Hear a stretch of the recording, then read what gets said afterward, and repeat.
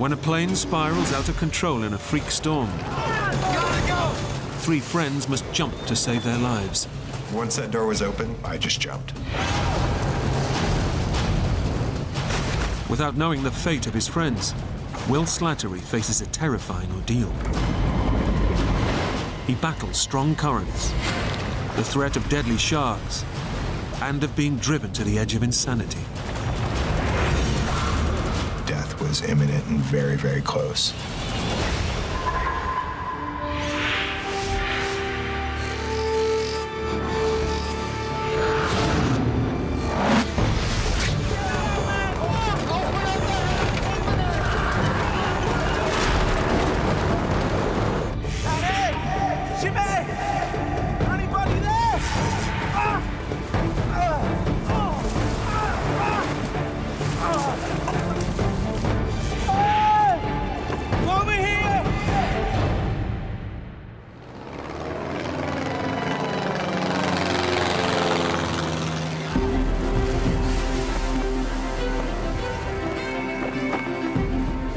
I first skydived in college. Contrary to what a lot of people perceive skydiving as, is a bunch of crazy testosteronic nutbags. You know, it's a very family-oriented sport. It's a beautiful bunch of folks who love the same thing, and floating through the sky, there's nothing quite like it.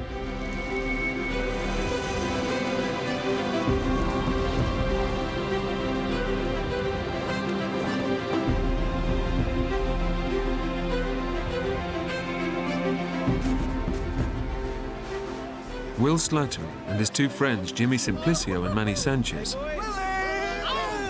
on a dream vacation, skydiving in Costa Rica. Costa Rica is a great place to jump. The sky down there was absolutely gorgeous. It was blue, clear, beautiful. We were all jumping in shorts. It was just amazing, you know, really comfortable skydiving. Just a really good vibe down there.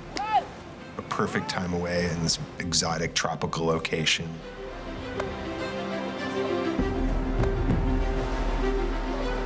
Jimmy was a really great coach, a really great teacher, a mentor to me. Manny was more of a friend. Manny actually used to wear this big jester's hat. It was quite funny. Get drunk and do it again, you know? I'm not gonna take my hat off. No. Will and his buddies have traveled to Costa Rica from California, where they're all members of the same skydiving club. Elsinore Skydiving School? You knock yourself out. Giles Fabris manages the club and checks in with the guys, even if they're thousands of miles away. Elsinore Skydive Club, Giles Fabris. About Skydive Elsinore was the family of skydivers that live and jump there. The best group of people anybody could possibly ever meet.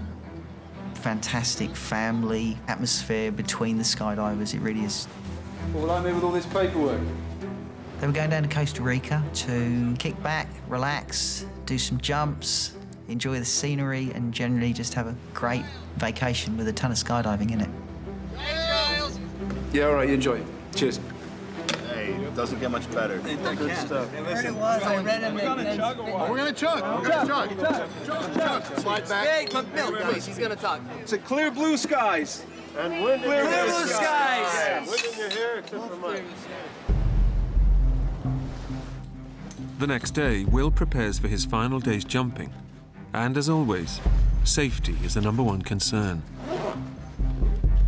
You check your gear over and over again. I'm probably more anal, so to speak, about that than a lot of other people, but I tend to check my gear several times to make sure that everything's in order. I'm an adventurous person, but I'm in no way a cowboy. I'm not going to do something that's going to kill me. People will tell you I'm quite conservative. If you pay attention to what your gear is doing and where things are supposed to be and keep them where they're supposed to be, it can be a very, very safe sport. Hey, Will, you almost ready, buddy? Yeah, man. All right.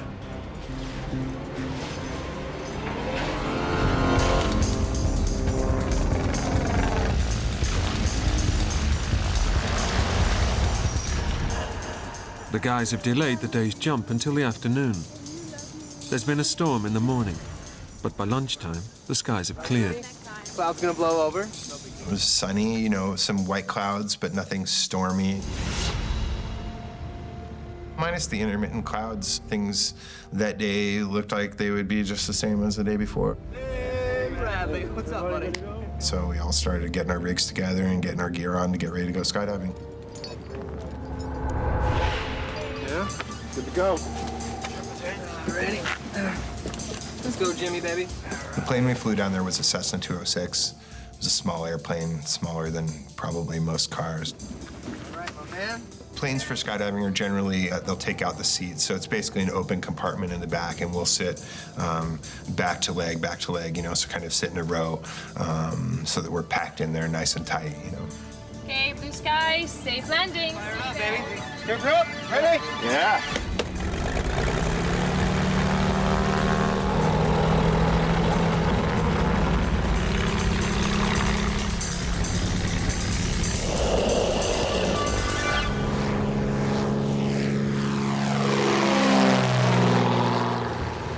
Nervous, man? You look nervous.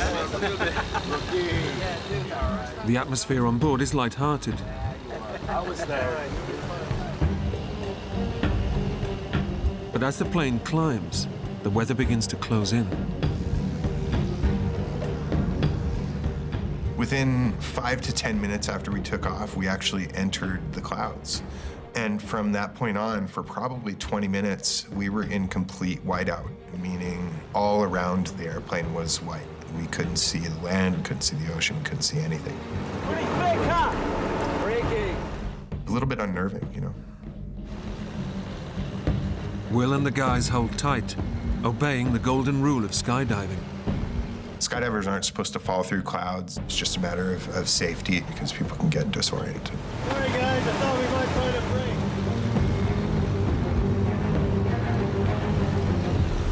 We were expecting at some point to come out above the clouds, but we just never did. With no break in the clouds in sight, the guys decide to turn back. Okay, guys. It's too thick. It's just not worth taking the risk. We were a little disappointed, but we all skydive a lot, so it wasn't a big deal, you know, we'd get over it. We're used to clouds and, you know, you don't jump through clouds generally, so it was fine. But as the plane turns and makes its way back to base, they hit serious trouble. Within 20 seconds after we started going into minor turbulence, God, I hate this car. it just got worse and worse. Okay. Then the plane started going into massive turbulence. I was definitely not a happy camper, you know. I didn't want to be in a little tiny plane flying crazily all over the sky. No.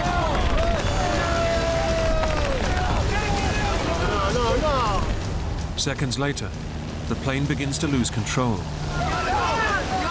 The plane was just going haywire. It even started to tilt.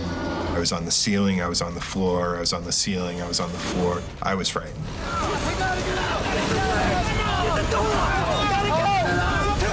At that point, there wasn't much we could do except ride it out or jump out. Get the lag. With the plane now hurtling towards Earth, Will and his friends have no option but to take drastic emergency action. And at that point, we all started going for the door, trying to get it up. It was the only thing we could do. It took us 4 tries to get the door open because we were being thrown about the airplane so much. Despite not knowing how high they are and if they have enough time to parachute properly, they dive into the void. Once that door was open, my butt was out of that airplane. I did not want to be there. I knew that. I trust my skydiving equipment. I trust my parachute, and I did not trust that airplane at that point. I just got out.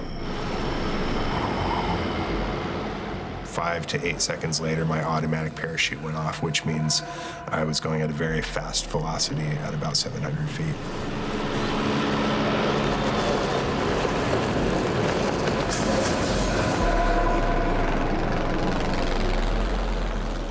We were very low in very low cloud cover, and it was a shock to me. At that point, I looked around for my friends. I saw Jimmy under his canopy as well, going the other way quite a distance off, and Manny was under his canopy next to me, flying parallel to me. Will is desperate to know that his old friend, Manny, is okay. I kept calling out to him to try and get his attention so that we were coordinated on landing.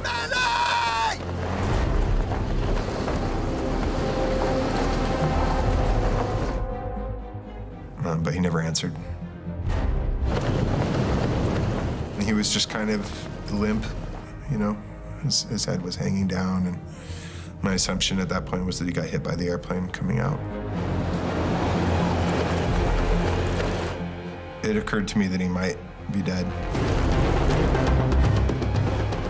Just seconds after jumping, Will is now hurtling towards Earth at 40 miles an hour, with absolutely no idea where he might land.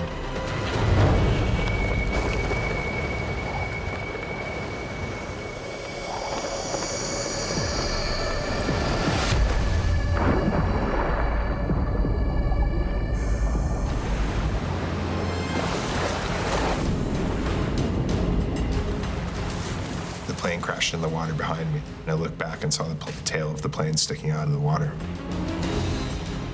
I was in somewhat shock at that point. Will has hit the ocean, still attached to his parachute rig, and he must act fast to avoid drowning. If you land in water, you want to get your chest strap off so that you can take your gear off immediately and swim under the parachute.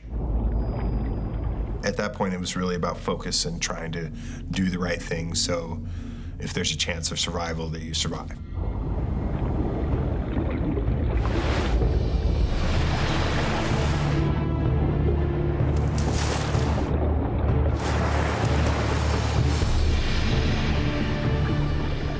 It took me 2 or 3 minutes, and that was a pretty scary feeling because you can actually get tangled up in the lines and drown. On surfacing, Will's first thoughts of his friends. They've also dived out of the plane. One of them, Manny, seemed in serious trouble. I removed my shirt and my shoes because I wanted to be able to freely swim over and find Manny.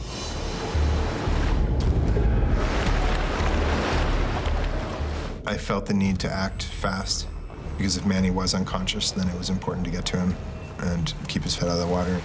Manny!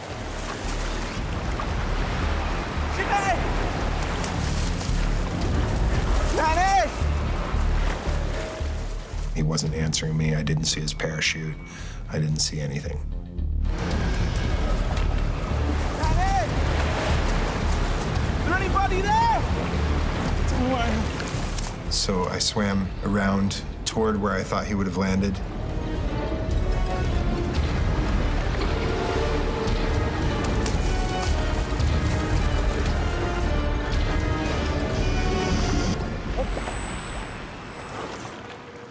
I didn't even see a lick of him.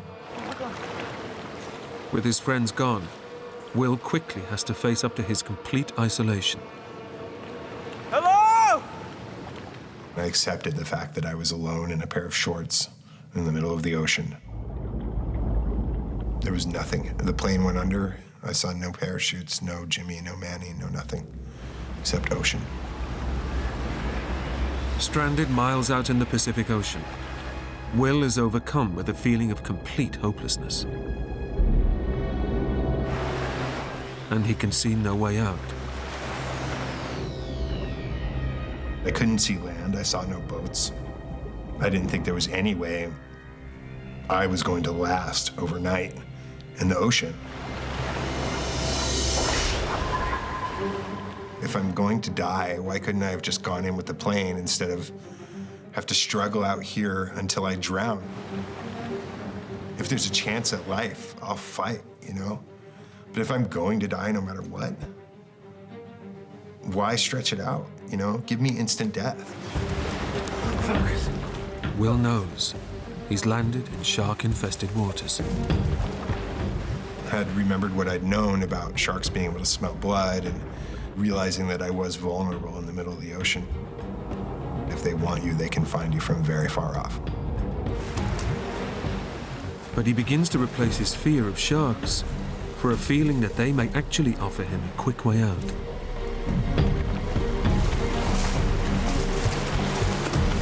You hungry?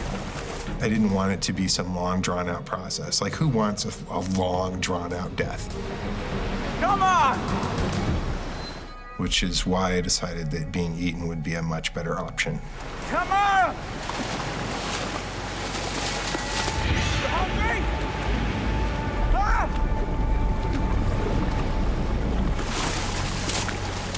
Come and get it, come on!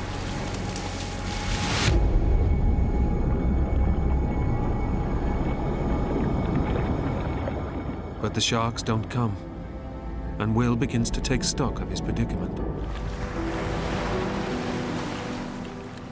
If I'd been off the coast of the States, there would be Coast Guard and other boats looking for me within a short period of time, but this was a third world country. So I thought, you know, don't be a spoiled American and think there's going to be a boat coming to get you. You have to survive this or not. Just enjoy the view. Alone in the ocean, with night fast approaching, Will decides to fight back. I started to have to make decisions about what exactly I was going to do. I had to do something. I didn't want to expend all my energy treading water when I knew that if I just laid back, I could float. The most important thing out there was retaining calm and not panicking, because panic I knew would kill me. Staying calm, and that required a faculty that was born anew in myself, that I think I've certainly never experienced before.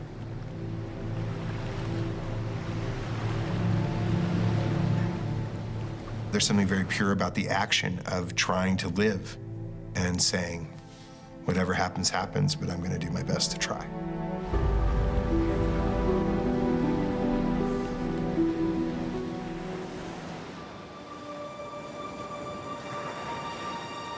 The ground coordinator, Tanya Handel, is waiting for the guys to land at the agreed location. My stomach started to turn when I arrived and there was no skydivers on our drop zone. Even if they'd landed somewhere else, Milt Burton, the owner of the skydiving school, knows to call her. Okay, guys, we're all good. Remember, Milt, call me when you land. Blue skies, safe landing. Milt, are you there? Over. I immediately thought they must have canceled the dive and returned back to the airstrip. Unable to raise Milt on her mobile phone, Tanya heads back to the airfield. 20 minutes later, there was nothing, no one to be seen at the airstrip.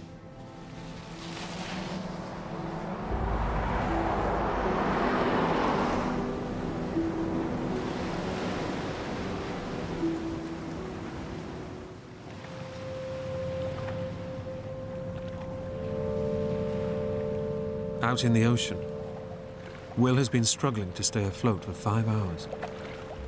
His muscles are drawing on emergency reserves of adrenaline. He's beginning to suffer acute exhaustion, and he's in complete darkness. I could scarcely see my hand in front of my face. It felt like I was in a dark, dark place, a dark world that was very isolating. I don't think that I've ever felt more vulnerable.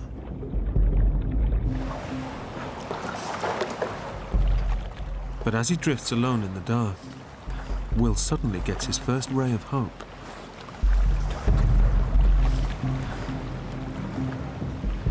I saw 5 or 6 lights spaced out across the land.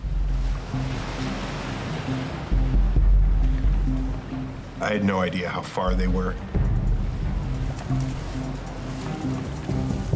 I knew they were lights and therefore human, and I was pretty convinced that was where the land was. It's the glimmer of hope he's been waiting for, and Will makes for the shore. I had to go slow, calm, collected, cool. I would do maybe 20 to 30 backstrokes and then stop. It was a great thing I knew where the land was.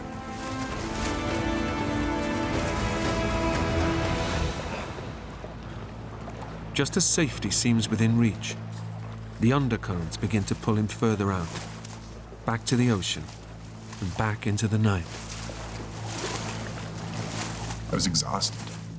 I was just exhausted. I saw no actual possibility of me getting out of the ocean alive.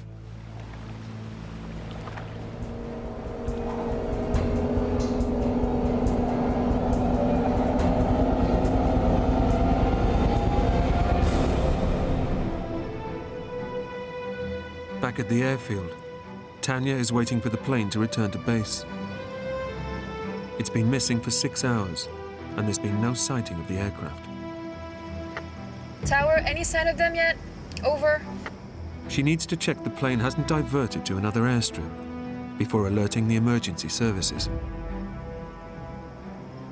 We were all just praying that they were sitting in some cantina with no cell service and alive. We were just praying that they were alive. We didn't care where, just that they were alive.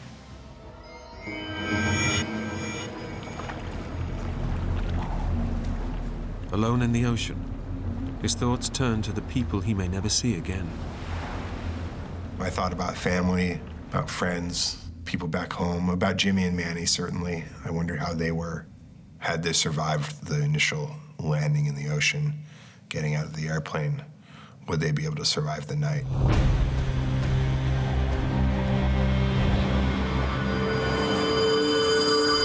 Anybody there?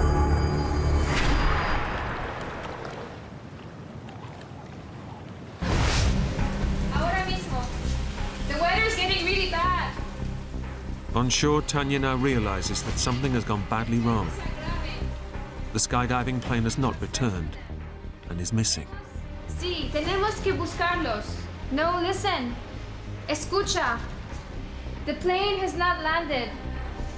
She knows the plane must have crashed, but the Costa Rican emergency services can't launch a rescue during the night. Visibility is just too poor.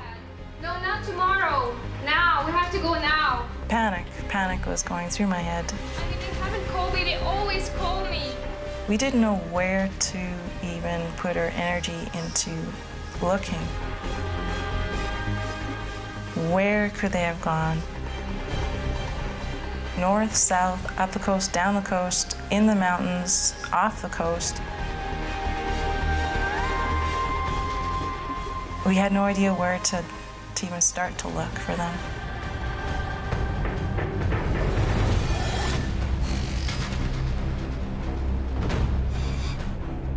Out at sea, Will's been in the ocean for 9 hours.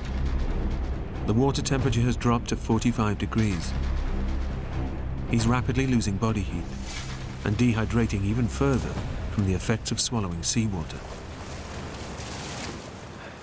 And as soon as it got to be night, the swells were getting bigger, it was colder, and I was getting more water in my mouth, which I knew eventually over time could be responsible for taking my life.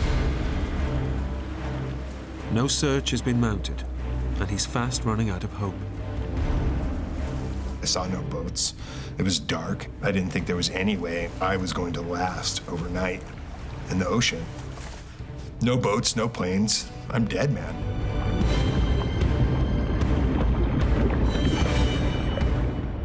I don't think that I've ever felt more vulnerable. My life, my essence of actually the physical life anyway, was teetering on an edge.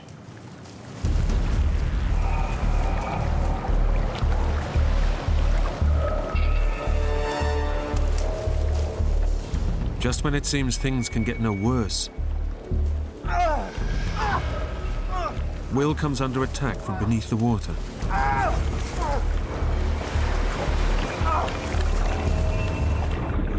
I realized that I was in a school of jellyfish, and they were stinging me all over my back.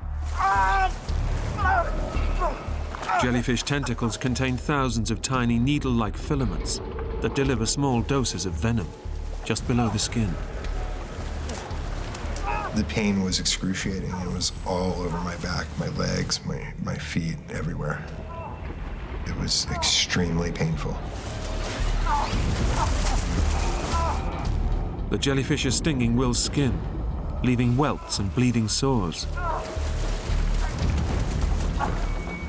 The salt water stings him relentlessly. It was excruciatingly painful. I was crying. I mean, it hurt so badly. Will desperately tries to escape the jellyfish. I swam faster to swim out of the school. But he just keeps swimming into yet another school. I was, taken aback by the amount of times I was stung by the jellyfish. My God, how much worse can this get?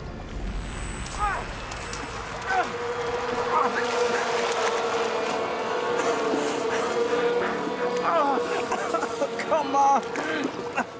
It was excruciating. The relentless stinging causes Will's mind to wander. What else is in the water, waiting to attack him? Sharks hunt at night, and do I splash around until a shark comes and eats me? It seemed a horror. It seemed...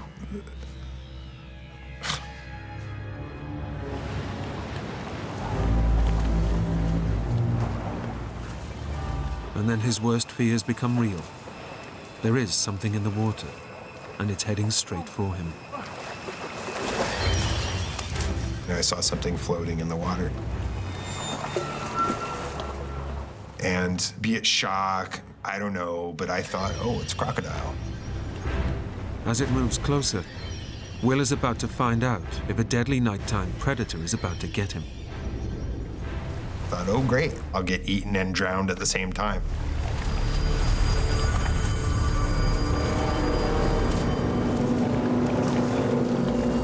I had no idea how far out saltwater crocodiles would swim, and this was too elongated to be a turtle. So I thought, oh, it's crocodile.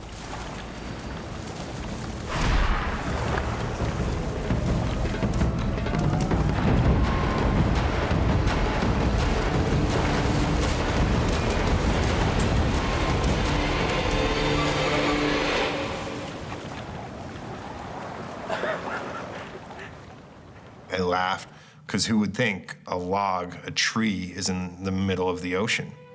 I was amazed. After 10 hours in the water, the floating log is a lifeline for Will. His first lucky break since his ordeal began. I put my arms over it and I floated with it, and was much more thankful to have something to float on rather than just my belly. It gave me a lot of hope that I didn't have before, maybe some chance that this was going to end positively.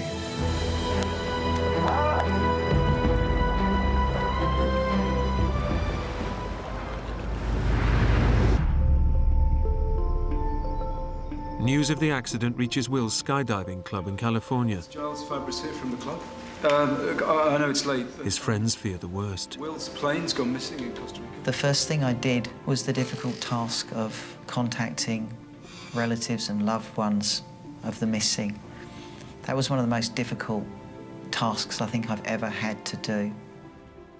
Even though they're 3,000 miles away, they do all they can to help. Your friends have crashed in a plane, it's in a foreign country. The first thing you do is to try and collect as much information on what's actually happening.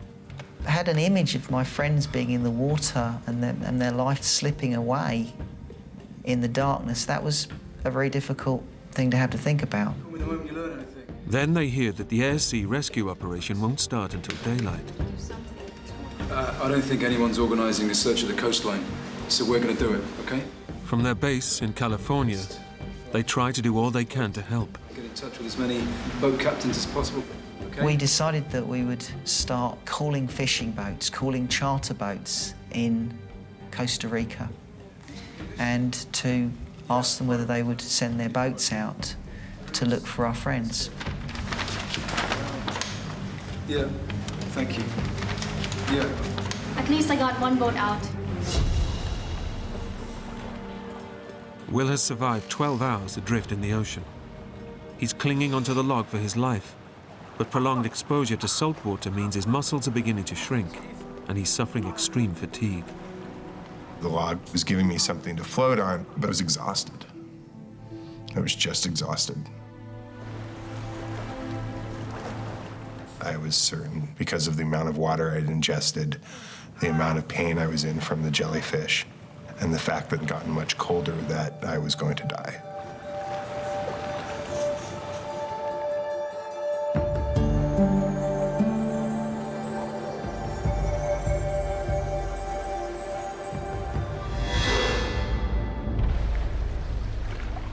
"15 hours after crash landing in the ocean, Will has made it through the night. I did fall asleep on the log. I only know because I woke up on the log. I have no idea when I actually fell asleep. I'm sure it was just through pure exhaustion. Morning brings with it a tantalizing sight. It was daylight and I could see the beach.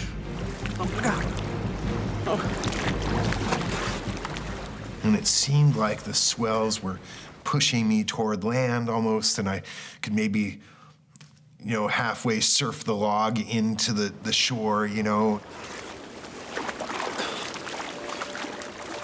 I knew that if I landed right at the right place, there would be a bar right there. I could pull up, I could grab a beer, I could call for a ride, There was a lot of hope at sunrise, my personal sunrise.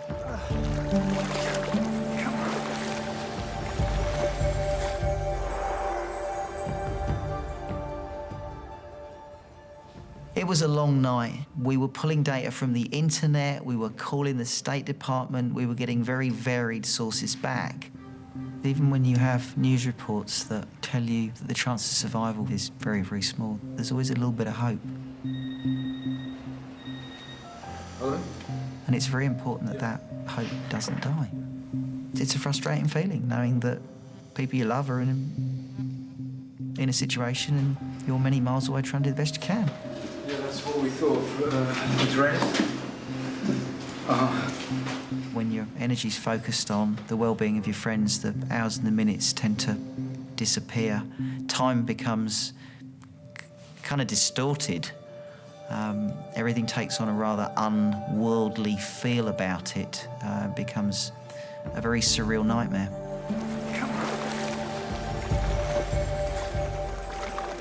Will rides the ingoing tides for over an hour.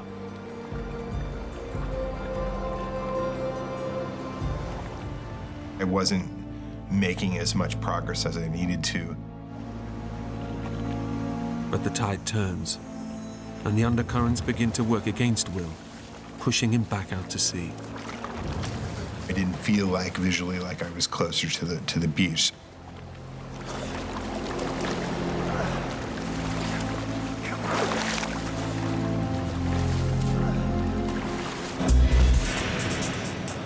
His only hope is the Costa Rican rescue operation, which is now underway. But the currents have taken him miles from where he crash landed.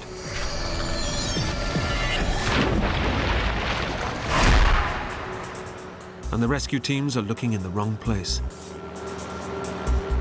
Even if they knew where he was, it's like looking for a needle in a haystack.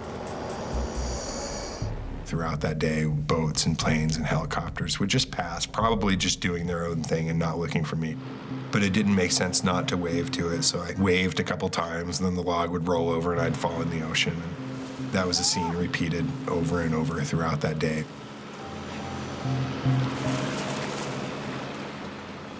To have other human beings virtually so close, yet literally so far away, both gave me hope and was disheartening at the same time. Hello!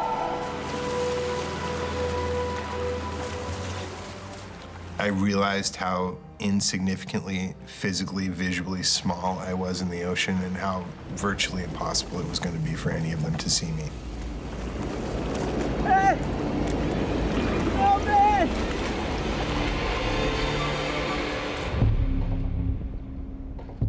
In California, his skydiving friends know that if Will is alive, his chances of survival are now extremely thin. James, anything? No. Getting nothing online. Come on, someone's got to know something somewhere. Okay, we'll keep going. Even in Costa Rica, the ocean is cold. The ocean is pulling energy from anybody or anything that is floating in it. A few boats down that way. Let me see if I can find what I can online. Get you. As time goes on, the chances of somebody surviving dramatically decrease.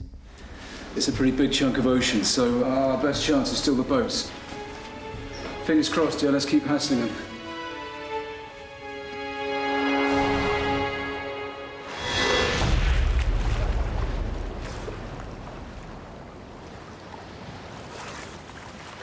Since the log was the only thing floating, I wanted to keep it with me.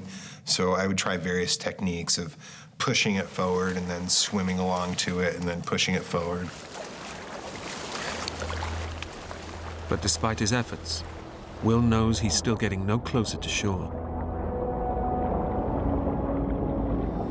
Initially in the morning when I woke up, I thought by noon I would be on the beach. And later it didn't quite seem that anymore. Clinging to the log for 13 hours, Will realizes his last remaining lifeline is fast becoming a burden. Instead of pushing him towards land, it's riding the undercurrents and pulling him even further out to sea. I thought that pulling and pushing the log along was really not increasing my progress. It was giving me something to float on, but it wasn't really getting me toward the shore. The log that so far saved his life could also end up killing him. It was the only floating thing I had besides myself. I mean, I'd slept on it. That tree saved my life. He faces an agonizing dilemma. Should he let the log go and hope he has the energy to reach shore? Or should he hang on, praying for rescue?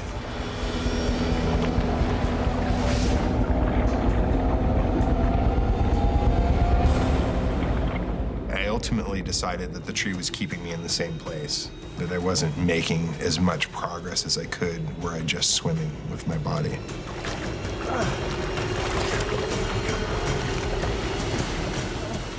It was extremely difficult to let it go.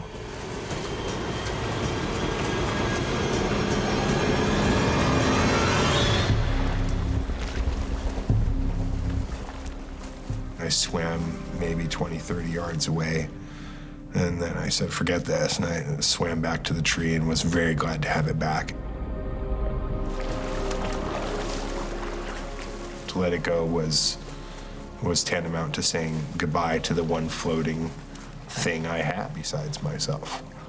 You know, it seemed like it could be a very foolish thing to do, to let it go. You're never gonna make it. Let it go. Just gonna let it go. Come on. Will's hopes that the log will push him to shore are crushed. Even though he's totally exhausted, he knows he must let it go.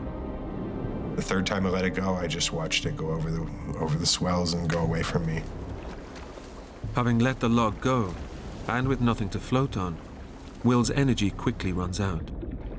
He swallowed a dangerous amount of seawater and is now suffering from extreme dehydration. The biggest threat at that point was my lack of ability to breathe any longer. I was very short-breathed, just and I knew that I could not last very long like that.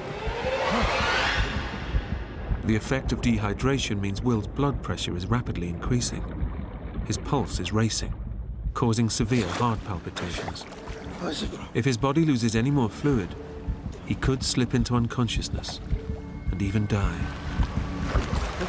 I'd taken on more and more and more seawater the whole time, which definitely exacerbated the effects of dehydration, as did the sun coming out, as did simply not having water. Jesus. I was thinking that within the next few minutes I was going to drown.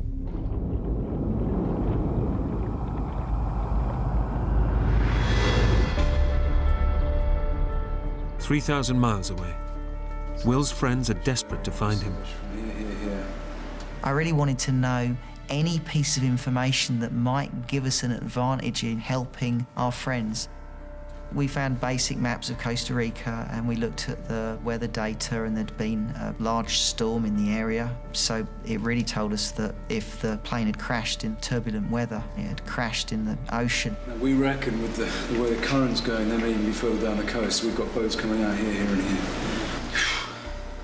So far, none of the boat owners they'd contacted has spotted Will. And after nearly 24 hours in the sea, he's running out of time. When the sun came out, dehydration really set in, and I started hallucinating pretty heavily. I noticed a severe deterioration in my mental state to comprehend reality versus fantasy.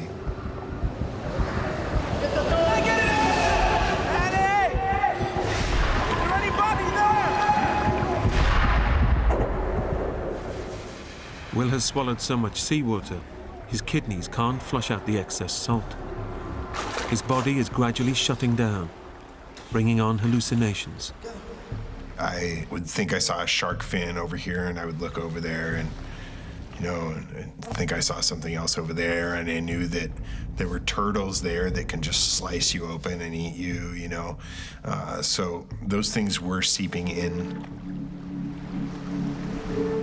Will's ordeal has driven him to the edge of insanity, and his body is ready to give up the fight. I just felt at that point that I had very little physical and mental energy to keep my head above the water. I had been in excruciating pain from the jellyfish. The swells had picked up. There was more and more water getting inside me. And I just felt at that point like the end was imminent, like it would be a very few minutes off.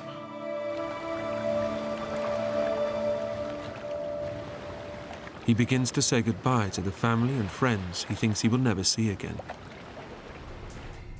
I felt alone from other humans. I felt that I'd left, the other humans, the other people in my life behind.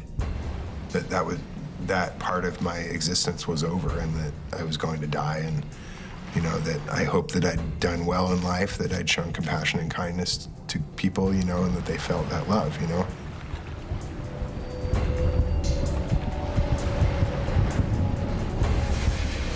They say that your life flashes before your eyes when you're about to die, and very similar to the night before, I thought that death was imminent and very, very close.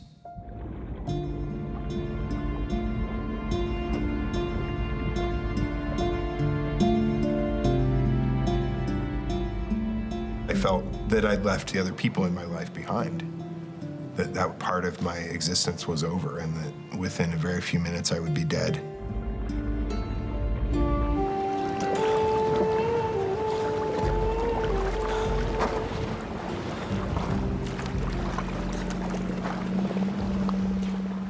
I went vertical and I thought I saw a boat, but I was by no way sure. My mind was not together any longer. I was hallucinating heavily at that point. Either a boat was there or there wasn't. Focus well. Focus well. Focus. Breathe. Hello? I waved to them and yelled in Spanish as loud as I could. Hello? Hello? For them to have seen me was unlikely, so I laid back down in the water to await either drowning or rescue. Having used up his last scrap of energy to wave at the boat, Will collapses in the water and awaits his fate.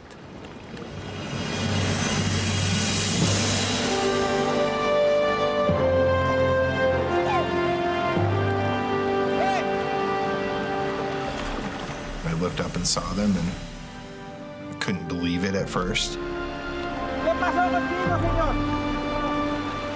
Will has drifted miles from the search area, and by complete chance, he's finally spotted by passing fishermen. He's so close to giving up, his rescues come in the nick of time.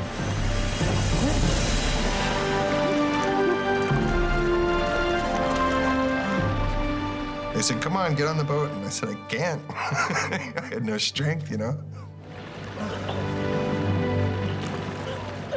they all reached down, and it was just, I think, as much in shock as I was when the plane crashed.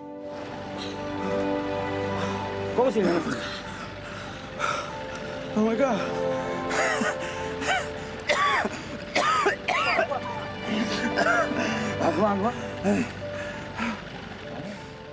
I just couldn't believe it, you know.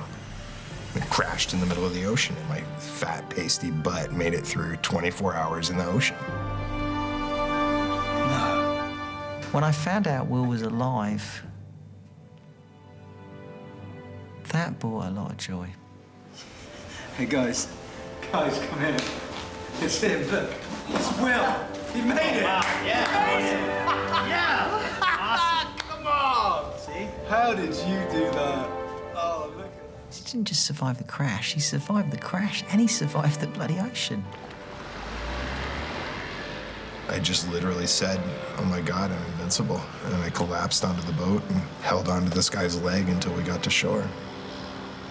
Unfortunately, the search and rescue operation was looking in the wrong places. There were some Costa Ricans that were looking in the mountains. Others were looking in different parts of the ocean. So when they found me, they had a better idea of where my friends were going to be. A report was made that there were more survivors found. As it turned out, that was misinterpreted information on the radio, and that there were no survivors found. Over the next few days, the bodies and plane wreckage are pulled from the ocean. Will's friends, Manny Sanchez and Jimmy Simplicio, along with the pilot and remaining passengers, all perished in the crash. Will is confirmed as the only survivor. Manny was this amazing, almost cartoonish, almost childlike, beautiful human being. And Jimmy really is the same, an enigmatic, amazing character, you know? Kind of a hard ass, but a really beautiful soul at the same time. Did we do the right thing by jumping out? You know, I mean, I did the right thing. Manny and Jimmy did the same thing as I did. We all made the same decision, so I'm comfortable with the decision we made. After his 24-hour ordeal, Will spent 5 days recovering in hospital. He's still skydiving.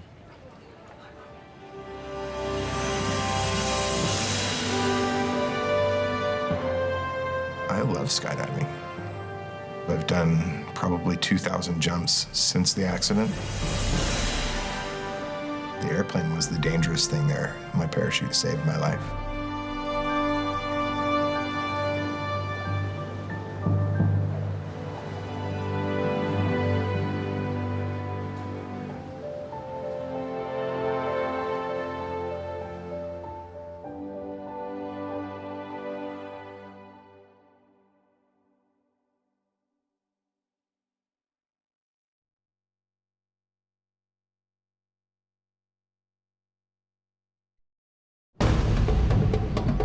When hunter Bram Schaefer is attacked by a grizzly bear,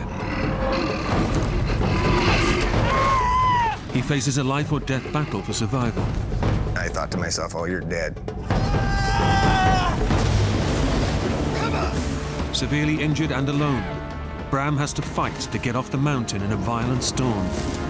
I was starting to think probably wasn't going to make it. Help me, please! Just when it looks like he might be saved, a deadly new threat appears. You could very easily be dead by morning. Bram, stay awake now, come on!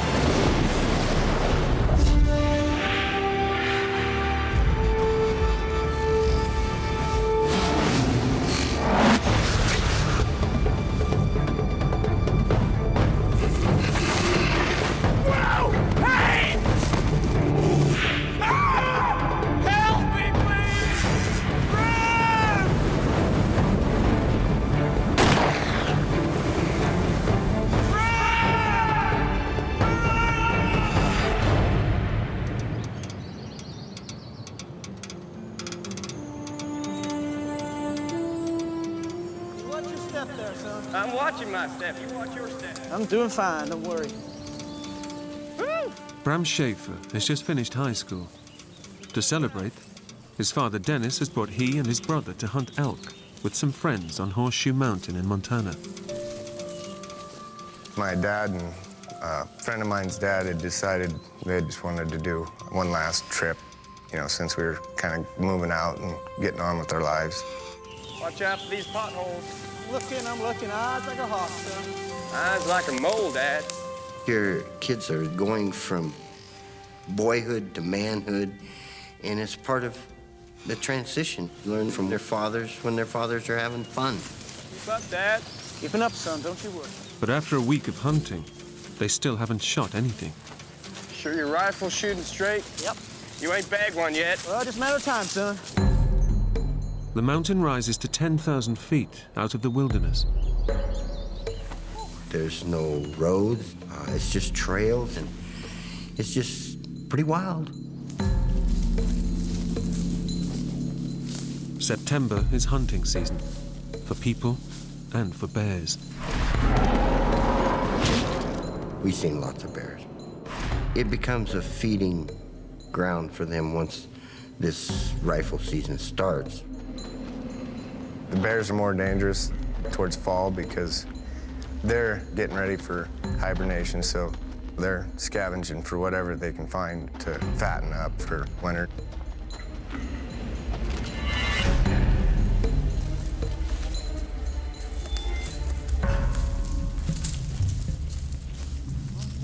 Today is the last day of the trip. The men climb almost to the top of the mountain, from where they'll sweep down in a wide line, hoping to find some elk on the way.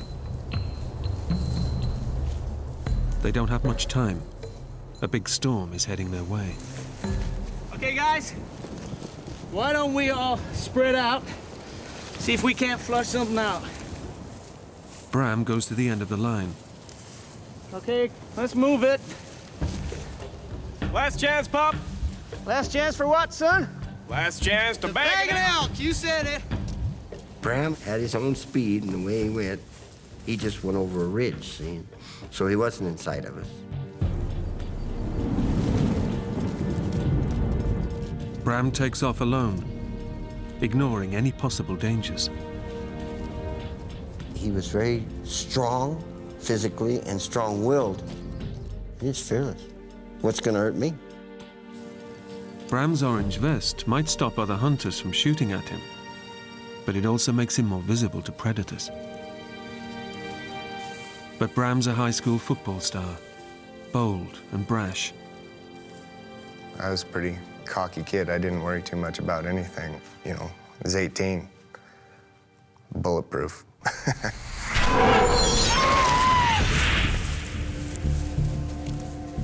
I walked for quite a ways and wasn't seeing much. You know, some elk sign on the ground and stuff, but nothing really to suggest anything was around. We were kind of supposed to stay within earshot of each other, but they were up on the top of the mountain and I was off kind of coming around the side, a little lower.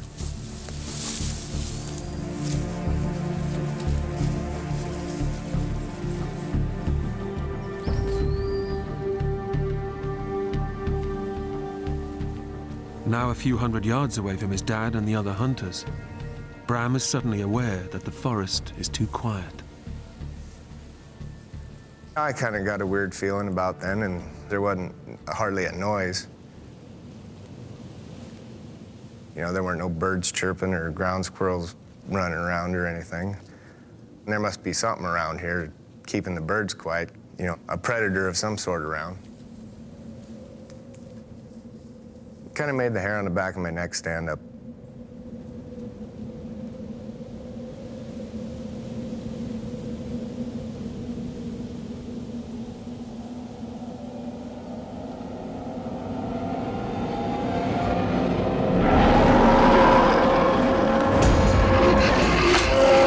I hollered. She didn't slow down. My next thought was get the hell out of the way.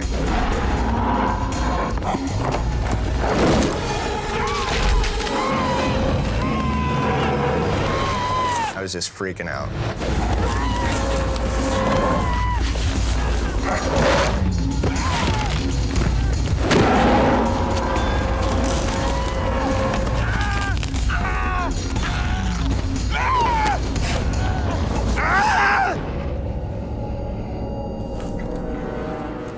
The next thing I know, she's sitting there with her head in my lap, just huffing at me.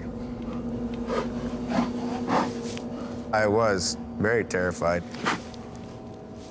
I thought to myself, you need to either eat me or get off of me. My temper was starting to get the better of me. So I reached up and punched her in the nose. I come back with my other hand, and she bit through my thumb. And I got to looking around, trying to find my gun. She was sitting on it with her hind legs. Just picked me up and shook me like a puppy with a sock.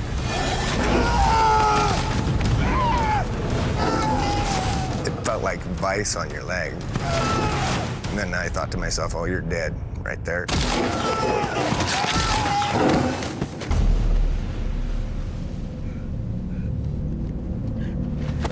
When she got done shaking my leg, she just kind of dropped me. I think she was just gonna see if she'd done enough damage that she could just leave me there. As long as Bram keeps still, the bear thinks he's no longer a threat. The moment he moves, the bear attacks again.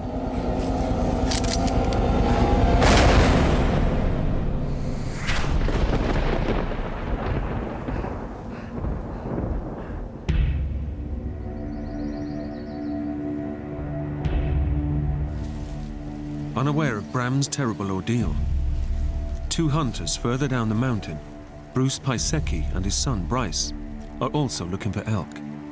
So far, without any luck. Come on, son. Our luck will turn. On their way to try a new spot, Bruce sees something that makes him very nervous. I'm starting to see bear sign and footprints of the bears. See that? It's a big claw. Pretty recent, too. But the hair was starting to stand on the back of my neck. With bears in the area, Bruce wants to get off the mountain as quickly as possible. That means going straight down through unknown territory.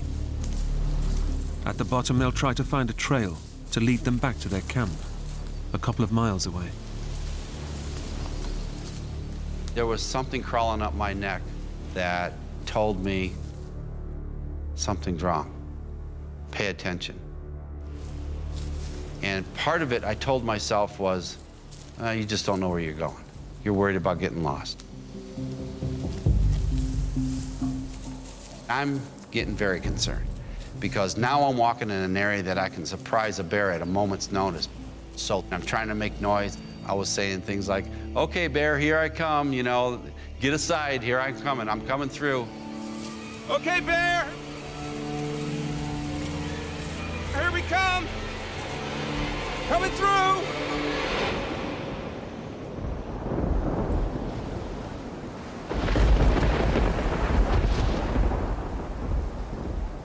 Bram has done the nearly impossible. He's killed a grizzly with a single shot.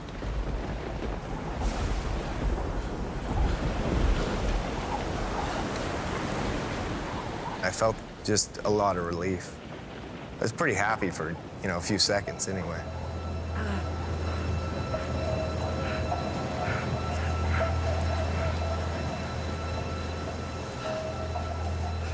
Didn't really know what all the wounds I had. I was just kind of trying to figure out, what damage was being done and what I needed to do to get out of it.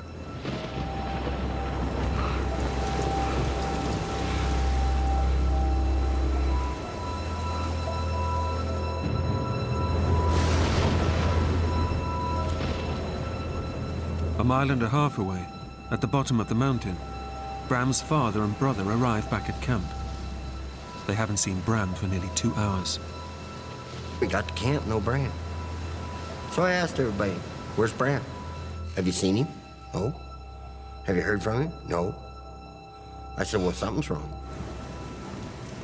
I got my other son immediately, and we went back up on the mountain. Let's go look for him. I knew he wasn't lost. He had a compass in his head. So I knew that wasn't a problem. But for him not to show up was just, it ate at you.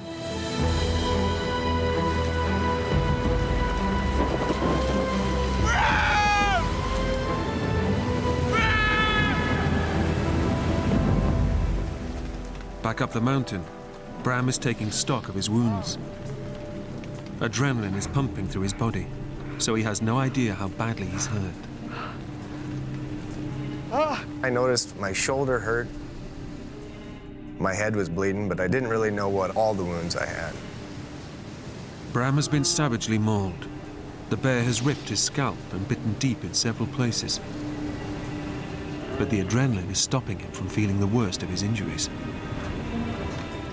Standing up for the first time since the attack, Bram is in for a shock. Ah! Ah! His right thigh has been ripped from the bone. My upper thigh was just shredded. You could see the artery in there just pulsing, and then just big slabs of meat just kind of hanging loose.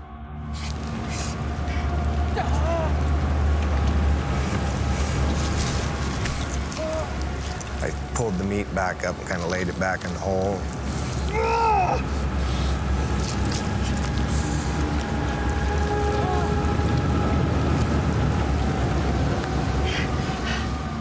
I wrapped my hunter's orange vest around the wound and kind of tried to tourniquet it a little bit.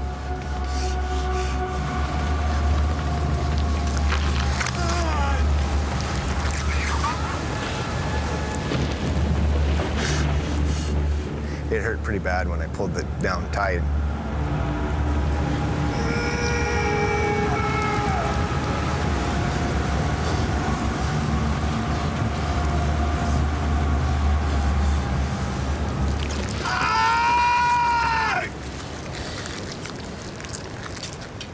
First thing, I sat there and I shot 3 shots like they teach you in hunter safety, and it's, you know, it's supposed to be the universal signal that I need help. Somebody's supposed to come find you.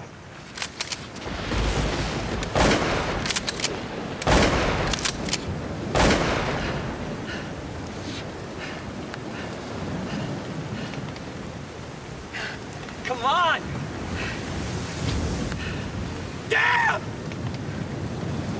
Help!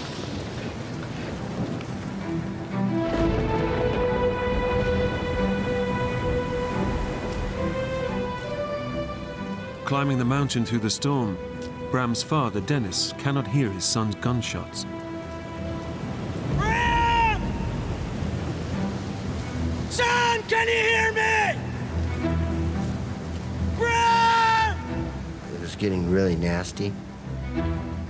The wind started blowing about 30 miles an hour. We couldn't hear nothing.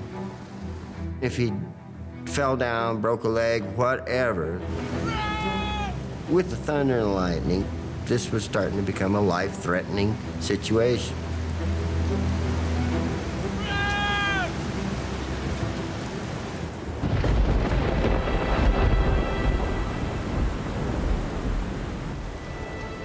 When no one responds to his distress signal, Bram's hopes of being rescued begin to fade. I sat there for maybe 10 minutes thinking, you're an idiot. Nobody's gonna come get you. You hear 3 shots all the time. You never go look for anybody. So I had to decide what I was gonna do. And I just decided I better get up and get going. But walking with such terrible injuries is nearly impossible.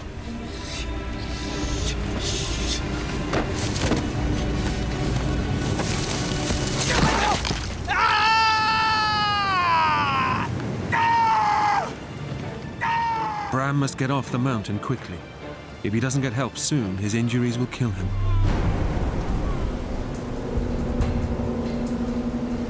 Help!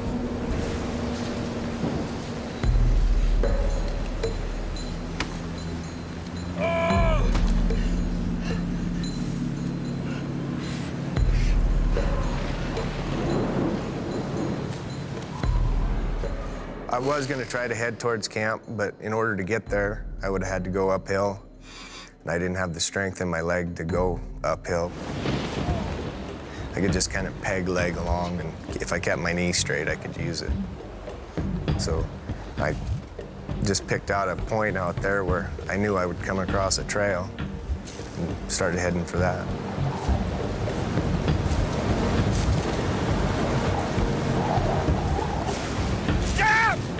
I was pretty pissed off at the world. I hollered and stayed mad as I could for quite a while.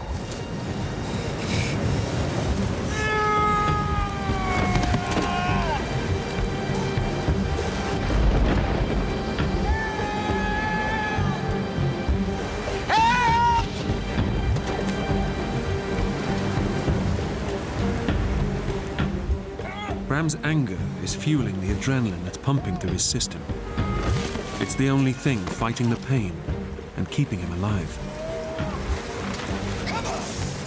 I think the things that kept me going were just willpower and a good, healthy anger base.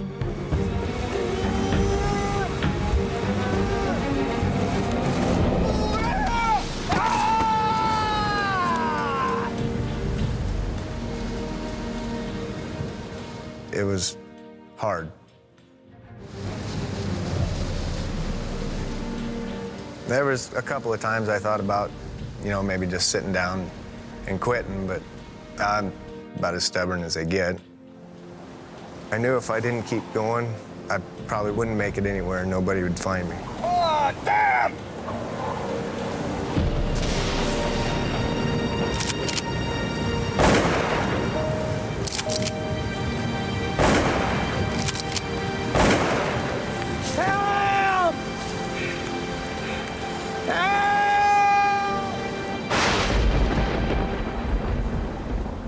As night falls, the storm gets worse. Further down the mountain, Bruce and Bryce Pisecki are still searching for the trail that will lead them back to camp. In the darkness, Bruce is now very nervous about getting lost in bear country. The uneasiness that I had, part of it was not finding the trail, because I didn't want to be lost. And the other part was worrying about the bear sign that I'd seen. It was just made. I know they're there somewhere. Dad, can't see. Let's use the flashlight. No! No! We get lost. We need them batteries full. All right? Okay, so stick close. So we can see each other.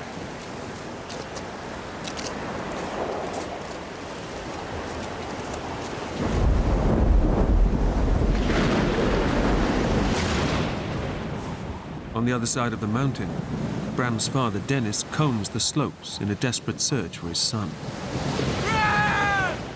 And the weather finally went down to about 10 degrees. And he's out there. So I'm looking and we're shooting and hollering.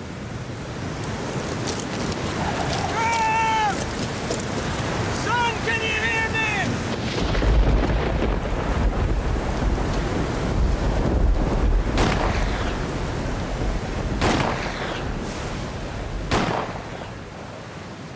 Dennis knows Bram might not hear the shots through the storm, but he also knows he's taught him vital skills to survive. He knew how to get under shelter without having fire. He also knew that if you are caught in cold weather, you walk. No matter if you walk a 100-foot circle, you walk until daylight. But Bram's leg is so badly mauled that walking down the steep mountain slope is impossible. With every fall, Bram risks tearing the exposed artery in his leg. If it bursts, he'll bleed to death in minutes. Alone and on the wrong side of the mountain, Bram begins to realize how slim his chances of survival are. I was starting to think probably wasn't going to make it.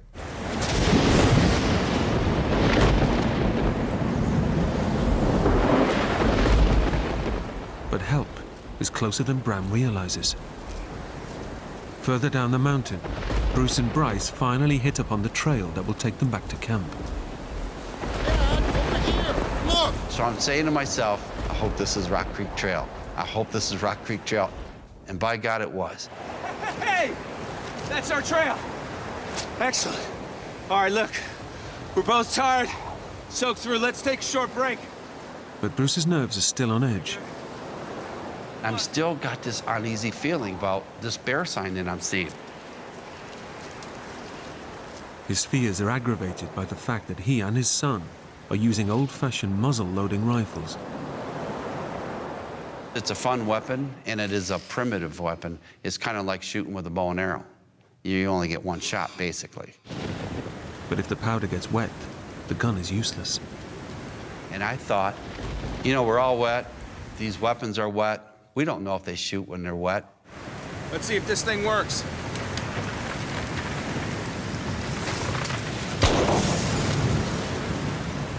I heard a gunshot that was pretty close. I just about jumped through my skin, you know. I was pretty excited. I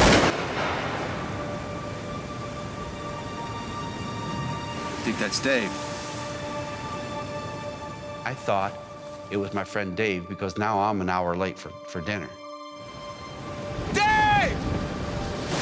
Dave! Over here! Dave! Help! Down here! Dave! Help! Help me! I heard this voice come around in the wind. Did you hear that? Yeah. But it was like a frantic voice. And I thought, that wouldn't be Dave. I mean, Dave, if he's looking for me, he knows he's found me. He wouldn't be screaming. Dave! Dave! Help! Knowing help is nearby, Bram begins to relax. But it's too soon, and it puts him in even greater danger. I didn't have to bear the whole weight of it anymore, so my body started shutting down, Help me! quivering, and stuff. So. Help me! Bram is going into shock. If he loses consciousness now, Bruce and Bryce might not find him until it's too late.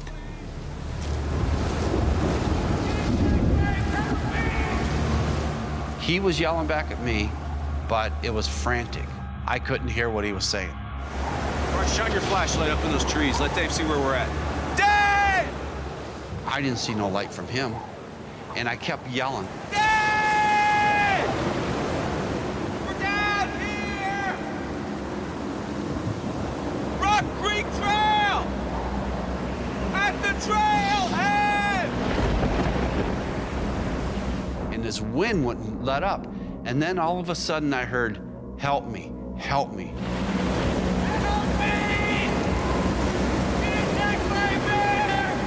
The wind came around and just carried it just perfect. And all of my fears of bears just came alive. Oh my God, somebody's hurt there. We gotta help. You stay behind me. Anything comes at us, use that muzzle loader, you understand? You all right? Bruce and Bryce start climbing towards the voice in the darkness. But Bruce is hesitant, fearing he's leading his son into a potential bear attack. Where are you? Where are you at? As I'm getting closer, I'm yelling at the top of my voice because now I'm scared. And I'm going, where you at? Who are you? I was getting excited because I knew there was a bear in the area. And this guy said he was attacked.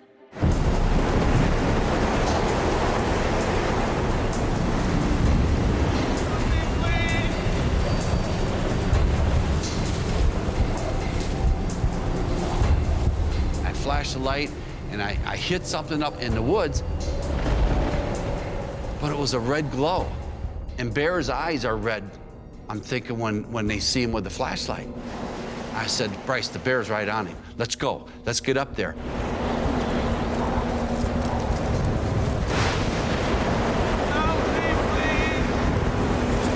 Oh, God. Help me, please! I'm at the height of my adrenaline. I have my pistol cocked, and I get down below where this guy is standing. He's just shaking like crazy, and steam is rolling off of him. Don't move! Stay where you are! I'm coming! Please! Where's the bear? Bear's dead! My mind's really racing. I don't know what to do with hurt people. You could just kind of see the color leaving his face. But, you know, he never really acted panicky or anything around me. Even though he looked hideous to me, in my mind I'm thinking, reassure him that he's gonna be okay. What's your name, son? Bram. Okay, Bram. Now we're gonna get you off this mountain, okay? Get you back down to camp, all right? God, I kept saying, Bruce, don't freak out. You gotta help this guy. There's nobody else around. Nobody's gonna help him but you. All right, here. My concern was to get him to safety. Hold this too. Here. Okay, you ready? All right, here we go. Bryce was only about 19 years old. Oh, you got him, Dad? I was in pretty good shape. I was a painting guy. I was up and down ladders all the time, carrying stuff that requires a lot of strength. I said, I can do this. Come on, Bruce, you can do this.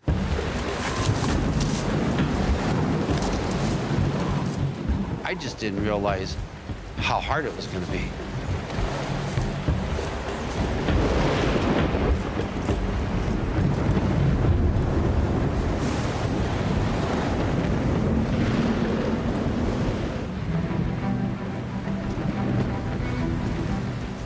A mile away, on the other side of the mountain, Bram's father is still searching for his son. With each passing minute, his anxiety grows. My fears was he slipped, broke a leg, broke an arm, busted a shoulder. You know, anything could have happened. Your imagination runs pretty wild when you're afraid.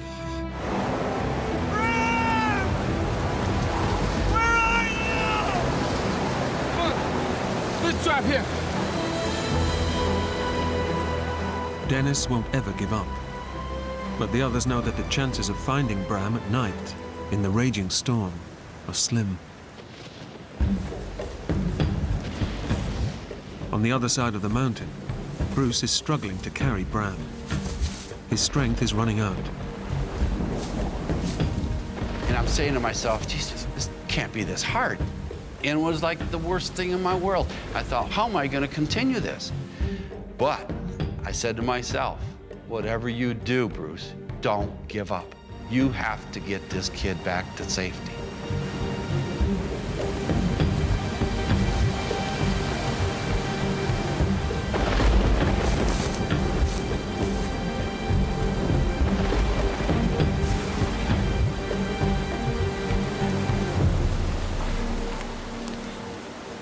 Bruce senses that Bram's shivering is getting worse.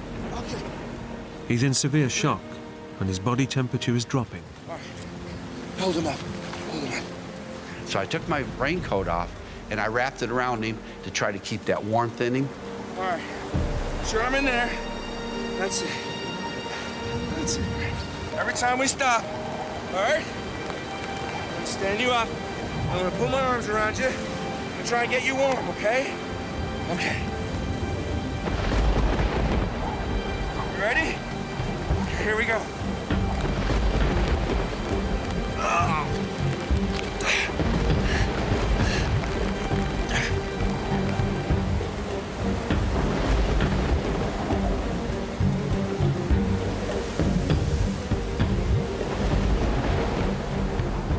But the relentless storm and the slippery ground are taking their toll on Bruce. Only a few minutes later, he has to put Bram down again. Now it's only been 50 yards, and I'm winded again. And I'm going to myself, you cannot give up, Bruce. You cannot give up. I'm exhausted. I'm tired. I am breathing so hard, and I'm sweating so bad. I know I'm in trouble. But Bruce knows he must get Bram off the mountain fast. If he fails, Bram will die.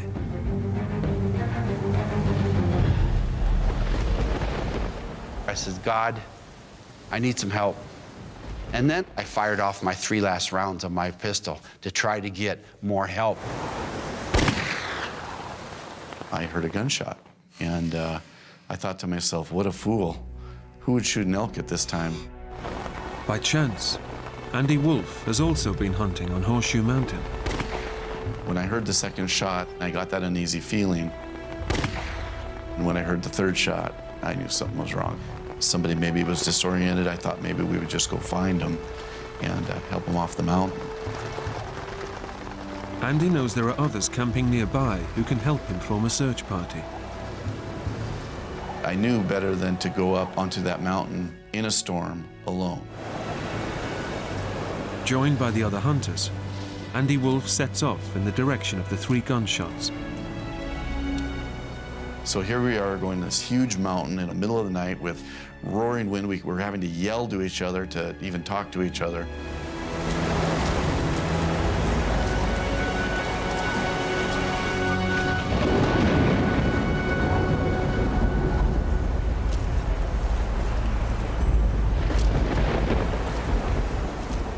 Unaware that anyone has heard his distress signal, Bruce struggles down the mountain.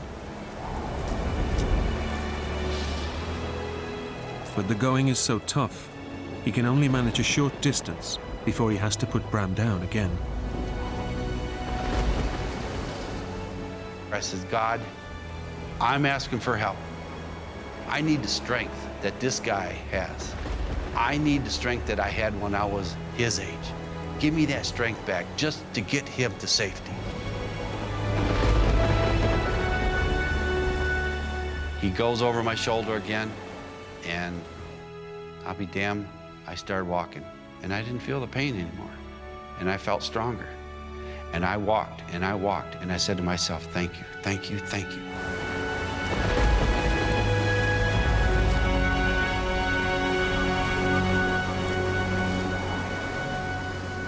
They're now less than a mile from Bruce's camp. And although Bruce has found a new strength and determination to carry on, Bram's condition is rapidly deteriorating. There were several times when I was carrying him that I felt like I was carrying a dead man. And so much so that I stopped to throw him back up on his feet to get him coherent.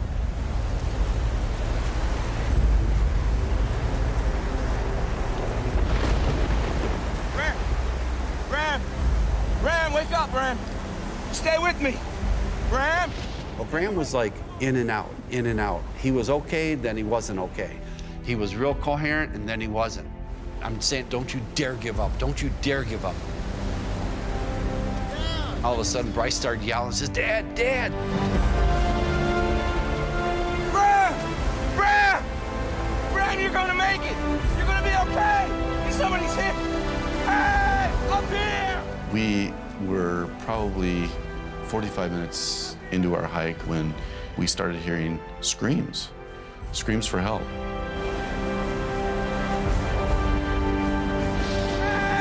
Hey, up here! Up here, help us! What happened?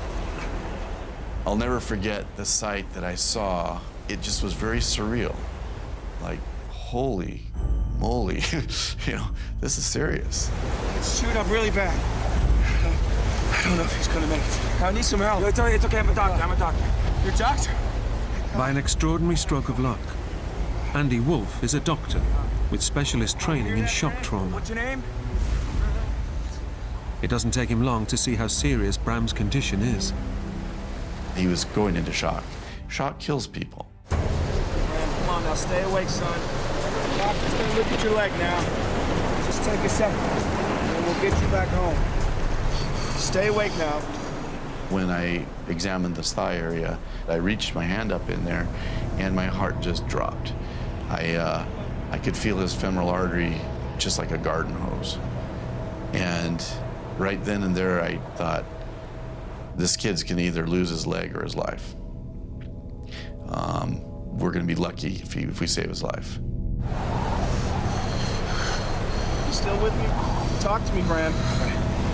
You're gonna be okay, son. You're gonna be okay. Andy was, checking my leg out. And he looks up at me and says, "Oh, you'll be all right." I said, "Yeah, that's what they say in the movies, just before the guy tips over."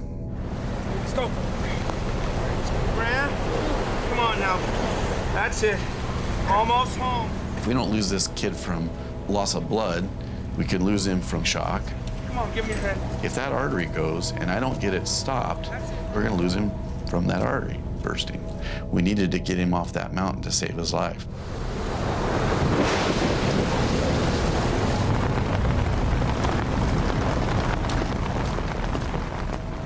The camp is only a mile away from where Bram was attacked by the bear. It's taken him nearly 4 hours to get there. Guys, go try to find some help! 2 of the rescue party are immediately dispatched to get help. The nearest ranger station is less than 5 miles away. But even if they make it there and call for air rescue, a helicopter would be grounded in this storm. Bram is a long way from safe. I felt so relieved that we got him in there, and it started getting emotional for me, because I knew we gotta really save his life. We gotta take care of him. Yeah, I'm gonna need some water. I'd lost most of my adrenaline, so I was starting to feel more, and I was thinking about, you know, you could possibly die. Bram was in a tremendous amount of pain. You could just see it in his face, but Bram's a cowboy, and he would not complain if both arms had been chewed off. I put a lot of antibiotics into him too, trying to stem the tide of infection. The doctor knows that even if Bram survives the night, his injuries are severe enough for gangrene to set in, which means he could lose his leg, or, if not treated quickly, his life. Do you have my dry clothes? Yeah.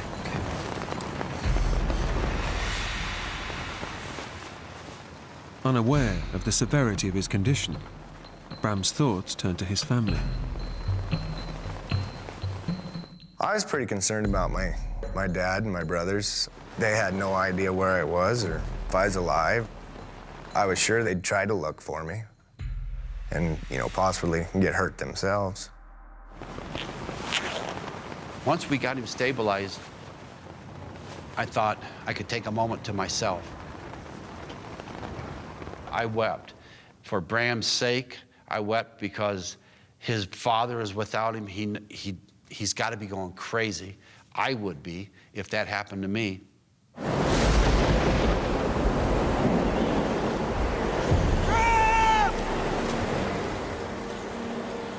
Up on the mountain, Dennis Schaefer is confronting his deepest fears. I got to thinking, man, I might not be bringing one home. You know, and that feeling down in your guts, I'll tell you what, is an empty, empty feeling. Searching the dark, treacherous slopes in a raging storm is becoming too dangerous. Dennis's friends decide it's safer to wait until morning. Dennis, we can't go on. I don't care how bad it is. I am not going back. That is my son out there. Dennis, please. I'm sorry. I was determined to be out there looking for him, but the mountains are unforgiving if you're caught wrong. And they will kill you. So I got voted down, and we had to go back to camp.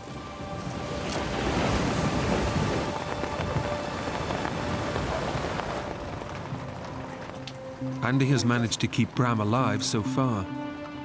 But now, the doctor spots a new danger threatening to kill him. Gas gangrene.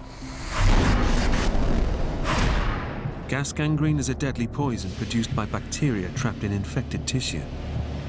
It destroys flesh, blood cells, and blood vessels.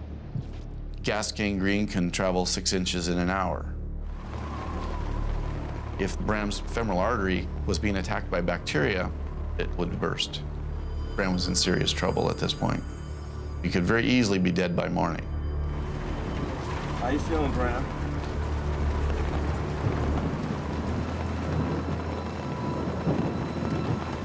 I was laying there thinking that, you know, I could lose my leg, and the thought of dying was still there, yeah. I mean, I knew I was in bad shape. Dr. Andy Wolf has given Bram antibiotics and painkillers. But without more powerful medication, Bram could be dead within hours. The gas gangrene is spreading rapidly towards his femoral artery. If it attacks it, it will burst. It was very serious. It was just as serious as a bear attacking him. 2 miles away, Bram's father has no idea what's happened to his son. He spends an agonizing night waiting for the storm to abate. They wouldn't let me leave camp, and that was probably the biggest torture I went through, was being in that camp, not doing anything. It could drive you nuts as a parent. One of your kids is missing. You know that the elements are horrid. It's unforgiving. I was awake all night, pacing, crying. Your heart just like it was going to explode, you know, because for the lack of ability to be able to go do anything and the unknowing, you know, you just sit down and weep sometimes.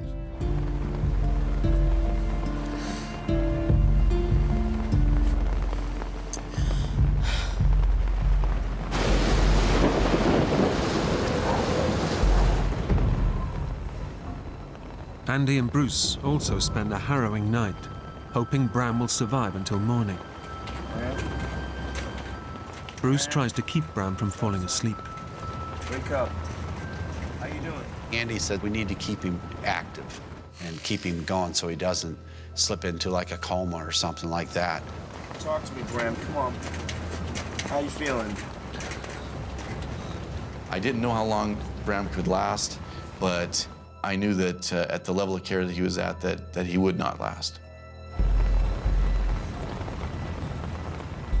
Andy knows that the rapidly advancing gangrene will kill Bram if he doesn't get to a hospital fast. Stay awake, son. I felt very impotent. It was just every moment wish that the sunlight would come. We'd hear a helicopter.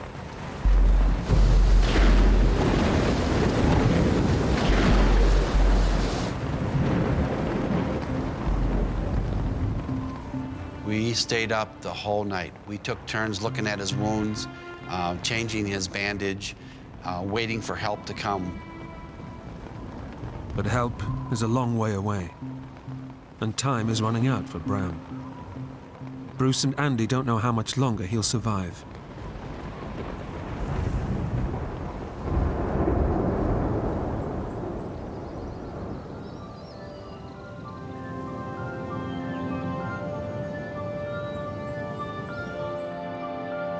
Stay awake, Bram.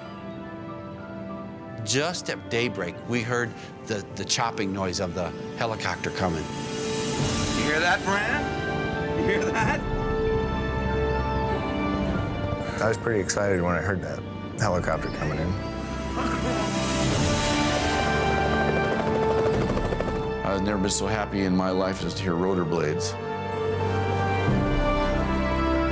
Help is on its way. I was just relieved. You know, I was happy because I thought, wow, he's going to be okay. Okay. 1, 2, 3. Oh! That's it, Bram. That's it. Watch his head. With Bram on his way to hospital, Bruce sends one of his party to find Bram's father. Bram! Dennis has been searching since first light. Our plan was to go exactly where we had all left off the day before, and work our way down the mountain. If we found him, we were to shoot 3 shots and then shoot the 4th round. So then you would know that somebody had found him alive.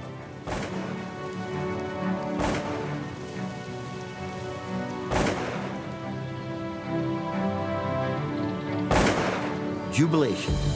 Tears run down my face, and we're literally running down the mountain. You're just so happy he was alive. It took 18 days for the doctors at Billings Hospital to save Bram's life. Miraculously, they also saved his leg. I was pretty happy to see it when I woke up, that's for sure. I feel very grateful for all the angels on the mountain, Bruce and his boy and Doc Wolf. Those people really done us a great, great favor. by taking care of our son. I'm not a hero. I just did what I had to do. I just know that I did the right thing. And to this day, I care about him a lot, more than he thinks I do.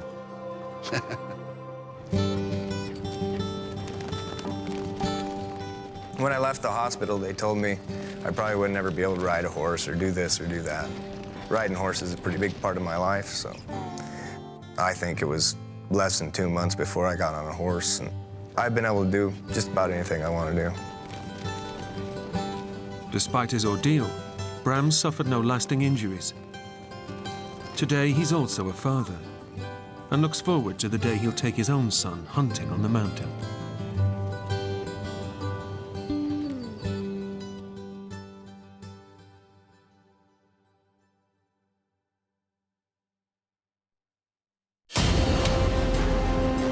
Ken Jones is on a solo mission to climb Romania's highest peak. Alone and miles from civilization, his quest becomes a fight for survival when he's hit by an avalanche. I ran as fast and as frantic as I could. I was running for my life. He's thrown down the mountain. His pelvis is shattered. It was agony, like a red-hot poke was being pushed into the side of my leg. Unable to walk, he has no way to call for help. His only hope, an agonizing 8-mile crawl. Across rivers and through a frozen wilderness. His greatest fears are being eaten alive or freezing to death. One slip, I'd be dead.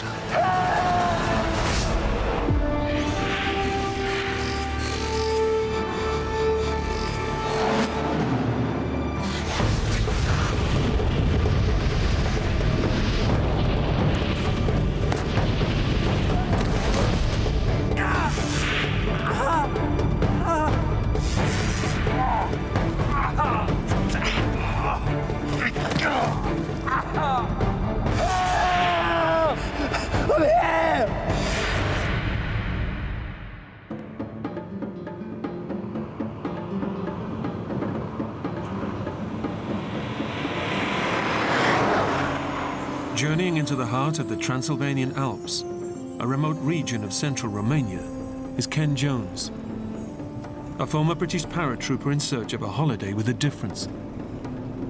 I think I'm quite a nomadic person. I tend to spend quite a lot of time on my own. I've always got an urge to travel or go off and do things. It just seems to be in my blood. I get restless and I need to go. Ken's military background has given him a taste for extreme adventure, and he's chosen to challenge himself in one of Europe's wildest landscapes. Romania ticked a lot of boxes for me. I just wanted to remove myself from the tourist trail. I wanted a challenge, somewhere I could make life a little bit tougher for myself. He's on a solo mission to climb Mount Moldovano, but it's not for the faint-hearted. At 8,300 feet, it's Romania's highest peak. And in the depths of winter, even reaching the mountain is a risky business. It was a crazy and dangerous journey.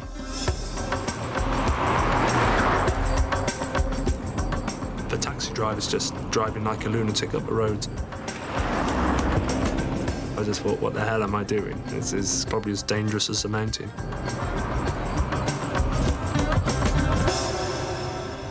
In the summer, this wild landscape would be teeming with hikers. But in mid-January, the snow and sub-freezing temperatures mean few people are brave enough to venture alone into these unforgiving mountains. I became aware of just more or less having the whole mountain range to myself. It was a nice feeling, but it was kind of scary as well. You become aware of your own smallness.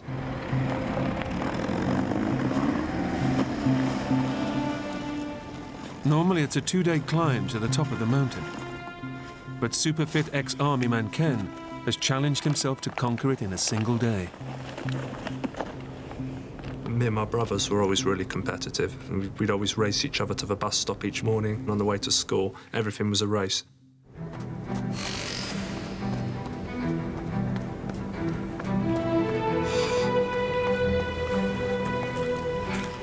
I I do like the feeling of my body working and functioning well, and I soon found a good rhythm.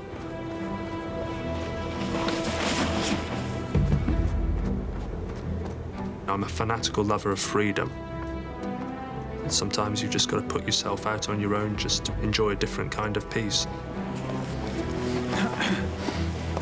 Ken's made light work of the lower slopes. But hazardous terrain ahead threatens his ambitious bid for the summit.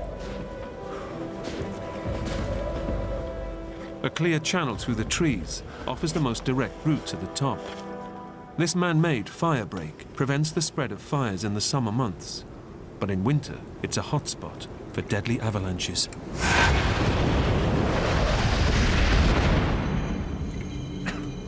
I did an Arctic warfare course in the army, and I knew about the possibility of avalanches. I was well versed in drills and how to deal with them.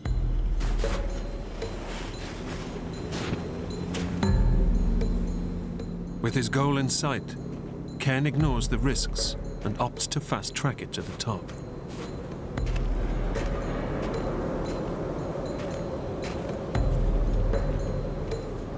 The snow on these upper reaches of the slope was more of a fine powder.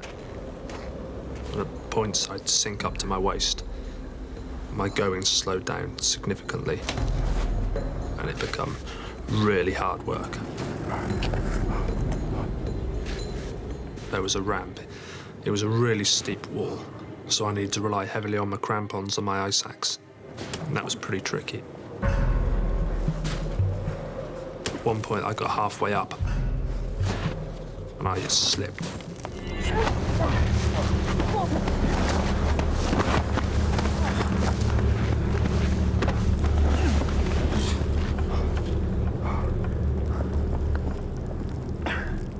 The fall serves as a warning. The mountain is treacherous, but Ken is determined to keep going.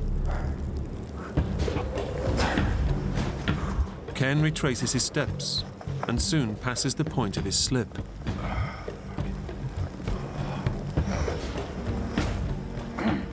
With effort comes reward.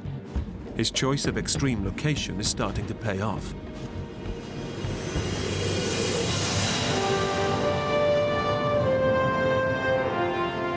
I really felt like I was in my own world up there. I was totally exposed and totally alone. This is as remote as I'd ever been. Very few people are privileged with having a whole mountain range to themselves. But the punishing conditions have put him behind his ambitious schedule. Few hours of daylight remain, and the clock is ticking on his bid for the top.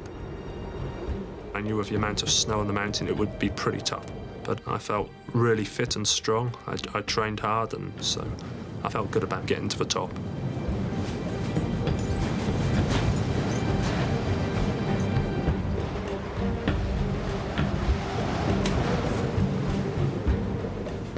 Sheer athleticism and extraordinary determination bring him within reach of his goal. But as the sun sets, he must decide whether to make a last-ditch push for the top or retreat to shelter and make a second attempt in the morning. I kept hoping that the snow level would change or be a bit more friendly to me. I kept walking a bit more, not quite wanting to give up, but doubts started coming into my mind as to whether I'd make the top that day.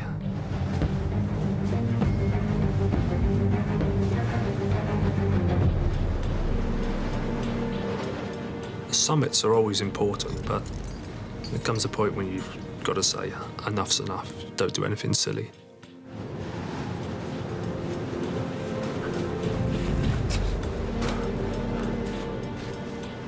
Reluctantly, Ken opts to return to the relative safety of the trees. The plan was to get securely into the forest so I could dig a snow hole or set up my poncho. I didn't want to be exposed on the open slope, and, you know, the trees offered some natural shelter. At night, the mountain will be even more treacherous. Ken needs to descend quickly and find level ground to camp. Again, the fire break offers the most direct route. But following it is a dangerous strategy.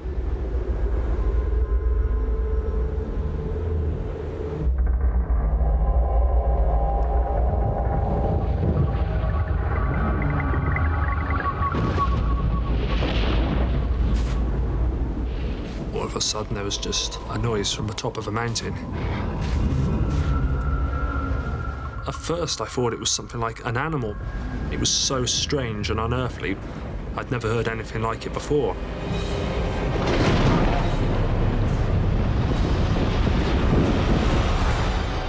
And then I realized that this is an avalanche. I was transfixed. I'd never seen an avalanche before. In a way, it's perverse. I just wanted to look at it. I should have turned and run, but it's just something so big and magnificent. But Ken has no time to lose. Each passing second brings him closer to death. I turned my back on it and ran as fast into the forest as I could possibly make it.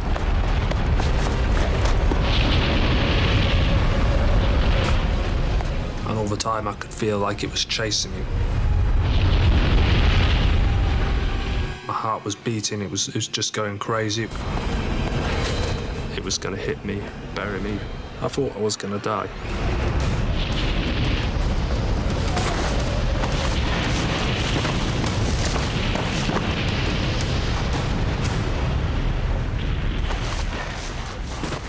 Ken dives to safety in the nick of time, and the avalanche is funneled down the firebreak. It would have definitely killed me without a doubt. I was pretty shaken for a while. And then when I realized I was safe and I calmed down, then I just started to laugh.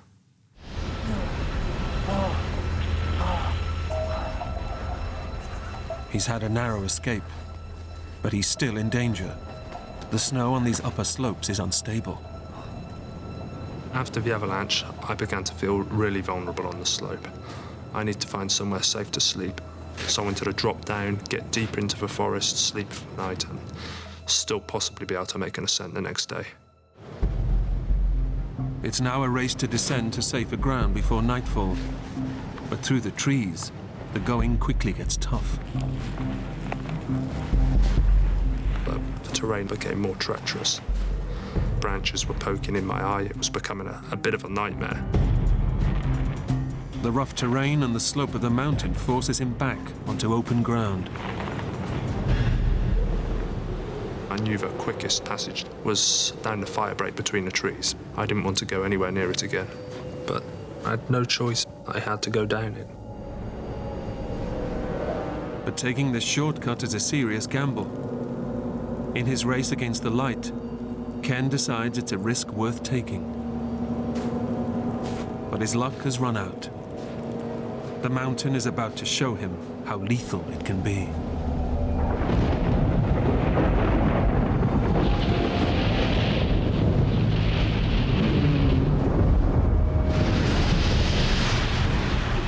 This time it's on him in an instant. It's run or die. I ran as fast and as frantically as I could. I was running for my life. And then the next thing I knew, it pulled me off my feet.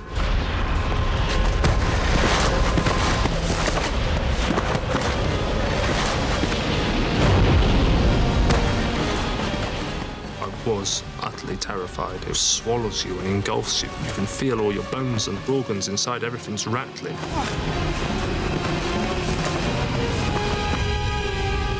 All of a sudden, I was falling. And then I was thinking, this is really bad.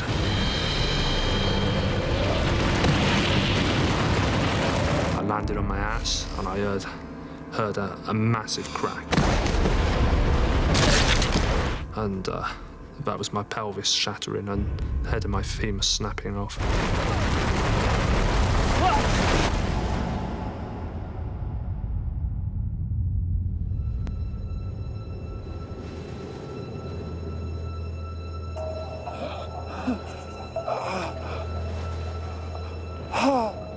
I must have lost consciousness. I lay there, not knowing what was happening or where I was. I couldn't really feel anything. It was dark.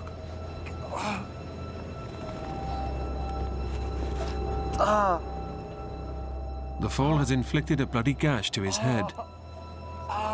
But Ken is about to discover that his body has suffered a far more deadly blow.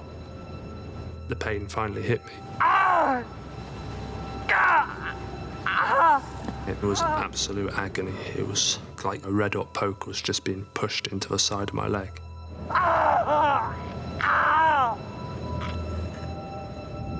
The impact has broken his femur and smashed his hip joint through his pelvis, shattering it to pieces. Bone fragments have severed blood vessels around the pelvis, causing internal bleeding and making his core body temperature plummet. In this extreme environment, his injuries could prove fatal. Ken knows it's bad, but is unaware of the full extent of the damage.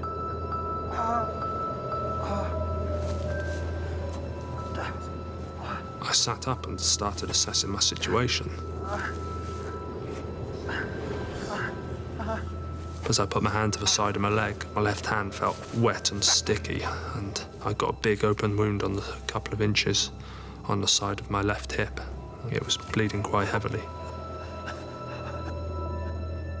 He needs to act quickly to prevent further loss of blood, which could harm his chances of survival. I managed to force myself to roll on my side. Pulled a first field dressing from my pocket. And that seemed to stem a flow of blood. And after I dressed it, I pulled my trousers back up and decided not to look at it again. My natural instinct was to get up and walk. My leg was in pain, but I wasn't sure if it was broken.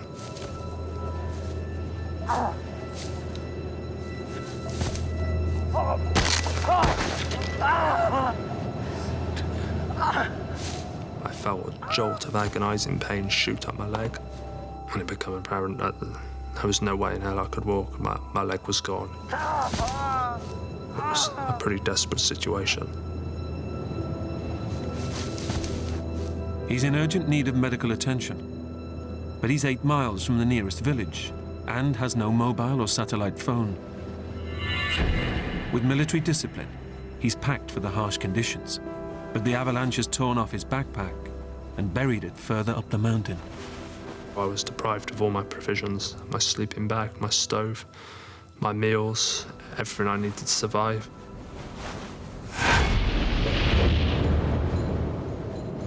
Nobody knows where Ken is or the danger he's in.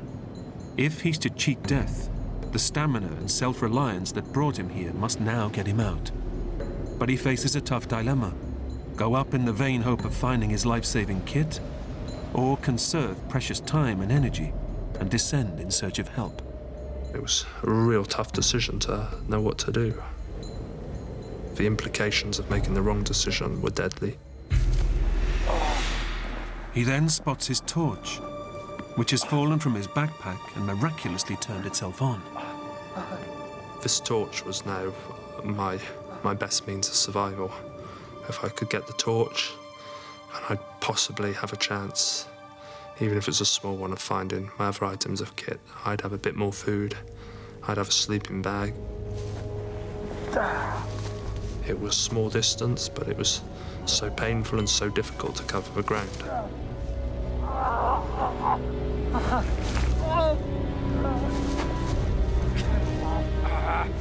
Ken finds his hat and a waterproof sack before eventually salvaging his torch.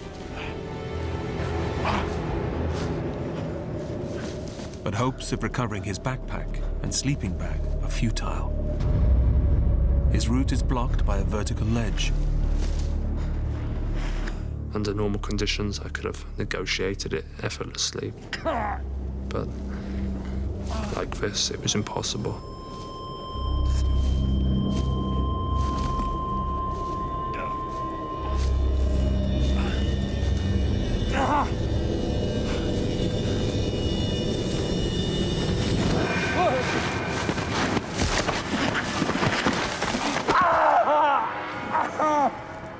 It was a pathetic effort, and I just fell over backwards.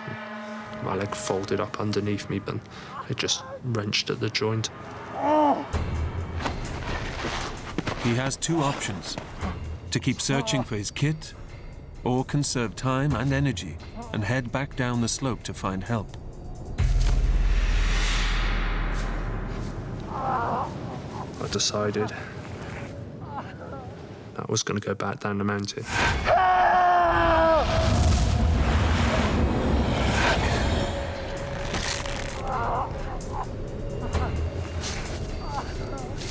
The least difficult way of moving was in a sitting position.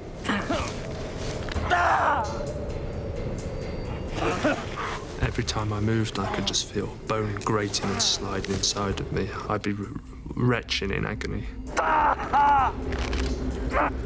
Ken has trained hard, but nothing has prepared him for this pain. For over an hour, he descends with gritted teeth until he finds flatter ground to rest. But it's only the beginning of his ordeal. The foot on his broken leg is painfully swollen. He needs to ease the pressure immediately, or gangrene will take his foot. I realised the implications of not getting my left boot off really quickly. I could feel the bones grating and moving around in my leg. I mean, I had to inflict this pain upon myself. There's no other option. If I didn't get the boot off, I was going to lose my foot.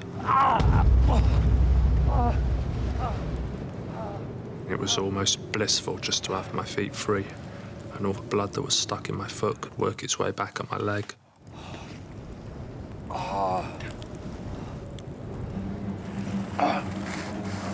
The relief is short-lived. At night, temperatures plunge rapidly to as low as -15 degrees.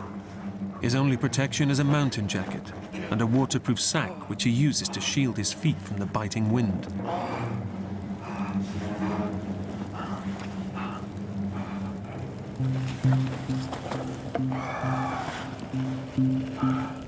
His body desperately needs food to provide him with energy to fight off the cold. His last provisions are stowed in his pocket, and it's vital he rations them carefully. I had a small plastic bag with some crushed sausage rolls. I got kind of careless, and before I knew anything, it was gone. I'd eaten the packet.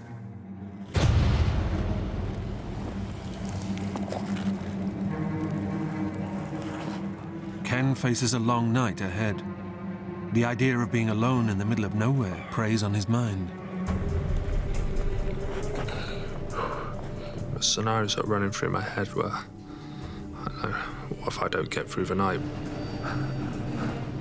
If he falls asleep, his body will stop shivering. He'll develop hypothermia, and he'll die. I was shivering so heavily I knew that I'd fall into the last stages of hypothermia and I'd never wake up.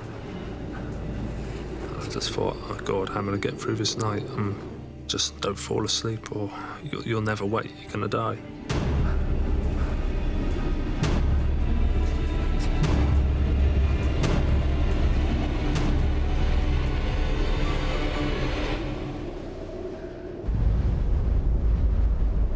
Sleep was a potential death sentence, and it's constantly beckoning you, and it's so easy to do. And you realise as well, all you've got to do is shut your eyes, and you're not in pain anymore.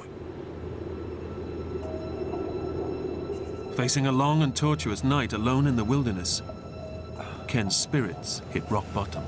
I just thought, how can time do this to me? It felt like a lifetime had passed.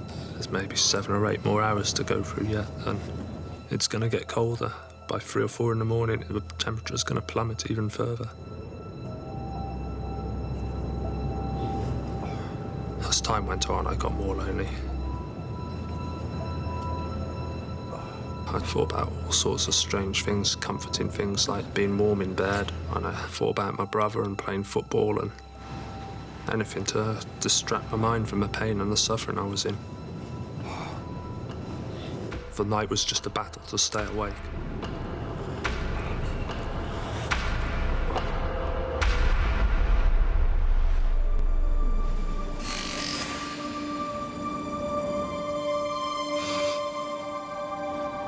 When daylight did arrive, it was overwhelming. It was such a relief.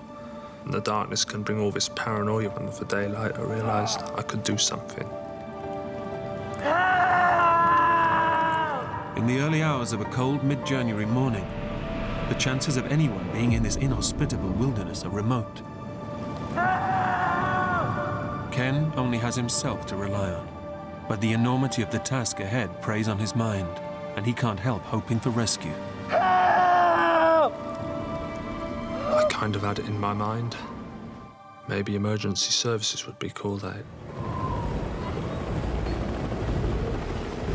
I imagined a helicopter or a couple of mountain rescue guys just walking through the forest blowing a whistle.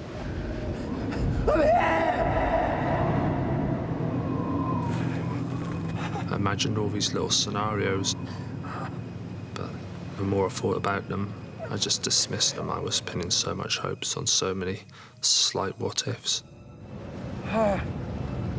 With his pelvis shattered, Ken knows he's in big trouble.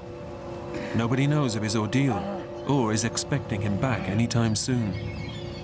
With no mobile or satellite phone, his only hope is that his training in hostile environments can get him to the nearest village, 8 miles from the mountain. My army instructors always said, don't stand still, move and innovate or die. You've got to constantly be assessing your situations. As soon as you stop that thought process, it's all over. You can't think your way out of trouble. Your body's just a tool that will carry out the plan you formulate in your mind. You've got to do something.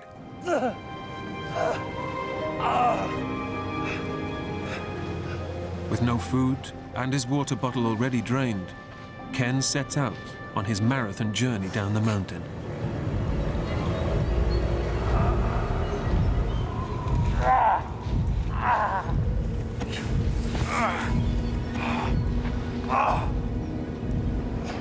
He endures hours of bone-crunching effort, but covers little ground, and the exertion gives him a raging thirst. He's surrounded by water, but it's frozen. Eating the snow just lowers his body's core temperature and causes further dehydration. I did eat snow. It would just melt into the smallest amount of water, so it wouldn't really quench my thirst. A river in the valley below will give him the water he desperately needs. But Ken also knows that it leads back to the track where the taxi dropped him off 24 hours ago.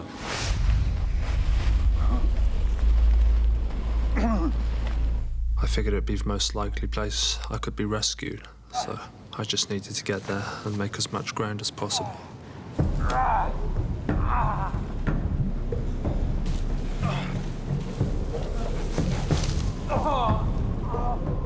After an agonizing descent, Ken makes it off the steep slopes of the mountain.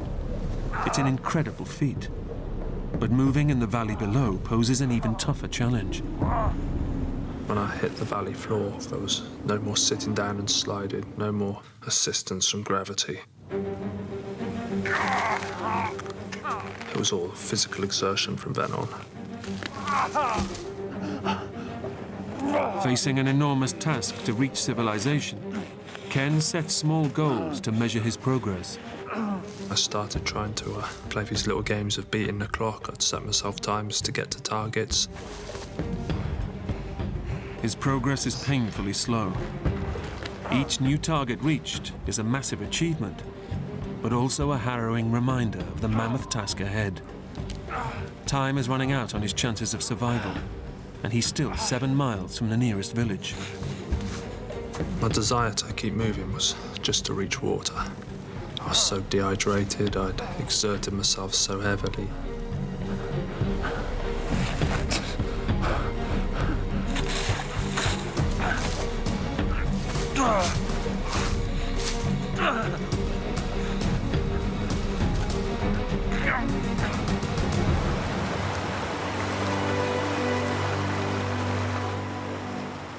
After a brutal crawl along the valley floor, Ken finally reaches the river. The banks were higher than the water level, so it was kind of hard for me to reach down and get access to the water. So I had the idea of tying the ends of my shoelaces around the neck of a bottle.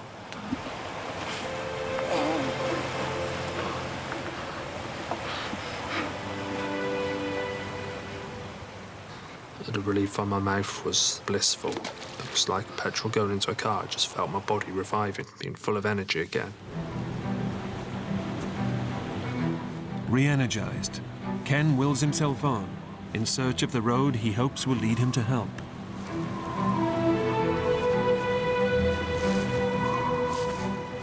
But he soon finds that access along the bank is blocked. The river, which provided him life-sustaining water, has now become his greatest obstacle.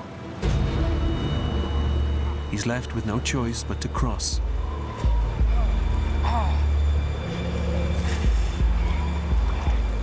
didn't want to accept I was going to have to cross the stream. I just sat down the bank looking at it. This is a mountain stream in the middle of January. It's as cold as it could get without completely freezing over. One slip, get my jacket wet. I'll give myself 20 minutes to live, and I'd be dead. I was just delaying thinking about it, and I was getting scared and terrified and thinking, what if? So I just thought, just get in the stream and cross it. It's as simple as that.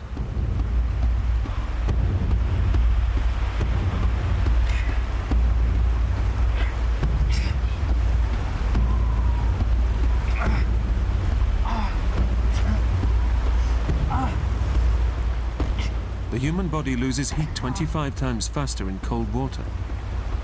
One slip in the stream, and Ken could quickly freeze to death. I was shivering uncontrollably, my body was shaking violently, and I was gasping for breath. I could feel it rising up my legs, and I just thought, how am I going to do this? I just thought, tough it out, take your jacket off. I threw it across the stream.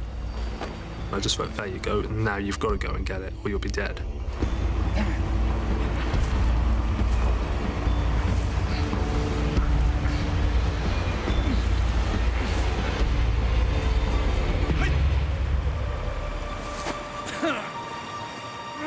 It takes him an hour to cross the stream. Sat there for a few seconds, just shocked, trying to get my breath back. The stream, I just thought, that's it. It can't get any worse now. I must have done it.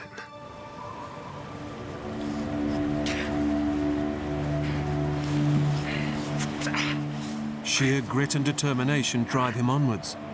But after crawling all day, he's barely covered a mile.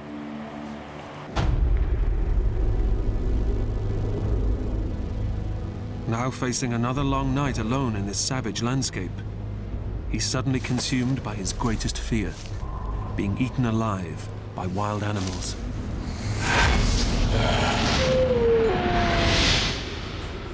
Transylvania is full of bears and wolves, and as the day was drawing to a close, I began to panic. I was so out in the open, still far away from the trees. I was scared, and I'd try and crawl as fast as I possibly could.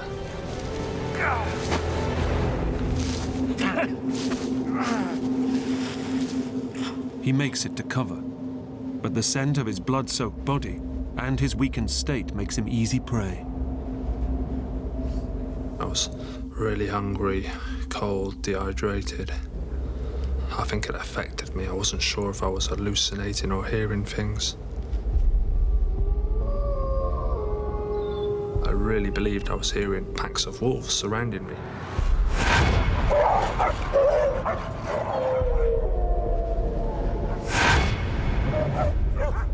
I was convinced I could see eyes just looking at me.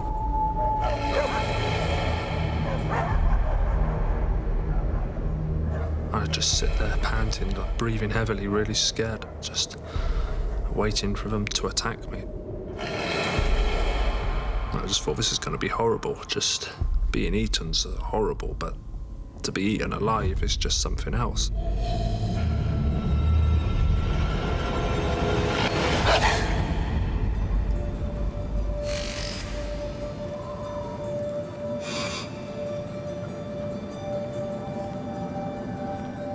When night came on that third day, the relief was like nothing else.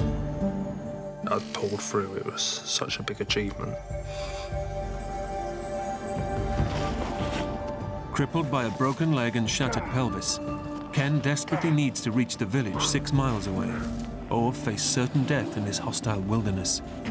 After 2 punishing nights without food or sleep, it's a fight for survival, and nature is a formidable opponent. It started to snow. And I know the sky seemed to close down above me, and just got this isolated feeling.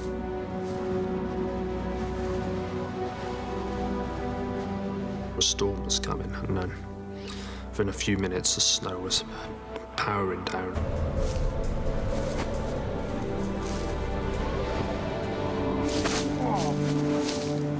It seemed that the environment was just conspiring against me constantly. It felt pretty harsh and cruel, and you just become aware of how savage the mountains and the foothills can be. It's been 48 hours since the avalanche nearly took Ken's life. Fighting his way through the snowstorm takes every last ounce of energy. And the cold, hunger, and dehydration are driving him to despair.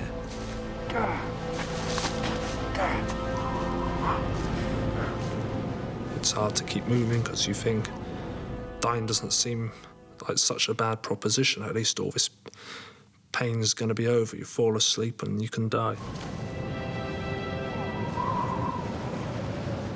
And I thought about my brothers and my sister. My mum as well. I'm close to my mum, really close to my mum. I just got this idea and thought of someone coming round to my house and telling my mum and my brothers and sisters that I was dead.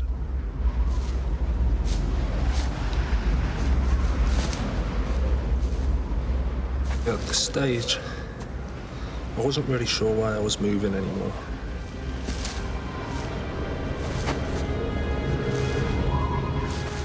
I thought to myself, this is what dying feels like then. So you're dying now. I was really lonely. I didn't want to die alone. So I just kept...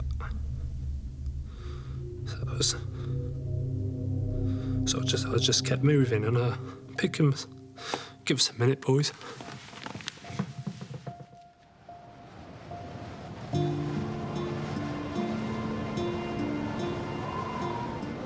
He's running on every last reserve just to stay alive, and now faces his 3rd night alone in the wilderness. He hasn't slept in 2 days, but in these sub-freezing conditions, sleep means certain death. I wanted to keep moving. My body, it just decided it was gonna stop.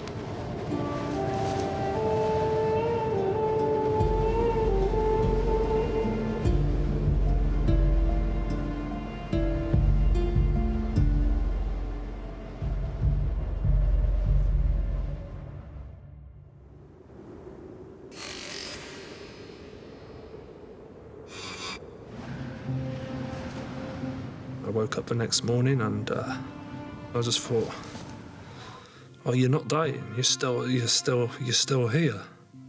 And it's like my body wanted to stay alive. I'd come to a standstill the night before, and heavy snowfall had landed on me and totally cocooned my body. And I think it must have kept me alive and kept me warm. And I decided to start crawling again.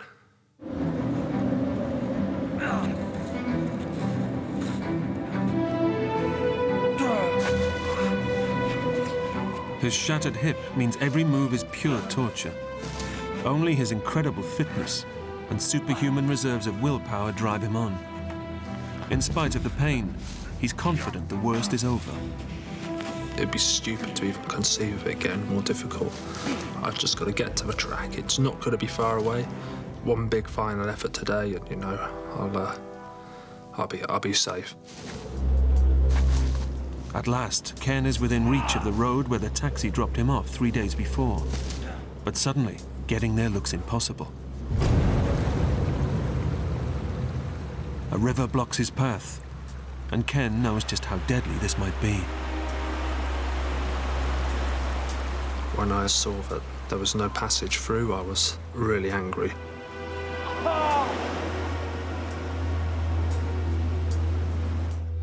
I just realised I was getting back in the stream again. Except this time, yeah, it was going to be hell.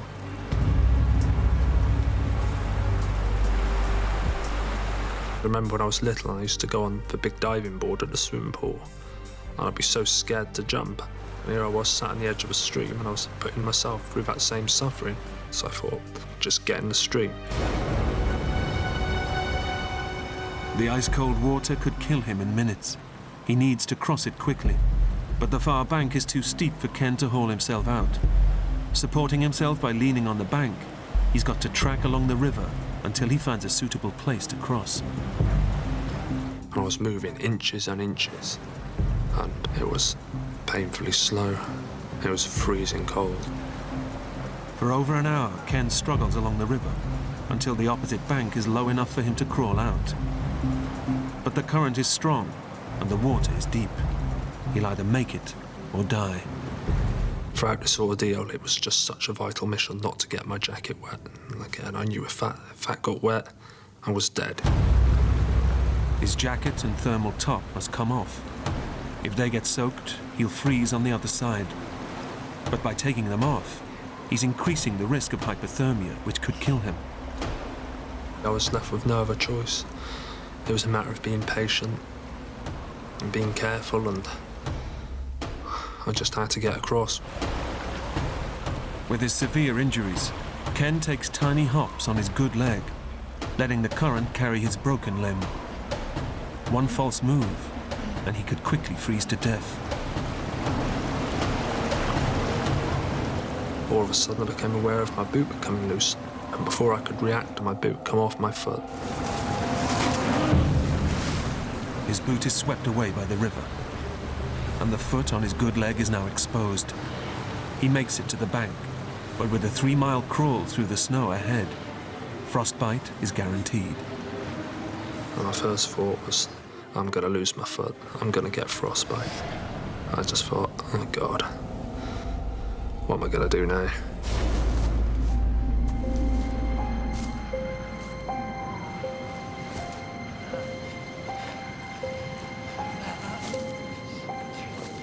When you get to a point where you don't actually care anymore, you don't really miss your family, or you're not really bothered about them, you don't even care for yourself that much.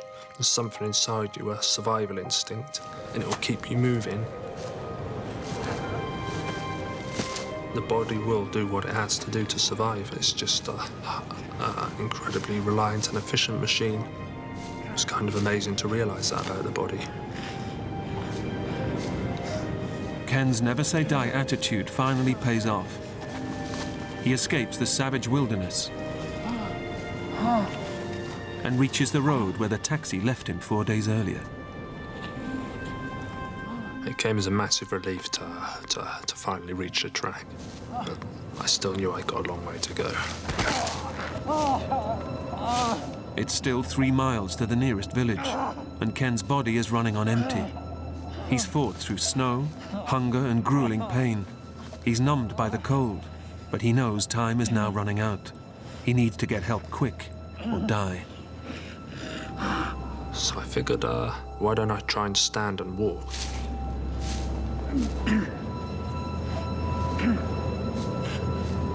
It was okay for a few seconds, and then there was a big crunch, and I felt bones grating up my leg. Even though it caused me a lot of pain, and I just thought if I could find some sort of a stick to just take a part of the weight, then, you know, I could use it as a crutch.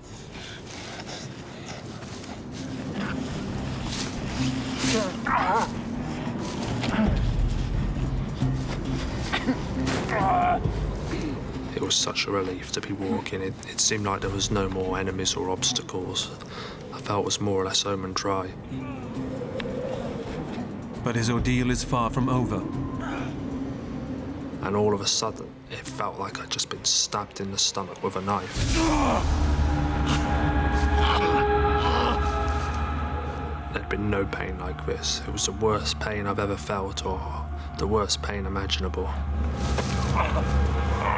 The stress of Ken's ordeal is causing his body to produce stomach acid at such lethal levels.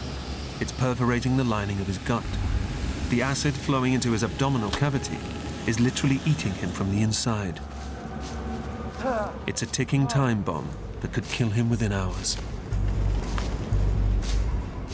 At this point, It was all about tonight. I had to make it back. There was no way I could make another night. While I was on this track, I wouldn't stop walking.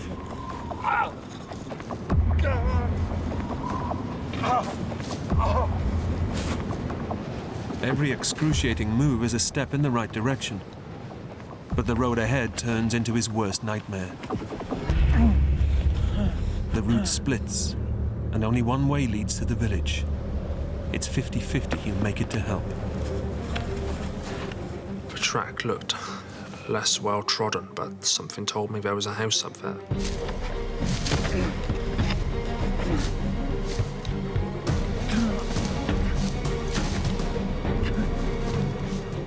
And when I reached the clearing, I saw the outline of a building. I thought, this is it. It brought me enormous relief. I felt like I'd made it, and I was literally within steps of safety and warmth.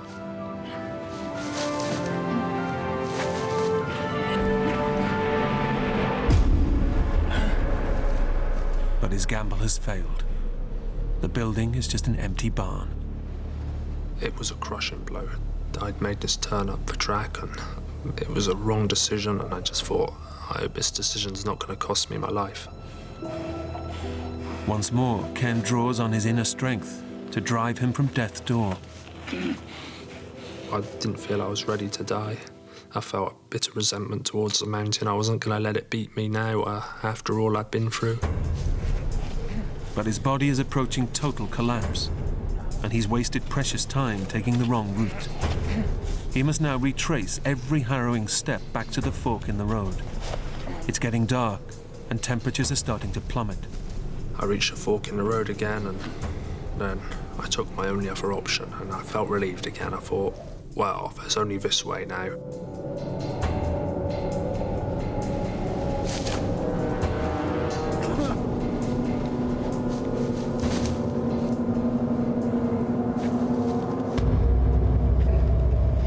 And eventually I turned a corner, and I saw a light spill through the trees. And it brought a smile to my face.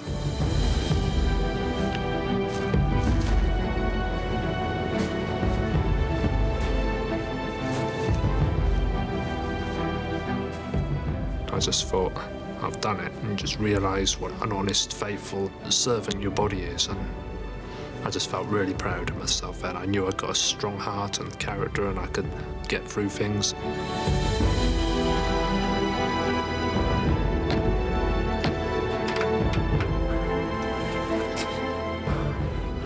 Fought for my life, and there was no sadness or bitterness towards the mountain or anything that happened. I'd made it back, and it was just so comforting to be with someone and realise that it all come to an end. I was safe. Pioneering surgery repaired his hip and leg, but Ken lost 4 toes to frostbite. 2.5 years after the accident, he was finally able to walk again. So few people get the opportunity to learn about themselves so intimately, and I feel privileged to have had to face such struggles to get where I am now, and I'd say that's a good thing. Ken is now fighting fit and is hoping to one day compete in the challenging Tour de France.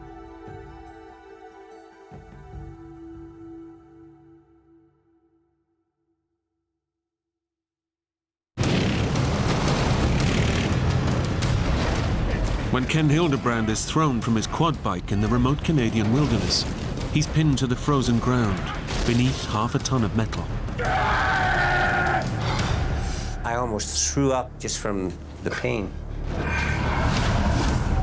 Injured, alone, and exposed to all this savage region can throw at him, Ken must battle to stay alive. All he can do is hope that someone finds him before he either freezes to death or the predators closing in on him move in for the kill. My chances were very slim, very slim.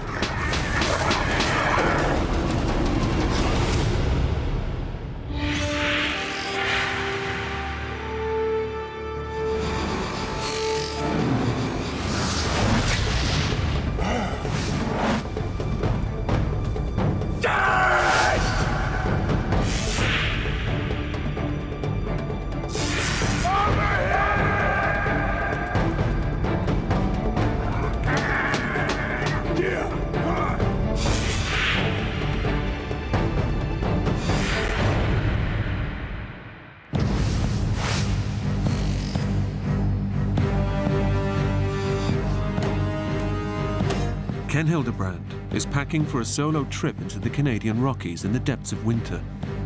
And he knows it pays to leave nothing to chance. Some guys on the rescue squad and that call me Mr. Gadget because they always thought that I carried too much. And they used to always say, well, if we need to go on a rescue, we always want to be paired up with Ken because he never gets lost, he always knows where he's at, and he can survive.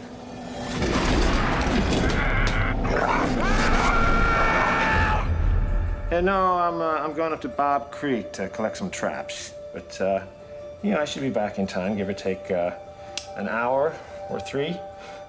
The survival expert regularly heads into the mountains alone and makes no firm plans about his return with his family and friends. Well, listen, if I don't show, we'll do it when Lil's back, okay?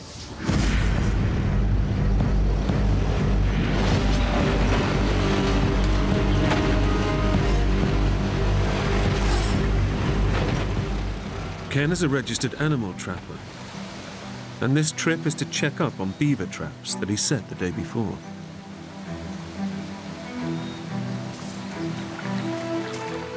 We trap to keep a good, healthy population of animals. And beavers are a rodent. The goal is to try and keep beavers from overpopulating. Ken loves the great outdoors, and nothing stops him from enjoying this vast wilderness, not even his disabled leg. I had polio. I had over 20 operations when I was a child. I mean, I was never supposed to walk. I threw the braces away and everything else, and I said, I'm going to walk. I'm going to do whatever normal people do.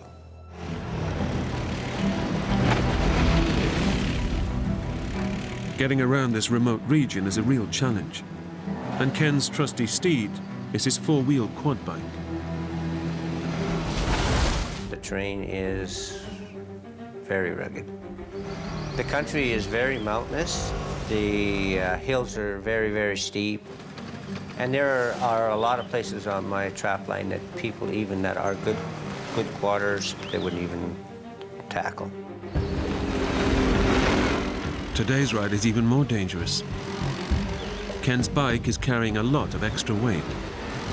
My quad, without any fuel in it, and that weighs 600 pounds. The beavers, 35 and 50 pounds a piece. Then the 3 gallons of gas, yeah, pretty close to 1,000 pounds.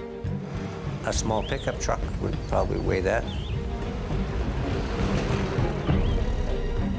The temperature drops below zero, and the wind picks up. So Ken calls it a day.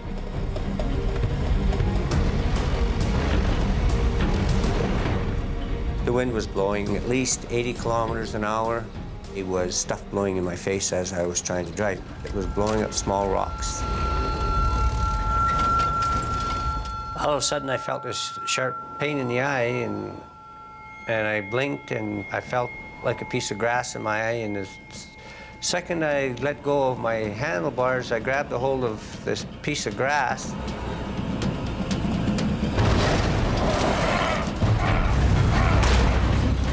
And the bike started going up and over. I was on the way down, and I could feel the bike was following me over. It's just that there was nothing I could do.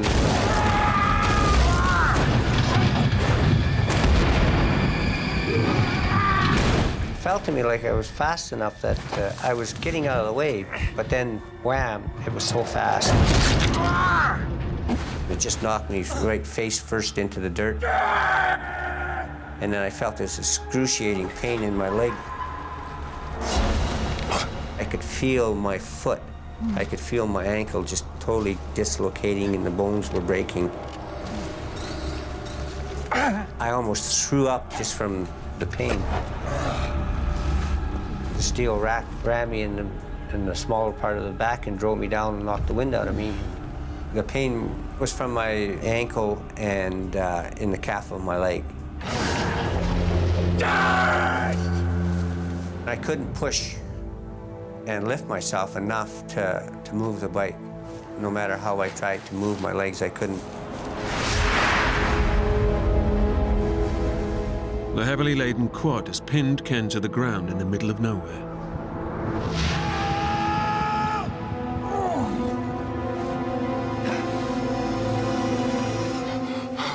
As a paramedic with the local rescue unit, Ken's first instinct is to try to assess the severity of his injuries.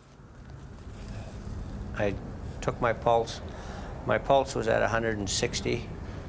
It was bounding. I could feel, so my blood pressure must have been up high because I could really feel my pulse.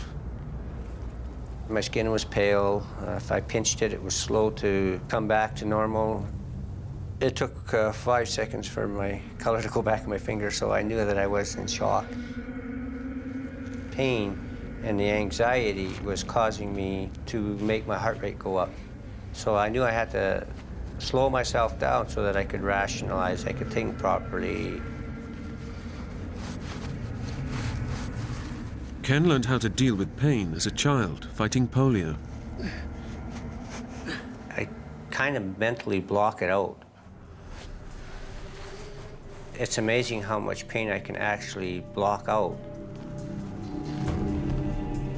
Ken cannot reach his legs, which took the full impact of the crash. And he can only imagine the kind of damage that's been done. My first assumption was that, yes, I dislocated my ankle for sure, possibly crushed it. I thought that maybe I had done a lot of damage to my right knee because it hurt like hell. My polio leg is not very big. I can actually put my hand around it like this. When it smashed down into that ground, I thought for sure that knee was done. The weight of Ken's quad bike and survival gear exerts enormous pressure on his injured legs, causing excruciating pain.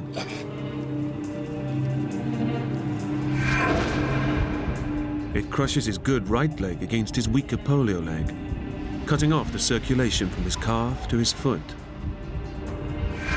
Ken knows that to avoid permanent damage, he needs to act fast. My first reaction was, I need to get out from underneath the quad, even if I've broken my leg. So I looked around and tried to see if there's any sticks or anything I could grab. All of Ken's gear is still strapped to the quad.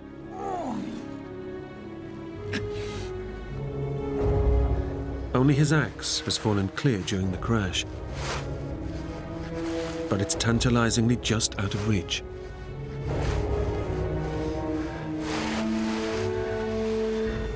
Ken's survival instinct kicks in. I always carry this fire starter around my neck and a compass on a string.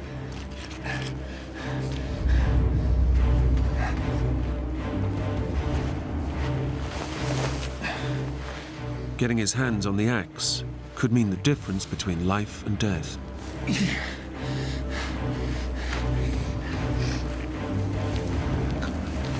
To Ken, the axe is his only means of escape.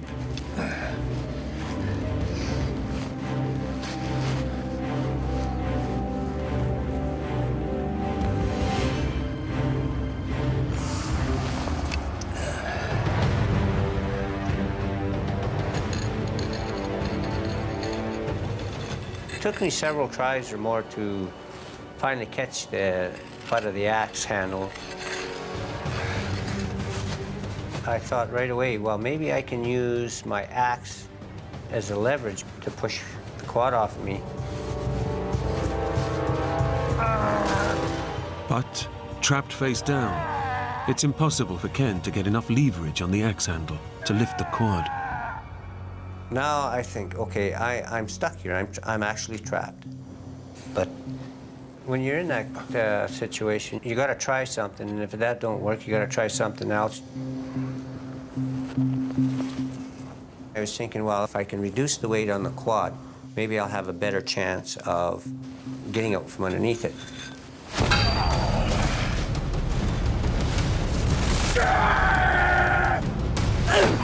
But every strike causes agonizing pain to Ken's injured body as he tries to knock the heavy gear from the quad.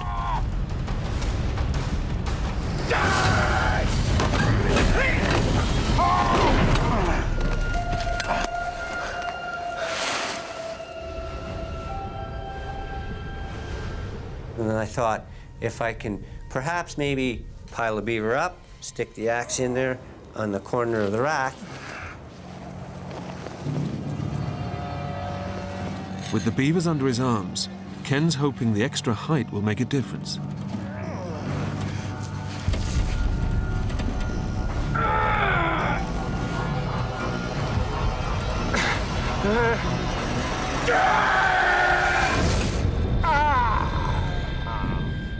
It seems to be working.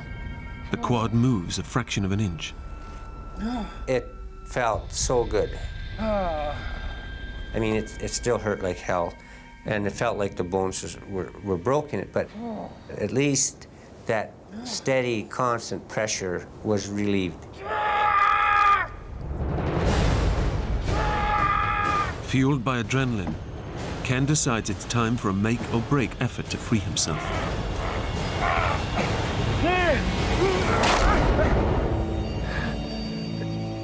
I've just broken my best chance of getting out of here, so what am I going to do now?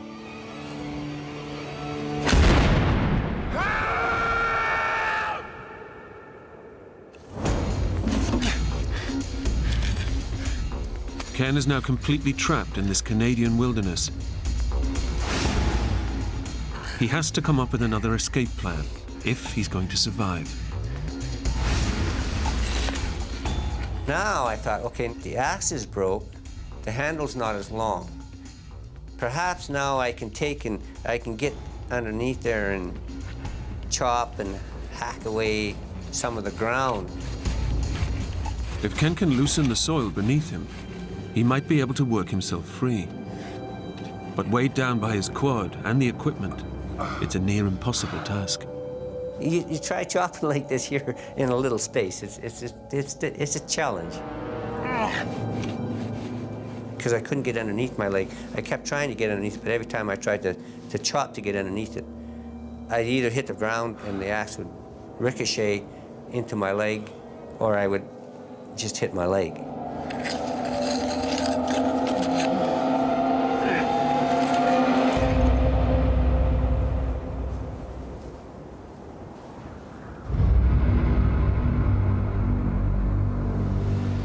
Despite the pain, Ken simply refuses to surrender and accept his fate.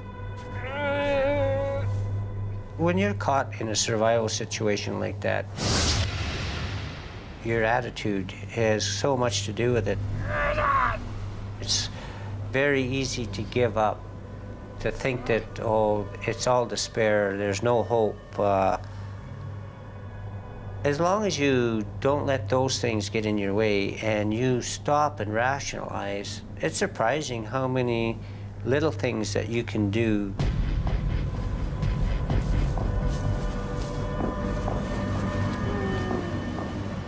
I continued trying to figure out and evaluate some way that I could move that quad so that I could get one leg free. If I could get just one leg free, I can get out from underneath this thing. Despite his ingenuity and effort, Ken begins to realize he may have to spend the night alone in the freezing Alberta mountains.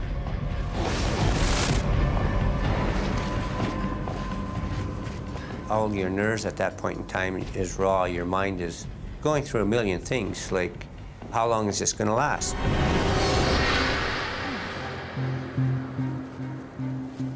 I tried every which way possible and thought of what if I could do this, or if I could get that, or... After 5 hours, I had exhausted all my options.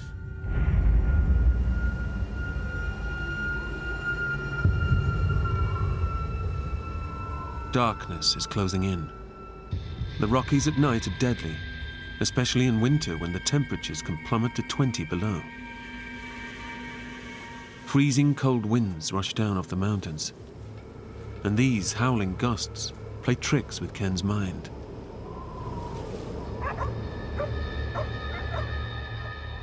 I'd hear something and I'd stop. Now, am I really hearing that, or am I not hearing that?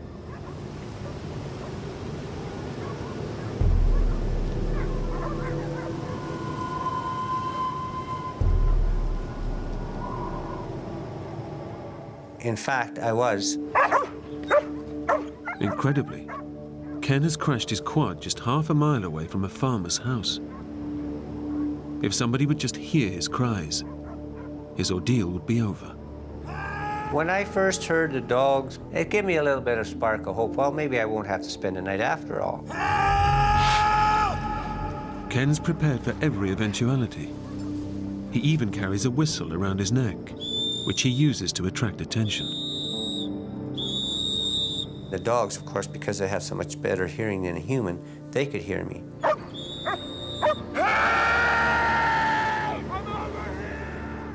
But his distress calls are drowned out by the high winds and go unheard by human ear. Over here! I heard him going in and out of the house a few times. Hey! Over here! Help was so close, but yet so far away. It's another devastating blow for Ken. And to make matters even worse, all of the gear and supplies that he's bought that could keep him alive are tied to his bike, completely out of reach. What I had on my quad, I could have survived for a month, no problem. I had water, I had a hot coffee in it, my first aid kit, of course, and a sleeping bag that's good for 40 below. Without all this life-saving equipment, Ken faces the ultimate test of his survival skills.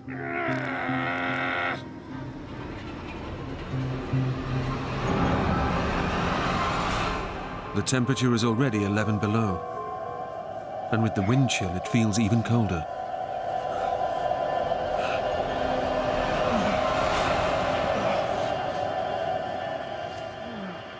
He might die of hypothermia if he doesn't think fast.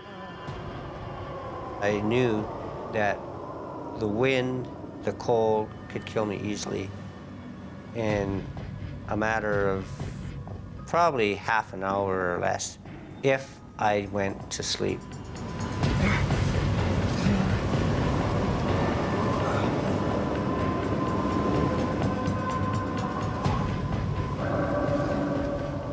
The freezing conditions take their toll. Ken knows that his violent shivering could be the first sign that hypothermia has set in. And it can only get worse from here.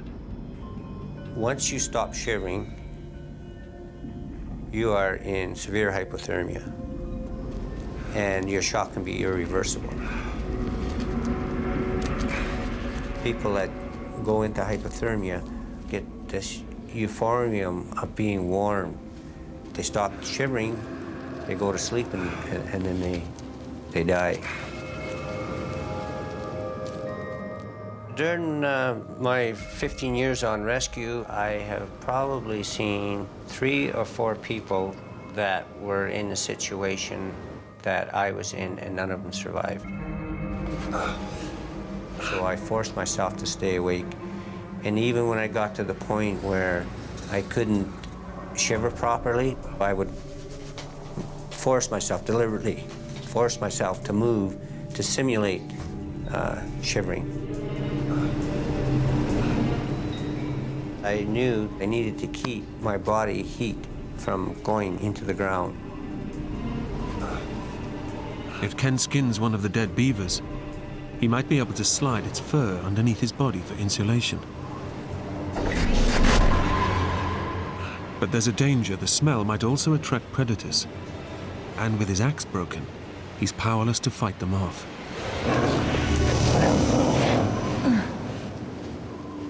I know the possibilities of cougars or any predator coming around is greater every hour that I stay there.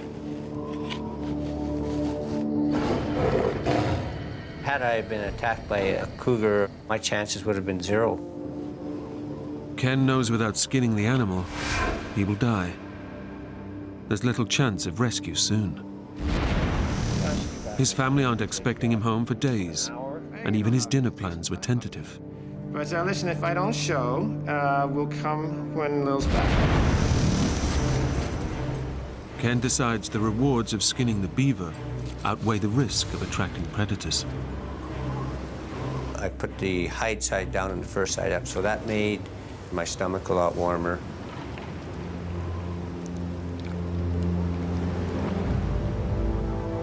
The temperatures continue to drop, and it's another 8 hours until sunrise. The beaver's pelt gives him some temporary relief, but at a cost. The smell of fresh carcass could be carried for miles around, with predators soon picking up on the scent. Ken's greatest concern is dehydration. It's been 12 hours since his accident, and he hasn't been able to drink any fluid. I had already been sweating for quite a bit because of the pain. Number two, the exertion I was using trying to move this quad.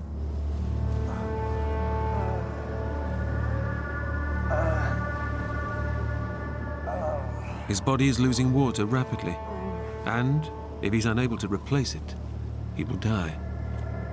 Part of the problem with hypothermia is your fluid levels. Because your blood is drawn to your vital organs and that, you need that fluid. I had the stuff on my quad, but I couldn't reach it. I had an extra gallon of water, a thermos full of coffee. I knew that I needed to get some kind of moisture somehow, somewhere. Ken carries a roll of plastic flagging tape to mark out the areas where he's laid his traps.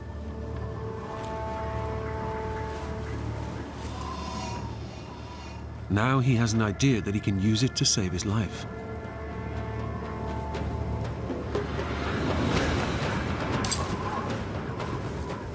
If I can get frost on the ribbon, I can run it through my teeth. And I can get the moisture from the frost.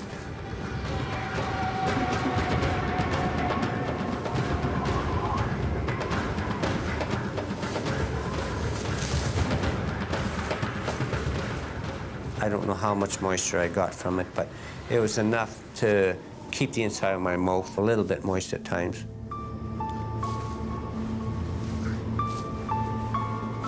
But it brings him little relief. He's not eaten for 20 hours, and his body is weakening with every minute in these severe conditions. I knew I needed something for strength. I decided I was going to try and eat some beaver.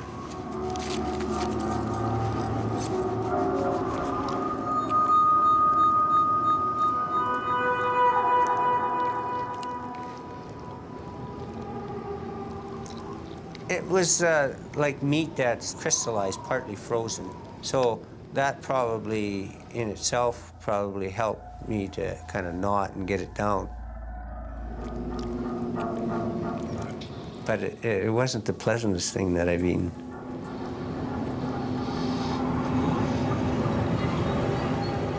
All of a sudden, I just felt sick to my stomach, and it came back up. So I thought, well, this isn't good. I'm losing more bodily fluids. Every decision Ken makes now could mean the difference between life and death.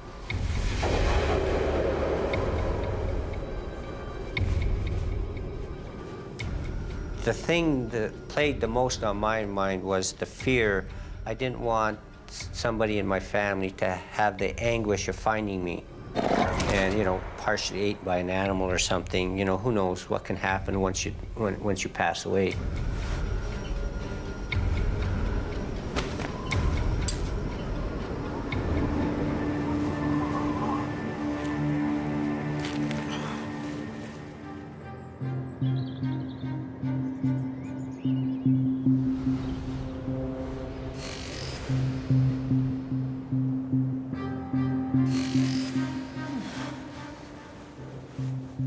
After 15 hours of darkness, Ken's survival knowledge and sheer strength of will have seen him through the night, crushed under his quad bike in freezing temperatures.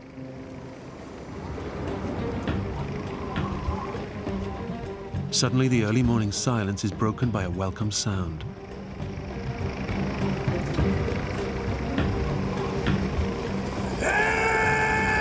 thinking, the rescue crew is finally coming. It's about damn time I'm gonna give them guys hell.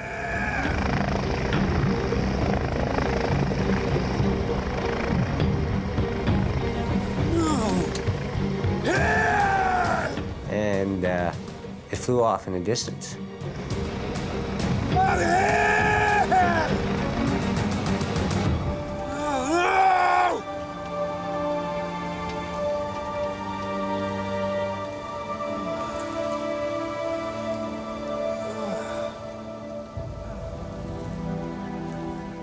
Once again, Ken's chances of rescue are just out of reach.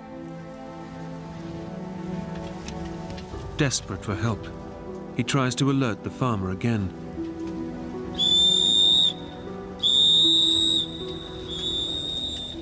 The farmhouse is only half a mile away, but Ken's desperate cries go unheard. I was just exhausting every possibility that I could try and use. One defeat after another.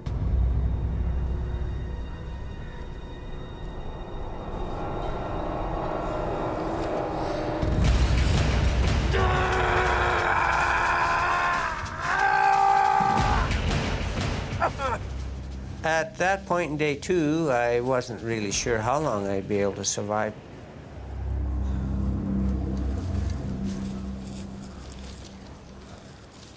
Ken's second day passes slowly, with his survival kit just out of reach, and the chance of rescue so frustratingly close. All he can do is lie and wait, and get what moisture he can. He's still covered in the scent of fresh meat, and the dangers of night threaten again.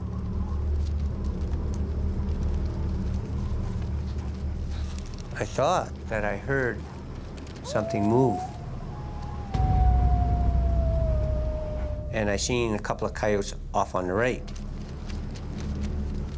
Ken's biggest fear has been realized. The scent of the skinned beaver has attracted some unwelcome visitors.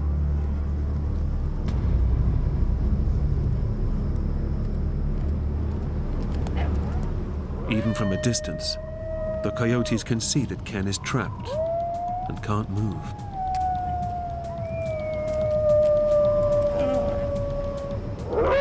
Coyotes can be unpredictable. It's not the first time that they have attacked humans.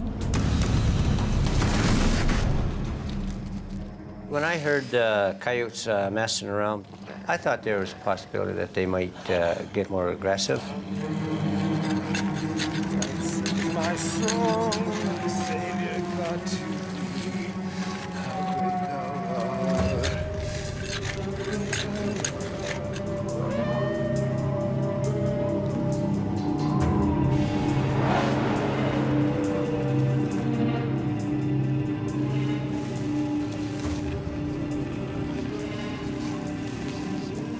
I got a couple of rocks, and I've got the broken axe handle laying there.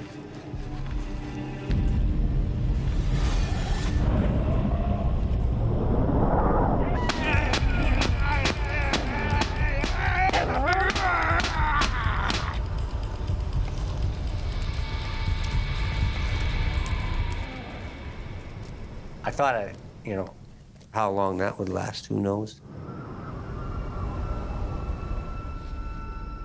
Ken has already been trapped for over 30 hours. His survival training has kept him alive, but the paramedic realizes that parts of his body are already dying. The constant pressure of the quad's wheel and the swelling in his right leg is causing serious nerve and tissue damage.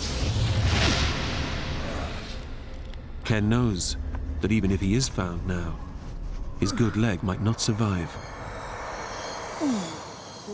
During the night, it got to a point where it was like your foot goes to sleep and you get all those needles and pins going through it.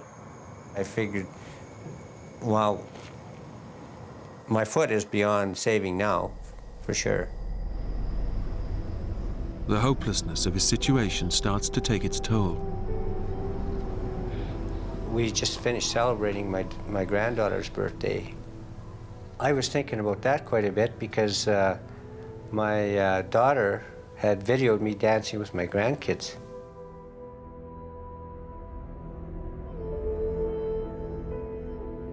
That's probably the last time I'll dance with them.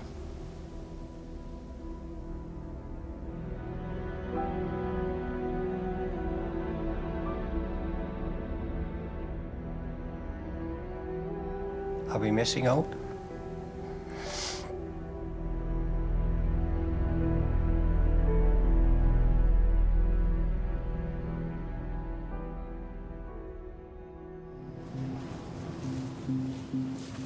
Ken draws strength from the battles he won as a young boy. You know, I've been through worse than that. I mean, I was never supposed to walk. I had 20 operations when I was a kid, and I threw the braces away, and that much of a challenge that I can't overcome that. To thee, my Savior God, to thee. It works wonders for your morale if you sing. It also, if there was something coming close, they knew that I was human, and perhaps they might stay a little further away before they found out, you know, what kind of circumstance I was actually in. How great thou art, how great thou art, how great thou art.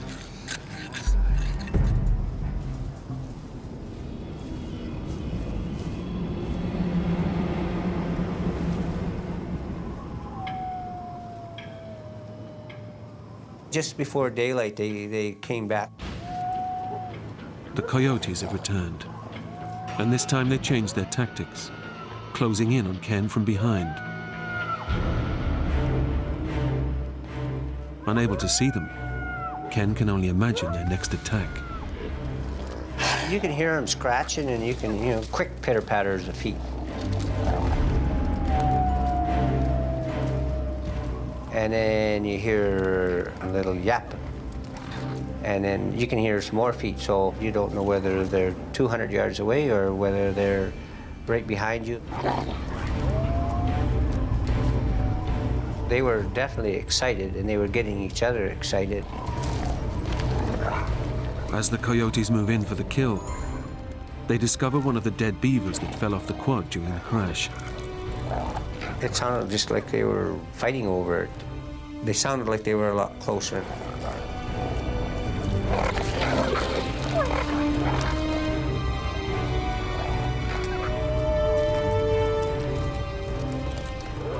Now the coyotes have a taste for blood, and Ken fears he is next on the menu. What's next? Are they going to get more aggressive?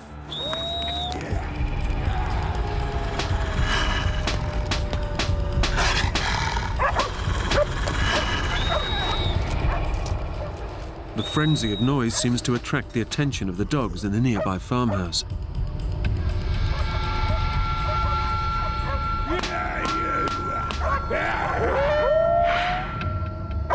But once again, high winds muffle the noise from human ears. Perhaps if he would have let one of his dogs go, maybe they would have come to me.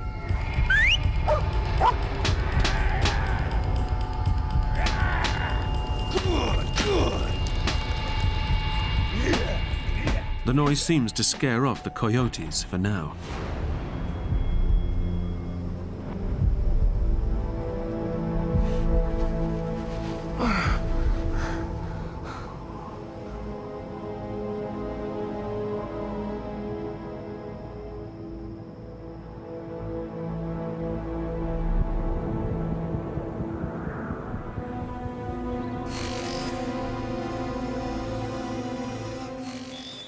As day breaks, Ken has been trapped for nearly 40 hours.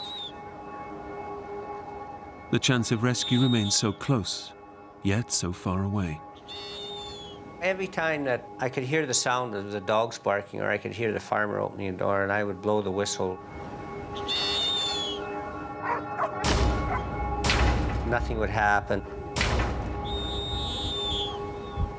It was very frustrating, damn frustrating to... What's going on? Why cannot something come my way for a change? Why can't my luck change?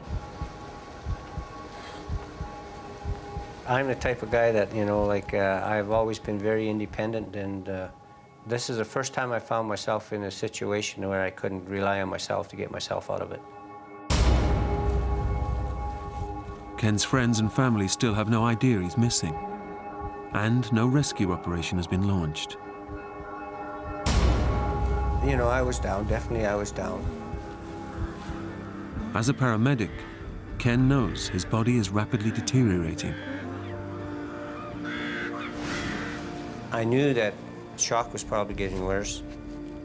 My core body temperature was definitely dropping. My fuel intake was 0. It was more concentrated on trying not to fade off and go to sleep. I knew that if I was going to survive at all, I had to stay awake.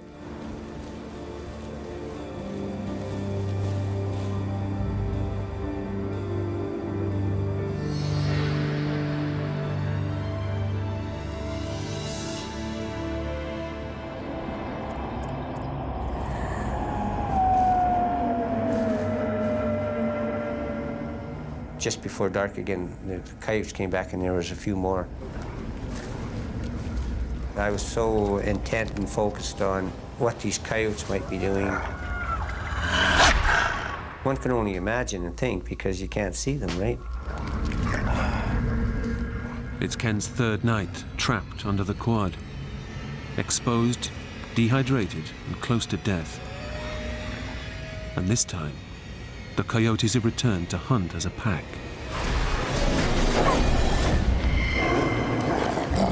They're well versed at their attack tactics. They would have tried definitely for my face or my throat because that was the most exposed. If you're swinging one way, they would try to grab you from the back. This pack have already tasted fresh meat, and they're craving for more. If I couldn't scare them off with the whistle and hollering, my chances were very slim. Very slim.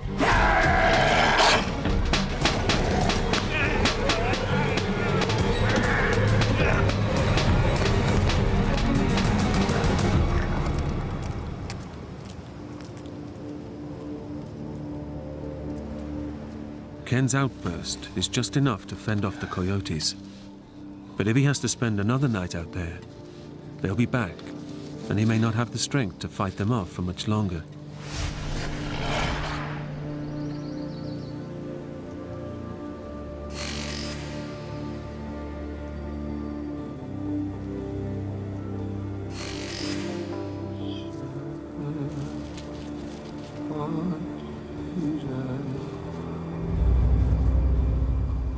For the full 4 days, I never slept. I consciously made sure that I kept myself awake because I know from experience the wind, the cold could kill me easily. My body was telling me it was a downward slide. My mental alertness wasn't there. My coordination wasn't as good as it could have been. So I knew all those things were telling me that my body is shutting down more all the time. For sure.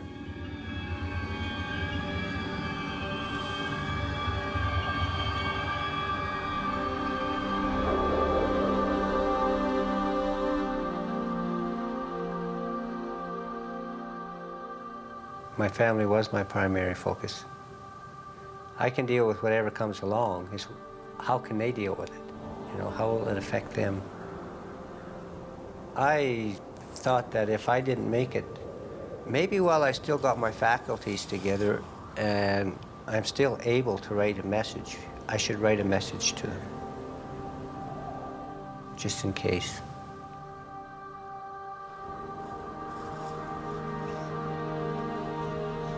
Well, I told them I was sorry.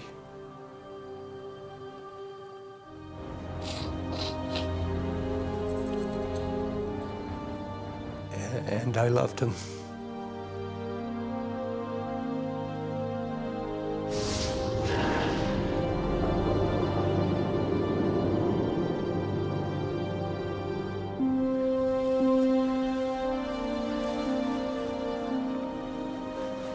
took my glasses off and I laid them in front of me, and I thought that, well, maybe, you know, just maybe I could get a little bit of rest.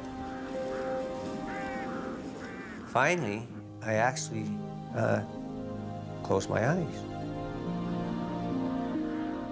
On the fourth day of battling pain and fear, of forcing himself to stay awake, to fend off dangerous coyotes and hypothermia, Ken finally lets go.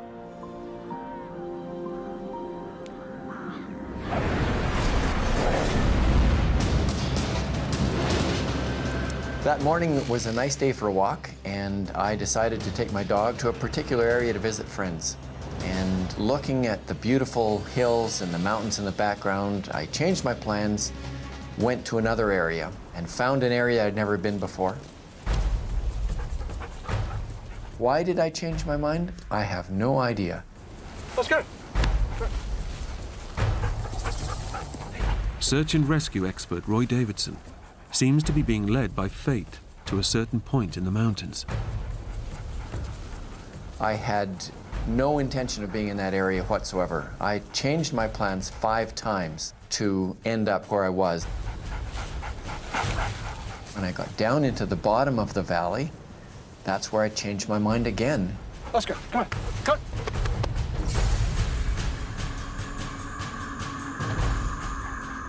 I just looked over and I saw the quad.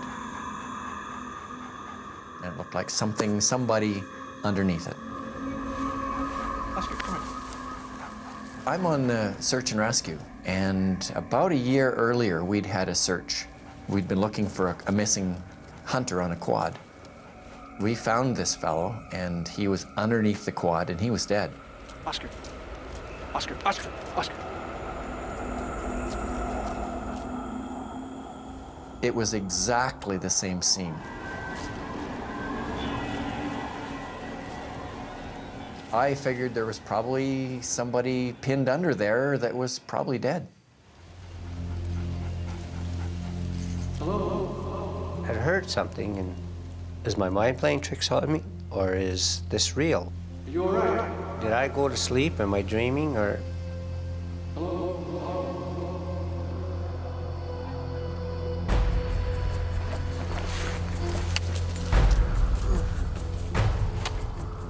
I thought I was seeing things. I thought I was hallucinating. I said, oh boy, you know, this is getting really severe.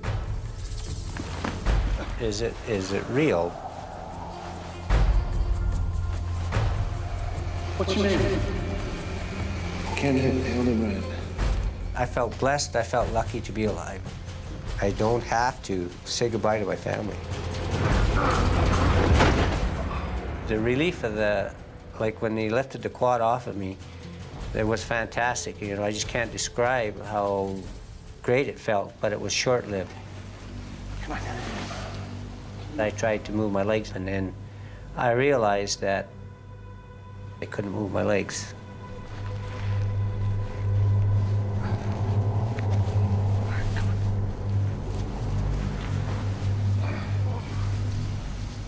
When he first told me that he'd been there for 4 days and 3 nights, I didn't believe it. He was very calm. He was very businesslike. He knew what he had to do. He thought his legs, or at least one leg, was broken. What were you doing out here? That was probably a place where the quad wheel was sitting on his leg and the flesh was frozen. I'm just gonna put this on. You've done that before. I knew that for 2 days I didn't go to the bathroom anymore. I knew that, you know, I could have liver damage, I could have kidney damage. I think the reason that Ken survived is he's tough. He's one tough dude.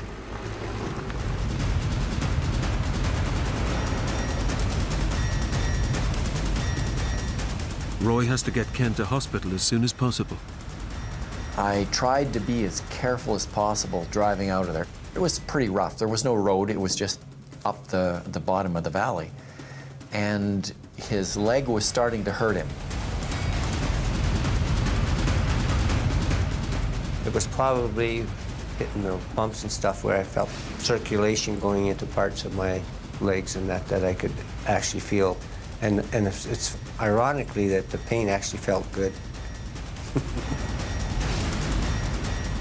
I don't know how to explain it. It just, I wasn't down, but I wasn't, you know, jumping for joy like you think a person might.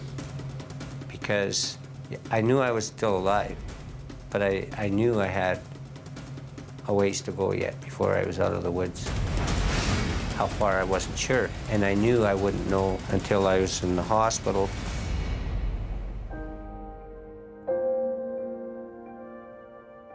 Surgeons fought to save Ken's right leg, but eventually they had to amputate, leaving him with a prosthetic limb and his weaker polio leg. But with the same determination that he had as a child, Ken is walking again. I had no doubt in my mind that I wasn't going to walk again. I'm going to walk. It's not just you that has to survive, it's your whole family that has to deal with the issues that come up, and if you love each other, you'll make it through it.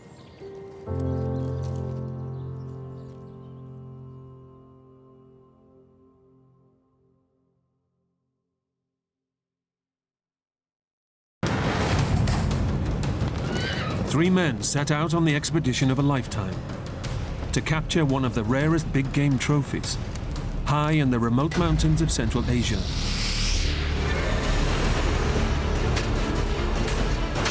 But instead of returning home in triumph, a raging blizzard traps them at 10,000 feet.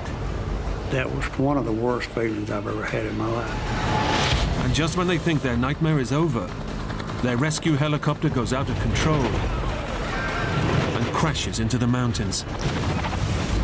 Stranded, they face frostbite, starvation, and death in the icy wilderness. If I don't walk out of here, these other people are going to be gone. You don't live through these kind of things.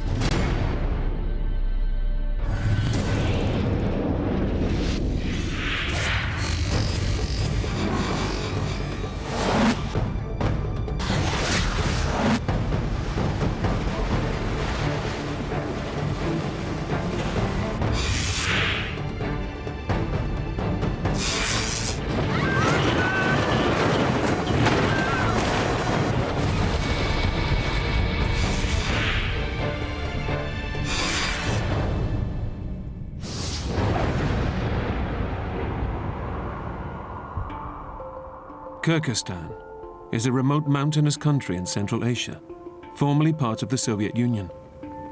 It's here that three hunters have come on a trip of a lifetime in search of the rare Marco Polo sheep. The Marco Polo sheep is probably the most majestic ram that you would see anywhere in the world. Spook Span is here with his father Denny. All right, let's go. The trip is the pinnacle of their lifetime's passion for hunting. We're very much country people. Grew up hunting, fishing, running up and down the creeks and the rivers. Hunting often takes them away from their home in Tennessee, but this is their most adventurous journey to date. I really didn't know anything about Kyrgyzstan, just that it was mountainous. I did know that. Hey, let's have a little wait for the camera, guys. Joining the father and son is Spook's Canadian hunting buddy, Clay Lancaster. The biggest appeal with the hunting part is the adventure. I mean, a lot of people think it's all about just shooting something, but it's not about that. It's about getting away from cities, telephones, people, getting into the high mountains. The three friends arrive in Kyrgyzstan and set off in minivans for their remote base camp.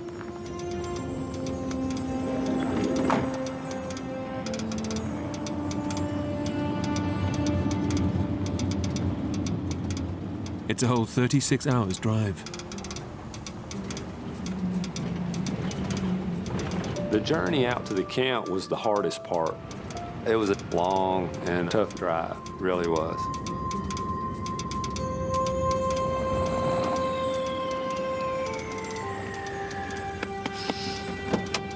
Clay, rise and shine.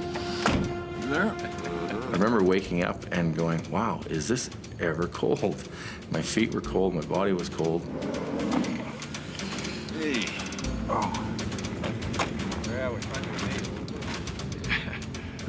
to Mountains everywhere you looked, and it was absolutely beautiful. This is it. I felt about as remote as a human could possibly feel. I mean, we didn't even hear or see an airplane. I mean, there was nothing. Those are the kind of things that were a lot different than what I was used to. Say, if I promise to be quick, calling home already, Denny? Clay has brought along a satellite phone and GPS in case of emergency. Back in 1 minute. But Denny wants to check in with his wife, Ruby. Hello, Ruby? I called her and told her if we didn't fire a shot that this trip was worth it, because it was probably one of the most beautiful scenes I'd ever seen. Boy, it was worth the journey. Thank you. Hope you said your goodbyes, Denny. From now on, this is strictly an emergency phone. Well, you kidding, Clay? Every call to the wife is an emergency.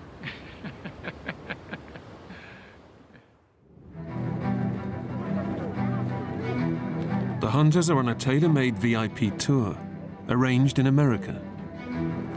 Based in a remote camp, 8 hours from the nearest town, they set off each day on horseback, accompanied by a team of local guides.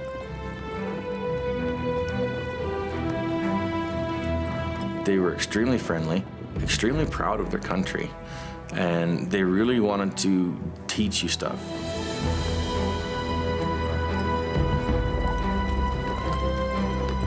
They spent 2 whole weeks crossing miles and miles of frozen mountains in search of their prize.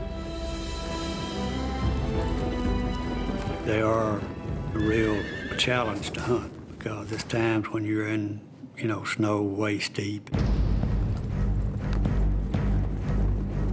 Just days before their trip is over, the hunters get a sight of what they came for. Seeing that ram, I felt like I was dreaming. I didn't even feel like it was real. It was something that I dreamed about for years and years.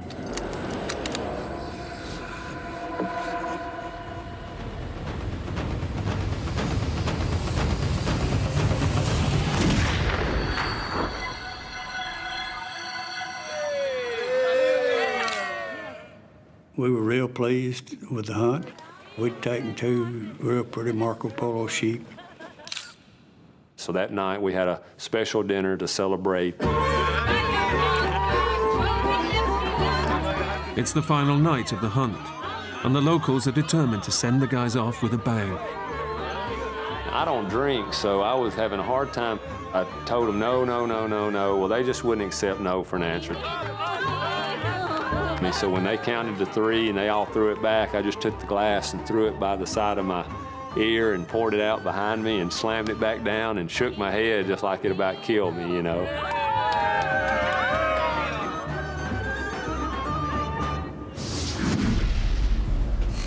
Having bagged their trophy, the hunters are looking forward to heading home. Denny, Spook, and Clay leave base camp to travel on via the nearest town, over 300 miles away. But as they set off on the 8-hour journey, the weather begins to close in. It had snowed a bunch.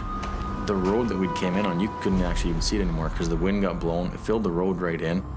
I walked out away from the van, and I remember making a mark in the snow.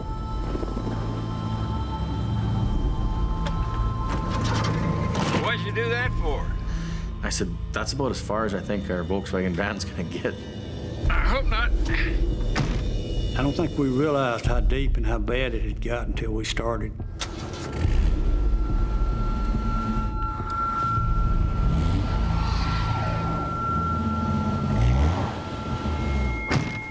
Jeez, even I was being optimistic.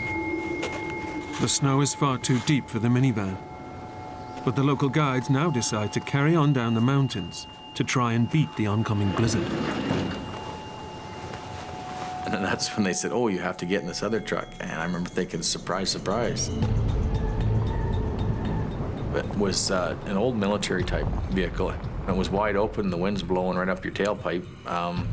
It wasn't real comfortable in the back of there. This was supposed to be, quote, VIP hunt, and that was part of what's supposed to make it so special. And we'd make a little joke about it, just having fun with it. You know, it didn't feel like much of a VIP treatment. The truck heads off from base camp, but almost immediately, the snow from the blizzard begins to engulf their aging vehicle. But we didn't go a mile till we got stuck really bad. We had to get out and shovel the whole thing out, and we kept shoveling and getting the truck out.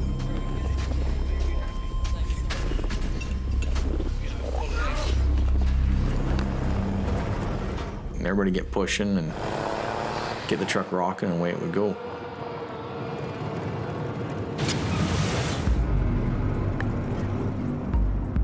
Been driving a truck since I was, just a kid, and I guess I made the comment that I thought I could drive the truck through the snow.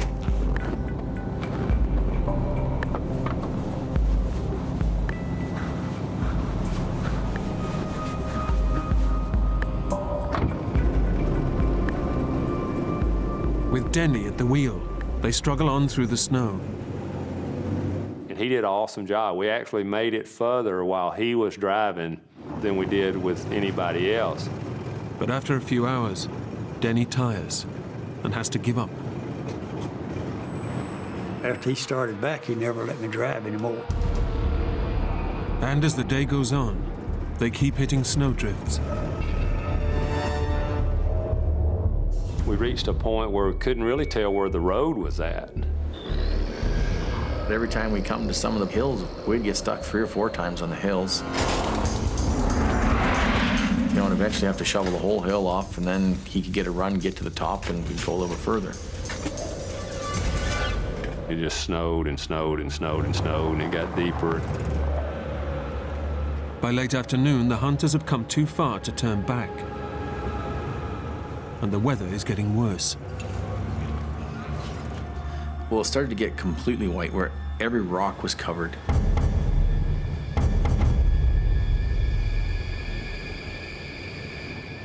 I mean, it was just solid white. The snow was snowing, and nothing looked familiar. You're in this huge, vast valley. We're getting stuck worse and worse and more.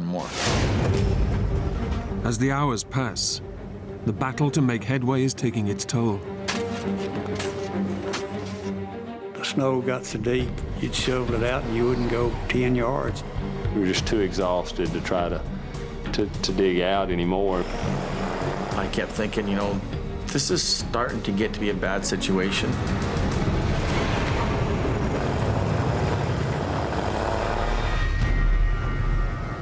When you start getting your progress down from, 200-300 yards at a time to 2-3 yards at a time, or 2-3 feet at a time, that's when you start to realize this is done. We're stuck. And where we're at right now is where we're going to stay. The hunters are stranded in an icy wilderness, 10,000 feet above sea level in a raging snowstorm. Night is fast approaching, and the temperatures begin to plummet to minus 40 degrees. How am I going to get out of here?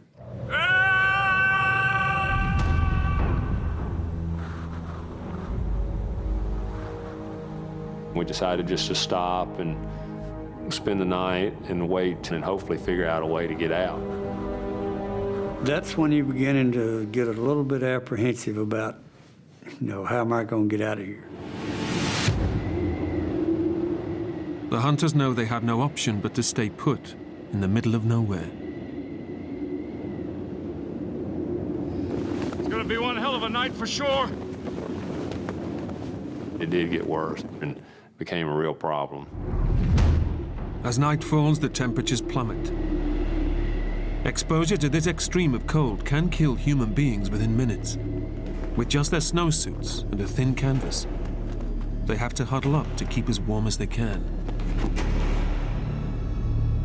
mean, it got down to, you know, somewhere around 30 to 40 below zero that night. The back of the truck was very crowded and it was very cold. It wasn't a fun, comfortable night by no means. I was apprehensive, scared about the cold, being out of food. It was hard. Maybe some sleeping bags down there. Dad is very, you know, compassionate and always thinking of other people. Somebody else. And he was worried about were they going to be warm enough. We gave them whatever they needed, socks, boots, you know, jackets, whatever we had that we didn't have on our body ourselves, we let them use. It's okay. As night wears on, the locals sense just how dangerous the situation is. They're getting a little worried. They live there all the time. They realize that people don't go out of their way to come save them, and there's no such thing as a search and rescue or anything like that. Their behavior went from kind of being a jovial, you know, fun, laughing, joking, to now it was just a blank stare, desolate, concern, worry, disbelief.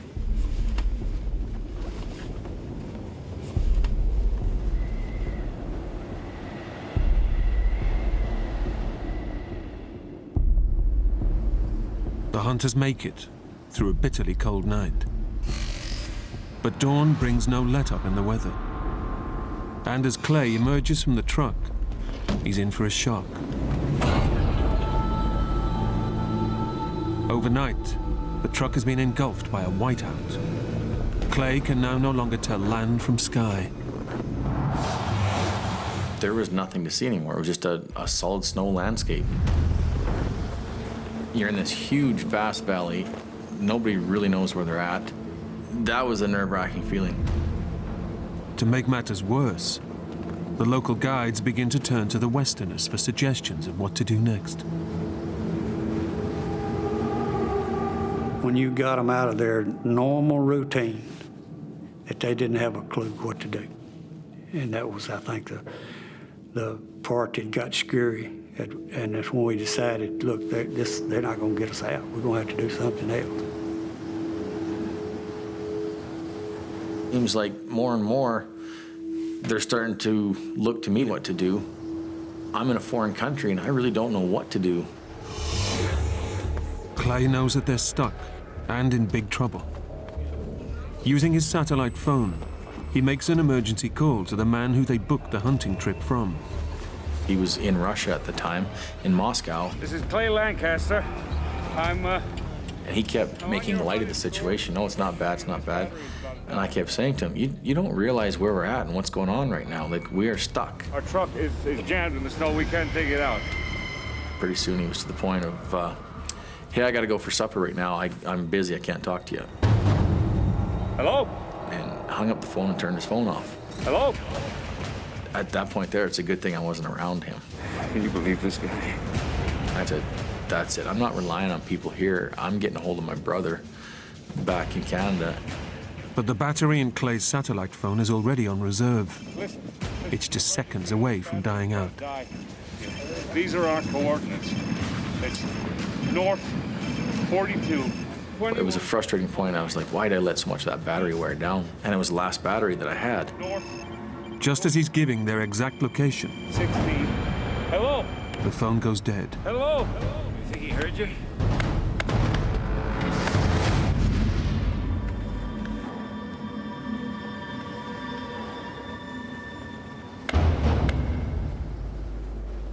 With no phone, the hunters are now completely isolated. All they can do is hunker down and try to keep warm. Oh, thanks a lot. We kind of got into survival mode, I guess. Just thinking about Ruby. Human instincts for survival do kick in when you get into a situation that you have to do something to survive. The hunters and guides finish their last scraps of food.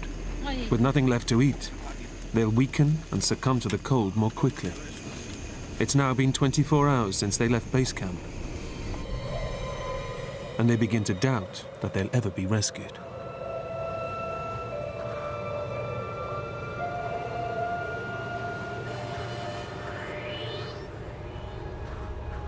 At this point, you're wondering, are they going to come after us, you know? You okay, Denny? Just thinking about Ruby. She's expecting you back tomorrow.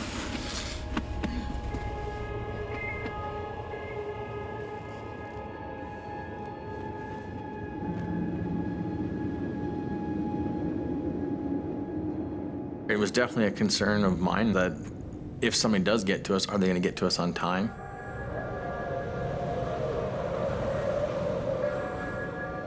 You're thinking about your kids, thinking about your family, your wife. I don't know, it's hard to stay motivated. I mean, you feel helpless. As the second night falls, the temperatures plummet again. And so does the mood in the truck.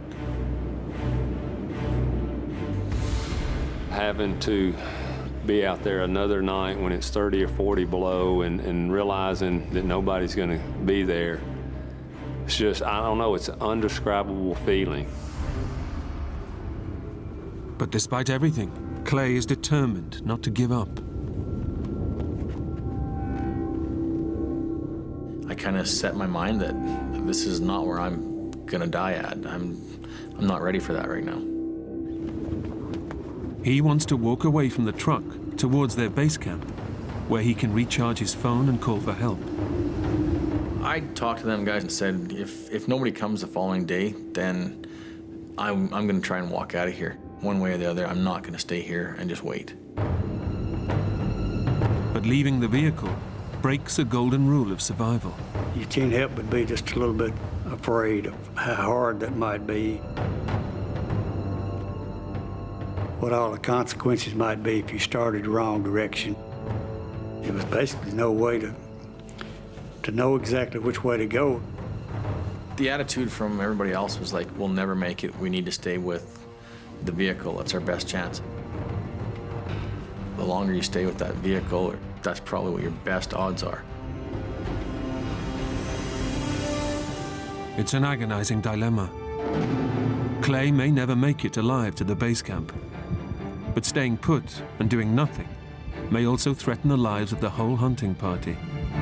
If you look at it from the other side, that if nobody comes, that's probably far more dangerous. And how many days do you go without food before your strength's not going to be there to be able to do something like that? At what point should I go? At what point should you decide, hey, let's try and get out of here? Dawn on the third day brings a life-changing decision for Clay Lancaster. Stay and hope rescue will come, or risk hiking out to find help.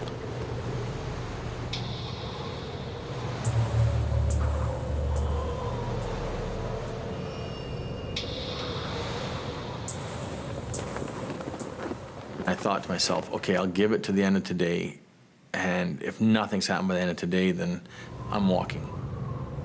I definitely set it up in my mind that I was going to go.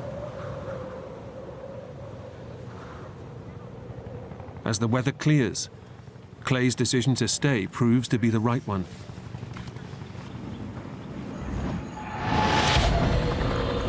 Listen. Now it's like, there they are. The helicopter, I know it is.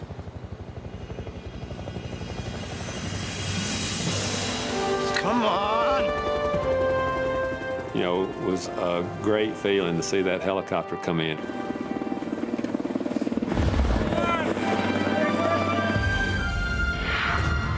Clay's phone call of the previous day has got through. These are our coordinates.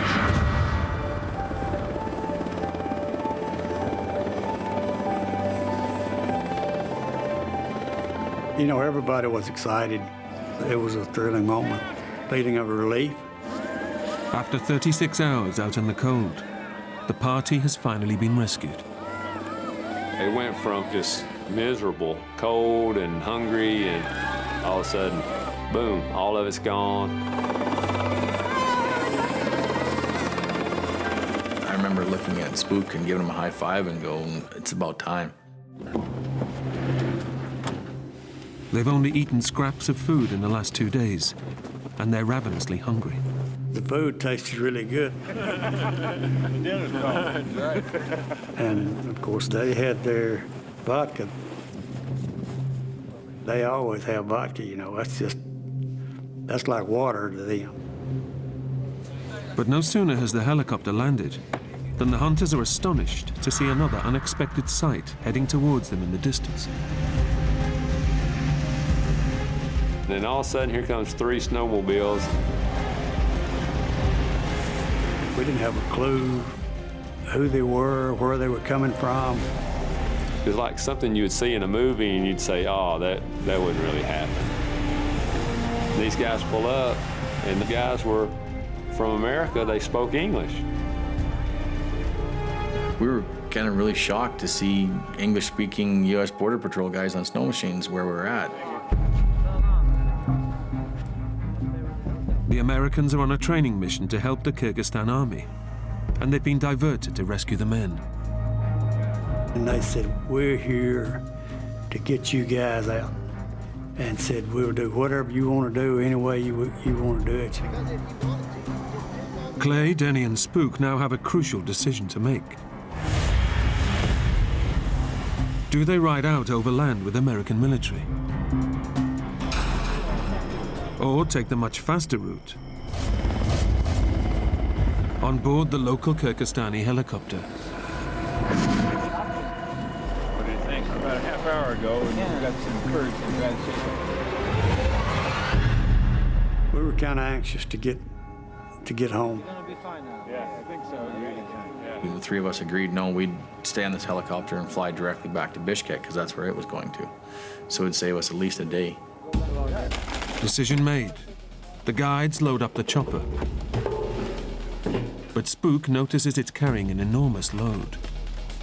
As I get on the helicopter, and I just had a brief thought of, that's kind of weird, all our gear is just piled up in the middle of the floor in the helicopter. It's not strapped down, it's just kind of stacked up.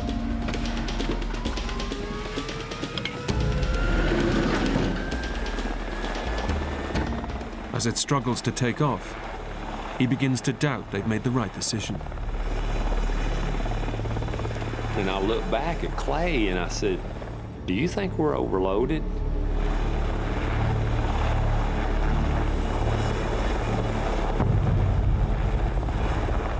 But I mean, the crew seemed to be okay with it, so we just kind of let it roll off our shoulders and went with it.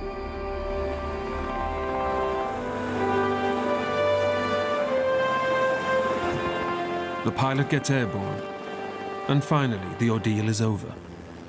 The 3 friends are on their way home. I thought, great, we're finally going home. Finally, we're heading out of here. Of the Turkish people that were with us on the hunt, they was talking about, pointing and all this stuff and laughing. They'd never been on a helicopter before, so they were laughing about getting a ride. I remember looking out the window, just, being one of those surreal moments where it almost didn't seem like what had happened had happened.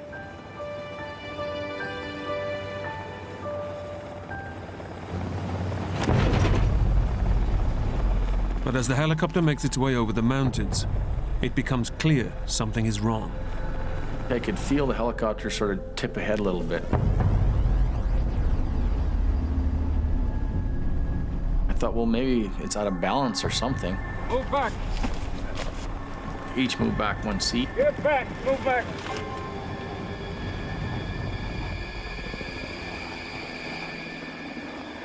I remember looking back out of the window and still seemed like we were high up. And that's the last thing I remember. The helicopter suddenly spins out of control and plummets to the ground. I didn't even have time to put my hands up, and then my face flew right into the top of the roof of the helicopter. It's just a horrifying moment. The fuel tank was on top of me.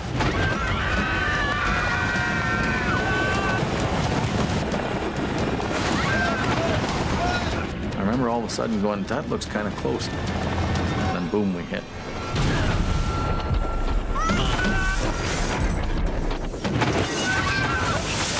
We went sideways and we flipped 8, 9 times.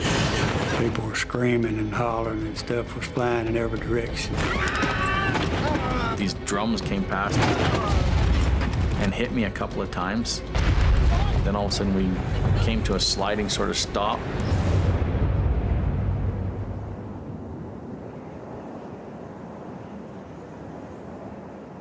First thing I thought of was, you know, you don't live through these kind of things. The helicopter is ripped open on impact. In the front, Clay is injured, his left eye badly bloodied. The first thing he hears are Denny's cries. Denny started hollering from the back. Where is he? Can you see him? Spook! Answer me, son. Answer me, son. Spook! He didn't answer me. Denny has no idea if his son has survived the crash. That was one of the worst feelings I've ever had in my life.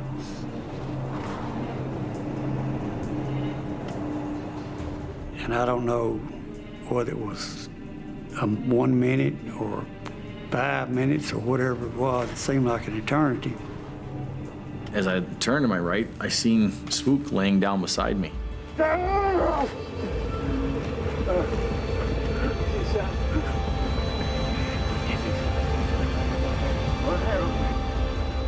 I said, it's okay, he's right here, he's right here.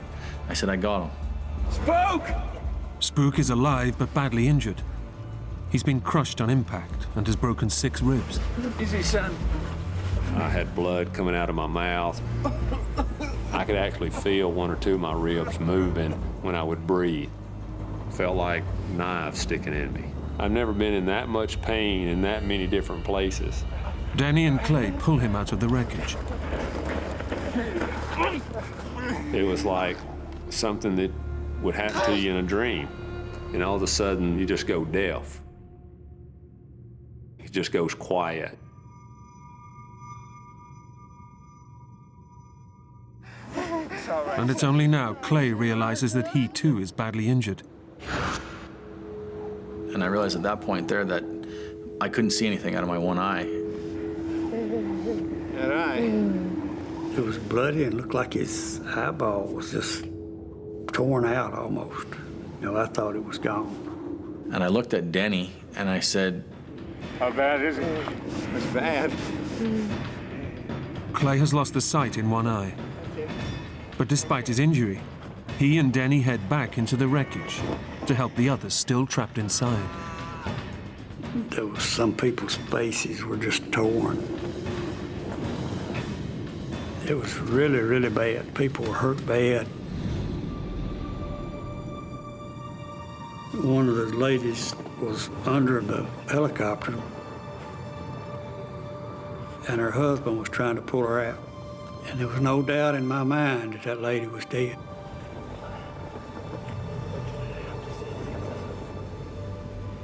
I don't remember how much time had passed, but he put her in his arms, carried her out, and he'd got her way away from the helicopter, and she was actually alive.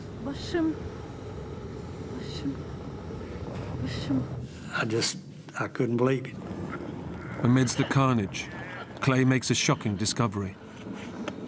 So I started trying to count, and then I looked at one of the guides, and I had asked where this young fellow was that had been looking after the horses, and nobody could see him anywhere. Just feet from the wreckage, half buried in the snow, is the body of the young guide.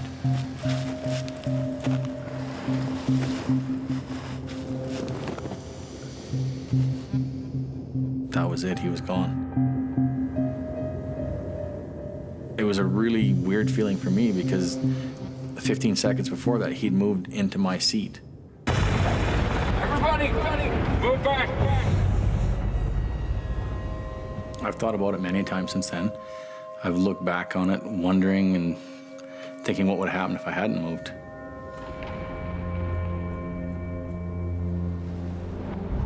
The guide and the pilot have been killed in the crash.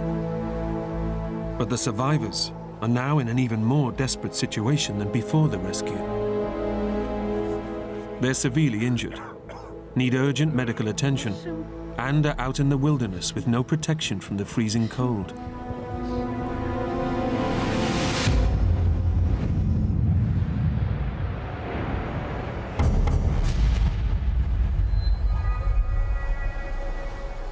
One of the ladies that was one of the cooks had a really bad internal injuries plus a broken pelvic bone. There was another fellow that was unconscious. He was breathing, he had a pulse and everything, but didn't seem to respond to anything at all. It was a sad feeling, and knowing that people were hurting like they were, and it didn't seem to be anything that you could do. They're totally stranded. And with no life left in the satellite phone, they have no communication with the outside world. And we knew that we had already run the battery down to dead. But Clay knows he can't give up. He has to do something. It's their only chance. I knew the battery was dead, but I was wearing wool pants. So I grabbed the battery and I just started rubbing it on my leg, trying to create some friction on it. Clay is hoping that the warmth from the friction will produce enough heat to recharge the battery. And I rubbed it, hour and a half kind of thing, and just kept rubbing it. And then I put it back on my phone, turned it on, and I pushed send. It produces the slimmest of lifelines. Hello? It went through to my brother. Hey, it's me again. And I said helicopter crashed, and I got half the GPS coordinates of where we're at to him. Bro? And then the phone went dead. You still there? Bro? Bro? Did my brother catch it all? Did he write it down? I don't know.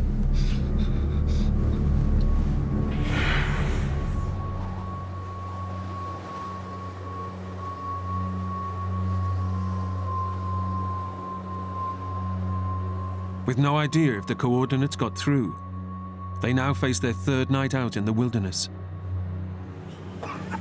And Clay realizes Denny is in extreme pain. You okay, Denny? My pain seemed to get worse as the nights went on. Okay. I had him lift up his shirt and could see a lot of bruising. It's my ribs. The adrenaline has been masking the pain until now. And I could tell his ribs were broken. And I was worried that, something was gonna happen to him, whether it was puncturing a lung or maybe he'd already done something. Maybe he had some bleeding inside too. I say you've broken a couple of ribs there, Danny. Yeah, well, maybe, but you don't look too good yourself. The temperature plummets, and exposed on the mountainside, they have no protection against the minus 40-degree cold. Several of the other people had gone and built a fire. And there wasn't really that much stuff to burn other than just stuff that was on the helicopter, The local guides turn to alcohol to keep warm and blot out their fear. They opened up a bottle of vodka, drank the entire thing, grabbed another one, chugged about half that. They really had the attitude, well, we're definitely not going to make it now. Nobody's going to come get us. I think people really believed they weren't going to make it through the night. Drinking alcohol may numb their senses, but it also dilates their blood vessels, causing their bodies to lose heat even faster. And there was a lot of people. Their attitude was, this is it, we're done, and they just started drinking the vodka.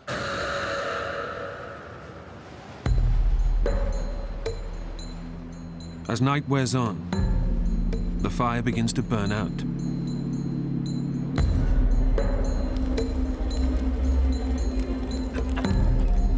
In a panic, the local guides look for anything to keep it alive.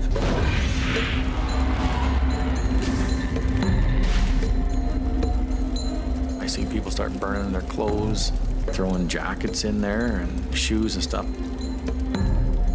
It was like crazy. They just couldn't cope with it. They didn't try to preserve anything for any later moments. I thought this is going to get really bad in a quick hurry. Clay decides he must act, or risk everyone dying on the mountainside. I'm not really good at sitting there and not doing anything. I don't really wait for anybody else to tell me what to do. I just go do it. But Clay himself is carrying an awful injury. I took a bunch of snow, cleaned off my eye the best that I could, and actually took some duct tape that I had there and just duct taped it up. He now realizes he has no option. Half blind, he knows he must leave the wreckage and seek help.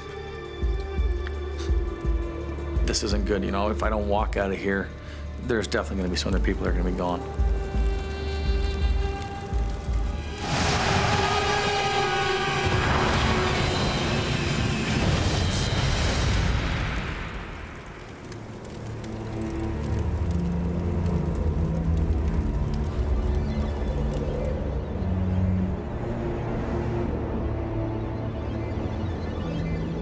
You sit and wait when it could be 2 or 3 days before somebody comes along.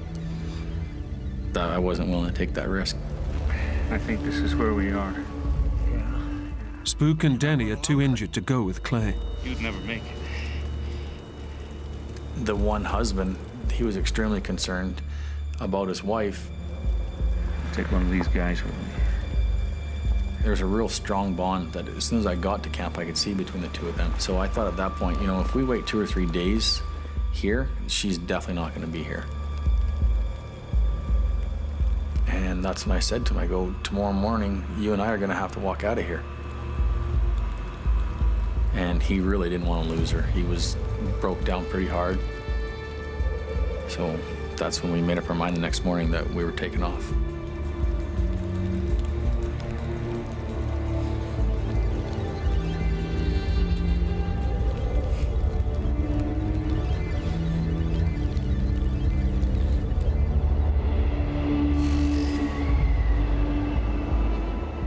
Heading out into the snowbound wilderness will put Clay's life at risk, and there's little chance he'll find help. But staying put could mean everyone perishing in the cold. There was a bunch of people saying, you know, don't go, don't go, don't go. I wasn't really into discussing it with anybody anymore. I went through the options in my mind, and I thought, if I don't go, then there really is going to be quite a few more people that are not going to make it. Clay makes up his mind to head out in search of rescue.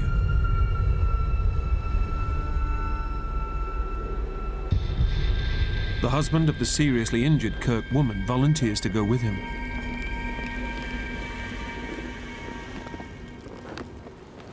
He took my gun, some shells, and, you know, they struck out. I was kind of nervous for him because that snow, you know, I mean, it was 2.5, 3 foot deep, and it's tough walking in that kind of conditions.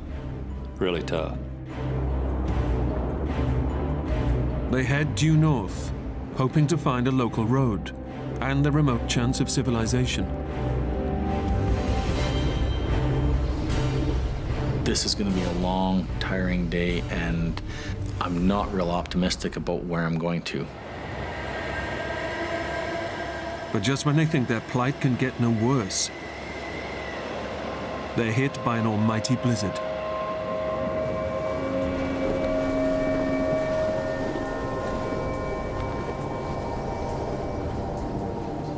It started snowing again like crazy.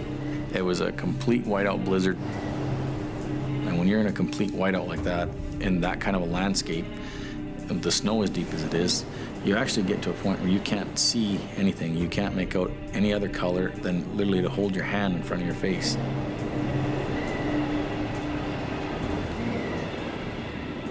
I would walk, then I would stop and I'd reach in my pocket. I would take the compass out, and I would find I was going in a completely opposite direction than I thought. I thought I was walking in a perfectly straight line. With only one eye, the blizzard causes Clay debilitating snow blindness. You know, there's a lot of strain on my eye, and just not having any depth perception where you can't see rocks or trees or grass or anything. Everything you look at is white. You don't know if you're going uphill, if you're going downhill.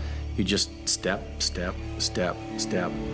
I concentrated on my family and thinking about them, and just kept walking.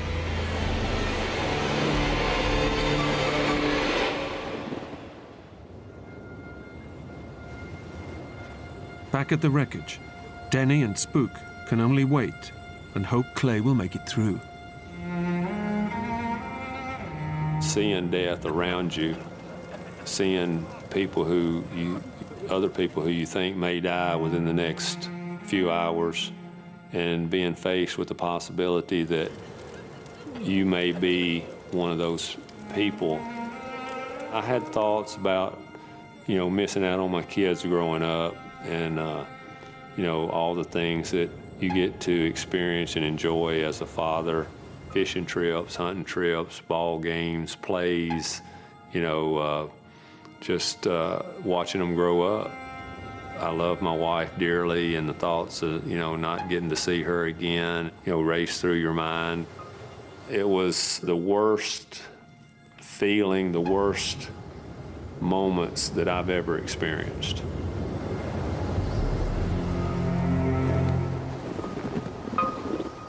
Clay and the guide have been battling through the snow for 10 hours. My legs didn't have the energy. Every time I'd step, I was like, take a deep breath, and it's just like picking up a chunk of lead.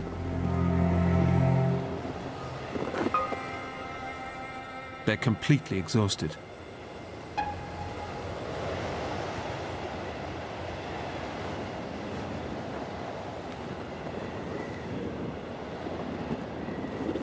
It was getting closer to dark,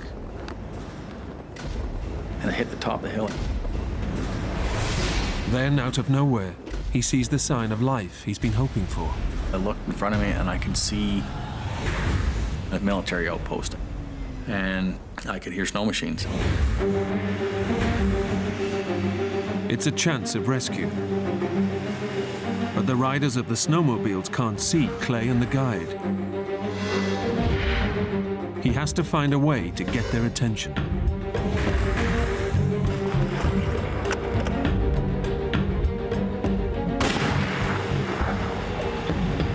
It didn't seem like it got anybody's attention. But Clay notices that one of the riders has stopped. He went to the back part of his machine, and I fired a shot back behind him. And I watched with my binoculars, and his head popped up. I fired a second shot. And they all kind of turned and looked back towards him. And I could see they seen me, and they all jumped on their machine and come roaring to where I was at.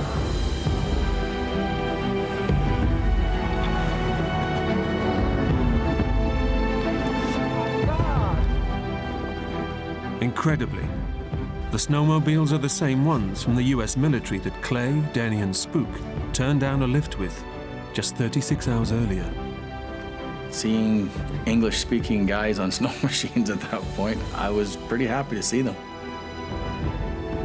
After 3 days out in the mountains, their ordeal is finally over. Hearing that snowmobile get closer and closer and seeing him pull up, it was a sweet feeling. Oh, it was just a great feeling.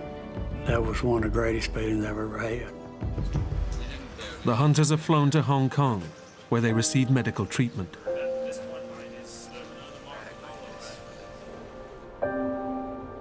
Clay's eye is treated, and his sight is saved. Do I still hunt like I did before? Yes. Probably with more respect for nature still, and with a big smile on my face that I'm still here to do it. I had a great love for life before the crash, and I have that same love for life afterwards. I'm a very blessed man. Not only to get out of a helicopter crash, but to have great people to come home to.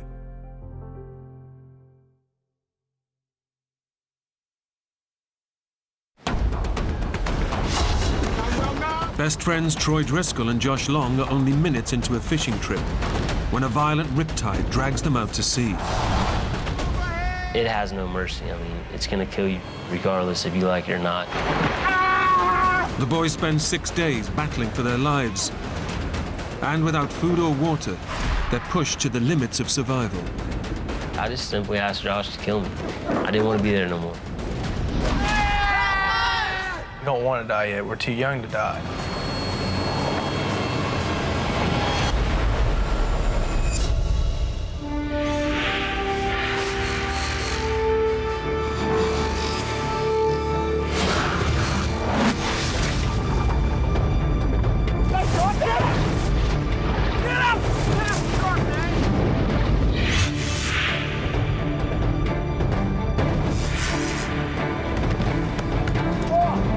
Jump! Come on!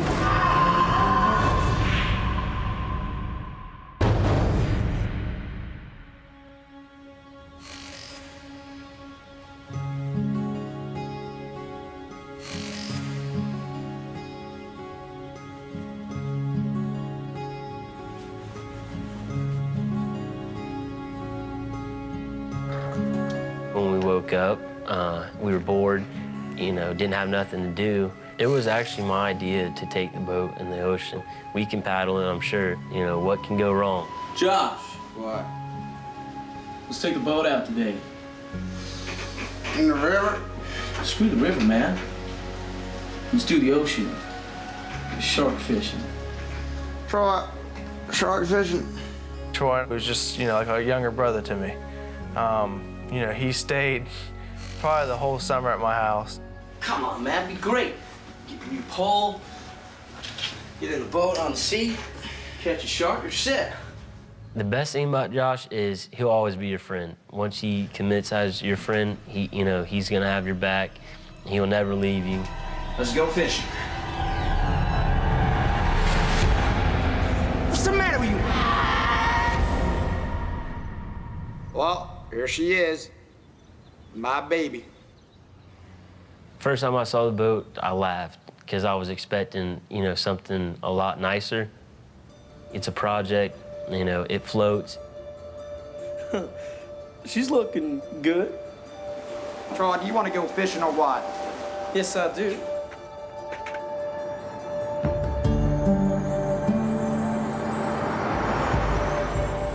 Best friends, 17-year-old Josh Long and 15-year-old Troy Driscoll head off to Sullivan's Island, a popular fishing spot just off the coast of South Carolina. The weather was great. The part of the beach that we put in was actually very calm. Josh has only just finished rebuilding the boat. It has no engines or sail and is completely untried at sea. We actually never used the boat before we put it in the ocean. What's with the wetsuit? I know, in case you might want to swim or something. The water's still a little cold. What are you, a baby? What you say? Nothing. The two boys have fished the waters around Sullivan's Island many times before and have no concerns. We just plan on being out there, you know, just for a few hours and then going home, you know, and getting ready for school the next day. Ready? Yeah. After 3. 1, 2. No, wait! Forgot the bait. Troy, this is a fishing trip. I just had my cell phone in my pocket, and my dad's real straight about cell phones, and you know, he was paying for mine at the time, and I knew I wasn't gonna mess it up. So I just put it right back in the truck.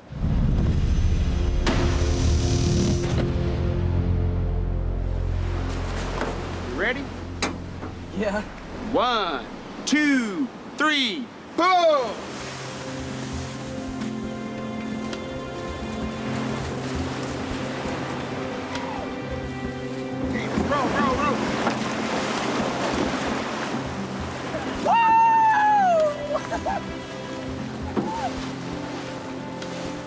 We kind of got an idea of, hey, let's go paddle between those sandbars over there. You know, sharks and fish probably get in the gullies because it's 2 sandbars. And everything seemed good. We were making good leeway. You know, he was paddling on the front and I was paddling on the back. I was having fun. I was bouncing up and down. Wow, man! Whitewater style. But in their excitement to go fishing, the boys don't check the Coast Guard warnings. There's a powerful riptide forecast for that morning, right in the waters where they're paddling. And we were almost to the sandbar when we just got hit by the current. Hey, we're drifting. I figured it was a joke, you know. So I was enjoying the moment. I was, hey, this is fun, you know, we don't have no control. You know, hey, this is great. Wow, man! But, you know, Josh then grew real serious real quick. No! What's the matter? Kurt, we need to get out of here. Go, man, go. I knew we were in a current, and then I realized that, we were actually going backwards. So, I tried paddling harder. And the harder we paddle and the more energy we burn, it seemed like we weren't getting nowhere. The boys are fully caught in the riptide, and it's dragging them away from shore and out to the open ocean. When I realized how far we went in such short a time, I was like, this thing is really powerful. No, keep going. Still going out. All right, stop. Stop here. Yeah. Well, we threw the anchor out, trying to get it to hook on to something, It wasn't doing its job. I mean, it wasn't anchoring us or holding us in one position. Sure enough, we just kept drifting further out. It was no match for the current. Paddle, Troy, on. Well, Josh, man, my arms. Come on, Troy. I don't think it's working. There's a bunch of people out there running and, jogging and walking. Hey! Hey! Over here! Hey! And we were hoping that one of them would have seen us. We tried to get their attention, but nobody, heard us. We were already that far out. It's taken just minutes for the boys and their tiny boat to be dragged hundreds of yards out to sea and into serious trouble. We both talked to each other and saying, we're not going nowhere.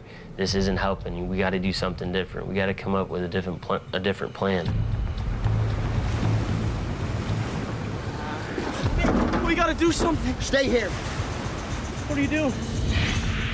So I put the top of my wetsuit on, I put my fins on, and I started swimming.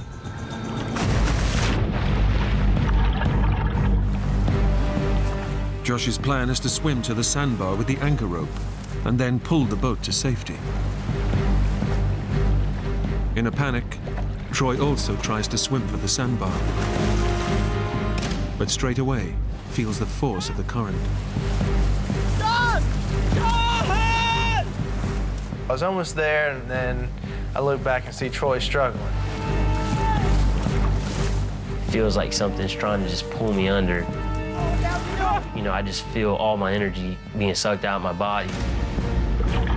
And once you run out of energy and you can't swim against it, it has no mercy. I mean, it's gonna kill you regardless if you like it or not.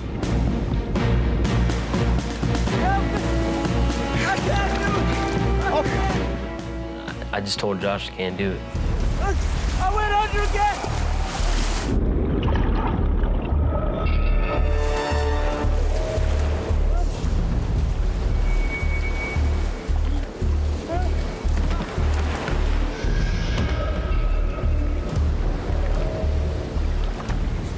We were being pulled out to sea at a very fast pace, and couldn't do anything about it. Just 20 minutes after setting off on an innocent fishing trip, the two schoolboys' day out is going badly wrong as they're dragged out into the Atlantic Ocean. Alone in a tiny boat, they have no water, food, or mobile phones. And their ordeal has only just begun. John, get him! Just kill him.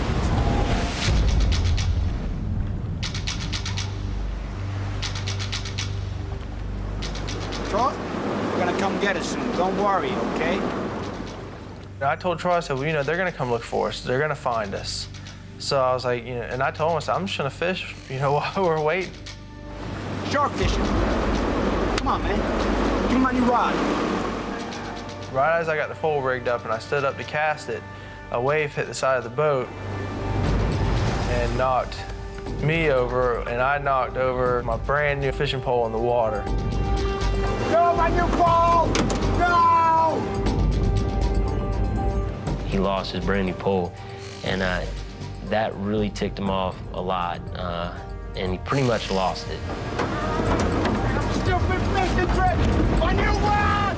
Everything I did was getting screwed somehow that day. It was definitely one of my temper tantrums. Whoa! Cool it, man. Yeah, this isn't gonna help, is it? Shut up, man. I knew he lost a fishing pole, but that was the least of my worries. I was like, hey, man, listen, this isn't what we need to do right now. You don't need to be cussing. You don't need to be throwing stuff. We need to be here as a team. We came in it together, and we were gonna go out together. Crazy, man. You're losing your mind on me. Sorry, man. Crazy.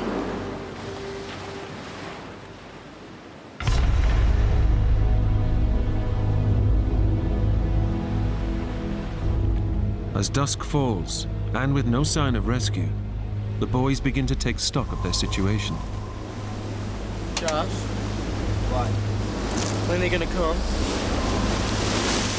I don't know, Troy. How will they find us? I don't know. But they don't know where we are. What's gonna happen then? Are we just gonna drift around in the ocean at night? Yeah? Shut the hell up. I was telling him, I was like, Troy, we've only been out here for, 1 day. I said, they're gonna realize tonight that we didn't come home, and they'll be out here the next morning. Okay.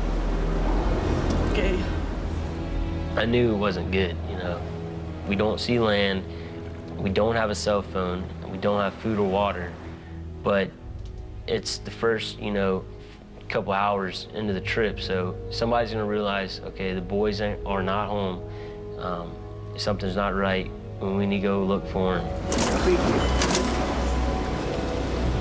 They're coming. I know they're coming.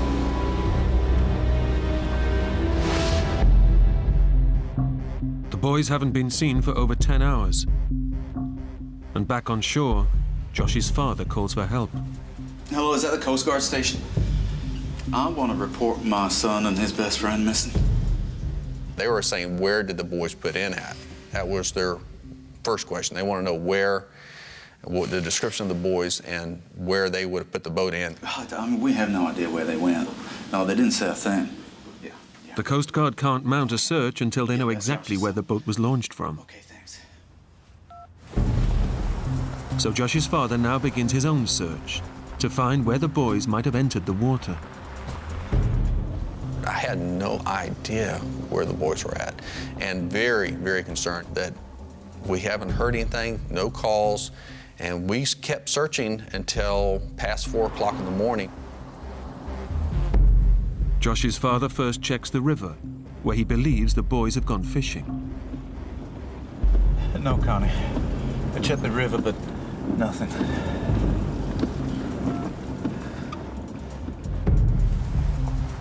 Finding nothing there, he also checks the ocean shore, close to Sullivan's Island. I went out on the beach. I walked until I stopped probably about 100 yards from where the trailer was. But his car was black. So, I mean, I drove right past it, didn't see the car. With no sighting of where the boys have launched, no search is mounted that night.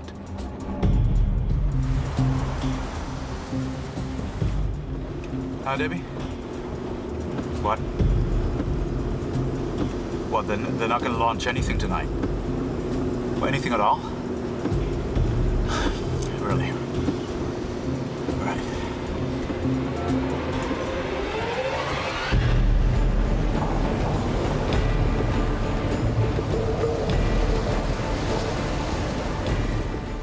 Out on the ocean, the two boys are still drifting in their tiny boat.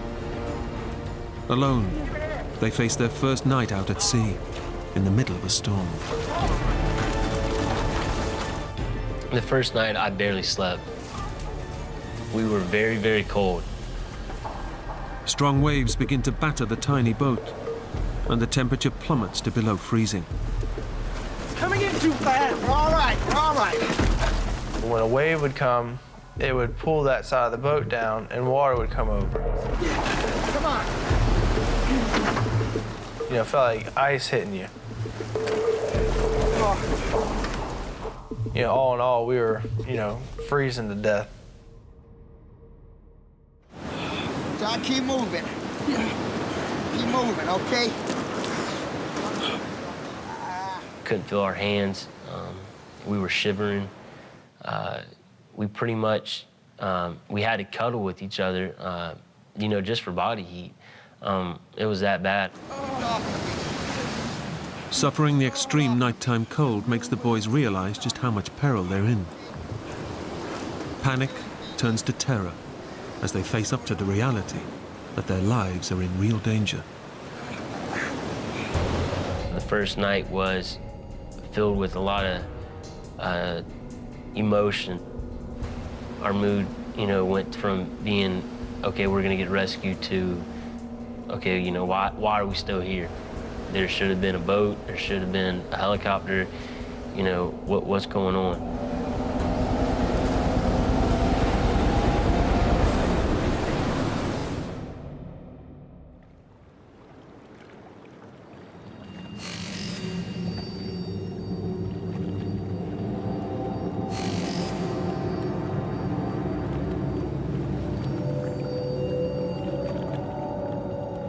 You know, when we looked out that morning, there was nothing.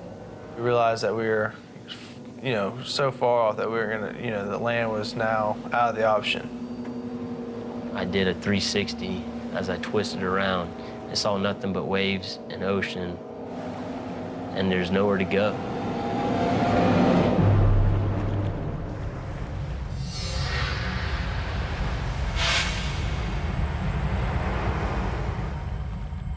After a night shivering in freezing temperatures, Josh and Troy now endure over 23 degrees of relentless heat.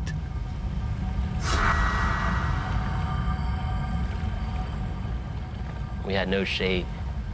Anybody who knows, you know, who's been in salt water and their clothes dry after being wet, it's really crusty, salty. It was wear and tear on our skin.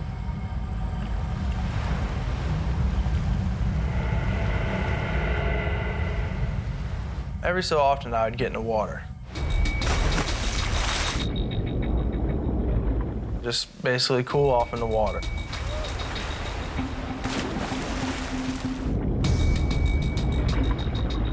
You know, we swim around. It got our mind off of the situation. So cool! Oh, yeah. But the boys are swimming in waters notorious for sharks.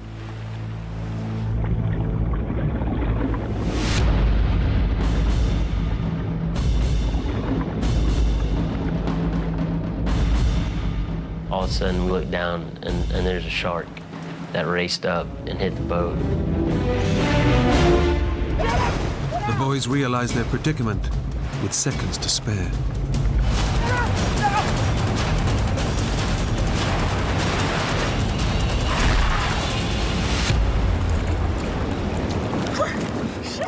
And we looked down, and the water was so clear, there was a shark. It was a good size. It was about 7-8 feet. There's a few of them just circling under our boat. So we were like, you know, that's it. We're not jumping in no more.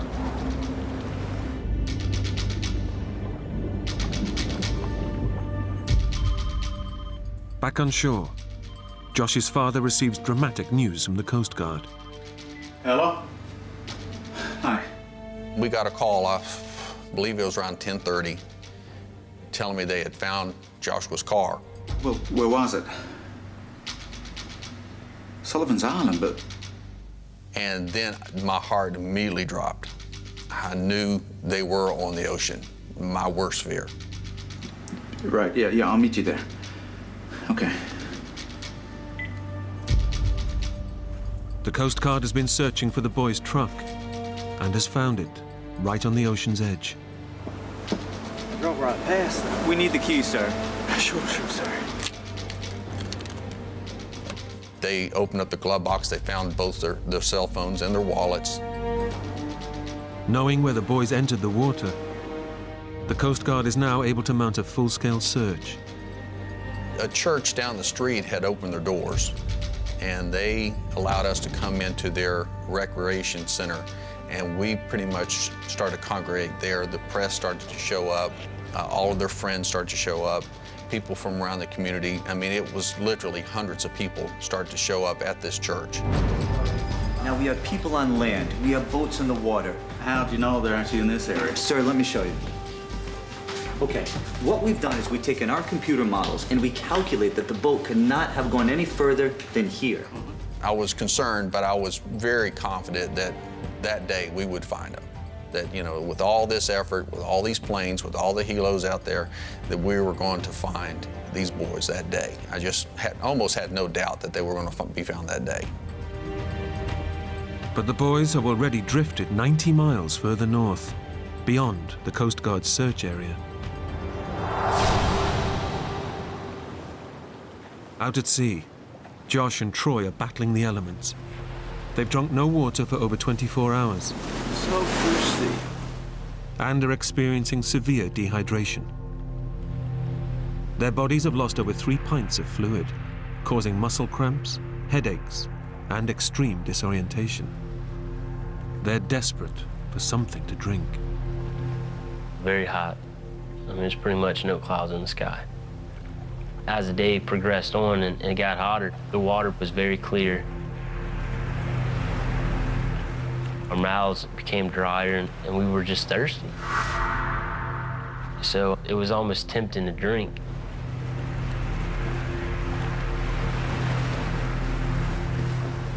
So Troy and I decided, hey, well, we'll gargle it and spit it back out. And that way you have something wet in your mouth and, you know, it'll kind of, it's cold, so it'll help us a little bit, but we won't swallow it.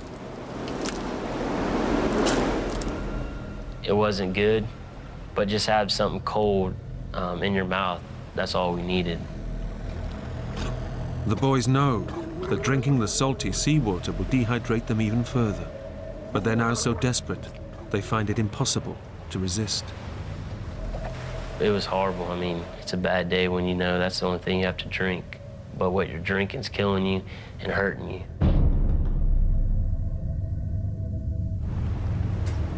Weakened by dehydration, the boys are also suffering extremes of weather.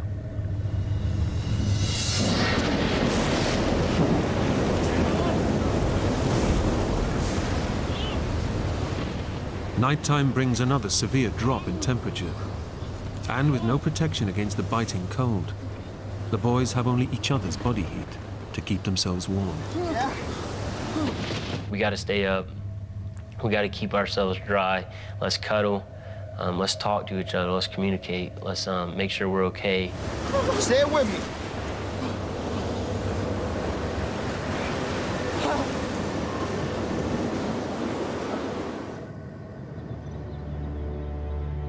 In the church, Josh's father is keeping an all-night vigil for his boy. Any news? Nothing. The Coast Guard? They're back out in the morning. You look tired. Why don't you try and get some sleep tonight? Hey, I am not sleeping whilst my son is out there. But you're gonna be no use to the boy if you fall over exhausted. Yeah, okay, come on. Let me lock up.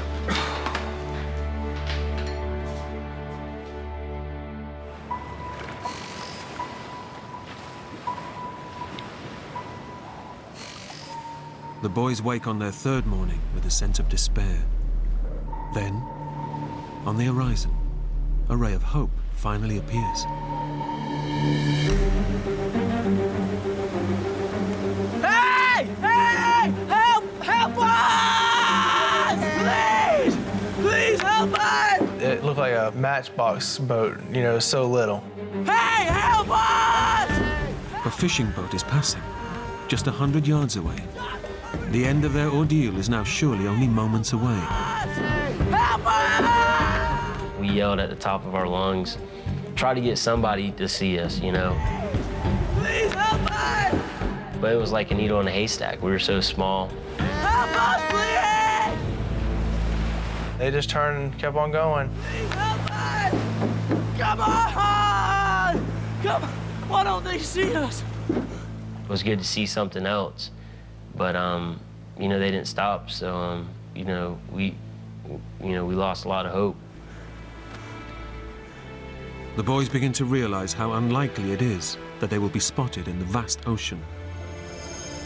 We knew that there was no way they're going to find us because the ocean's so big. And if they hadn't found us yet, they weren't going to find us. And how helpless their situation now is. You're in the hands of the ocean, and you can't do anything about it. It's either you're gonna suck it up, and you're gonna try to survive and hang in there, or you're gonna give up and you're gonna die. Morning. Josh's father, Eddie, begins yet another day's search for the boys, determined to remain optimistic. Okay, people, now, I know that we're all tired, but this is the day. We are gonna find them today. We're not gonna give up, because they are out there. Every day when I would get up on Monday or Tuesday or Wednesday, I would just think, today's the day we're gonna find the boys.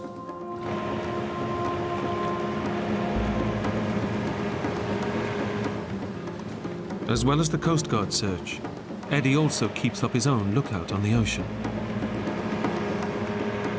Well, the search got bigger every day. I mean, because we knew we had more distance we had to cover. The boat could have traveled more distance every day. Despite a massive Coast Guard and community search, there's still no sign of the two boys.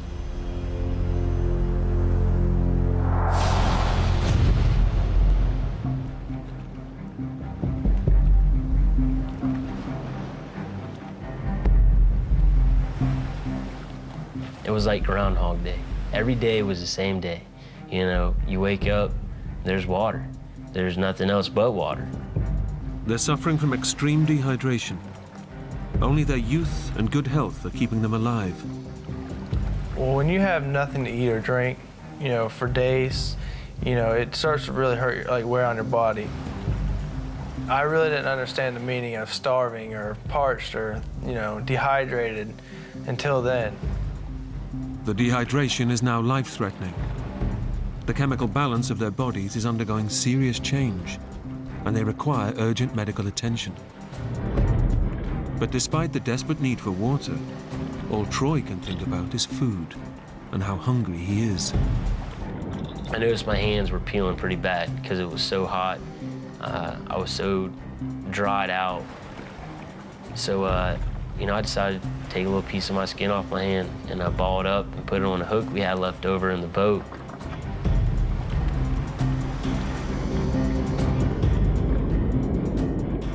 And, you know, I kept doing it, and the little fish every time won.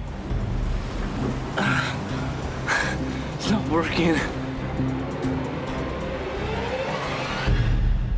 The boys failed to catch any fish. But Troy is now so desperate, he's prepared to eat almost anything.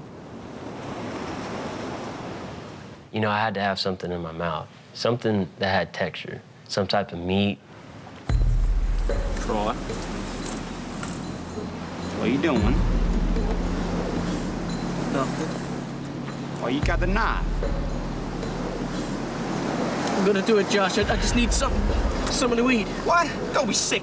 Well, I seen him over on the side of the boat with a knife in his hand, and he was kind of just touching it to his skin, but he wasn't like cutting it. He was just touching it to see how sharp, I guess, it was. What the hell are you doing? What's the matter with you? Will you do it? What? Do it, Shut please. up, man. So I asked Josh, you know, can you please cut my finger off, you know? With me looking away, just go down on it as hard as you can. Please, shut up. Please do. You asked me how to get it, and I will knock you out. Do you understand? You crazy? Cut your own finger off? What's the matter with you, Troy?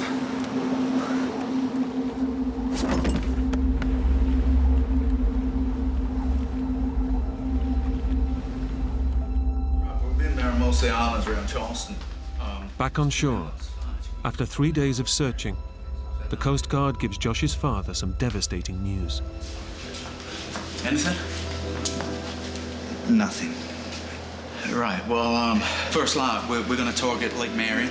Mr. Long. Then we're gonna go down to Ashley Riverbanks. You know, they might have run aground. Mr. Long, we've been searching for 3 days. This has been the most extensive search in South Carolina's history, and we found nothing. No, you can't call off the search. I'm truly sorry. There's nothing more we can do. Please.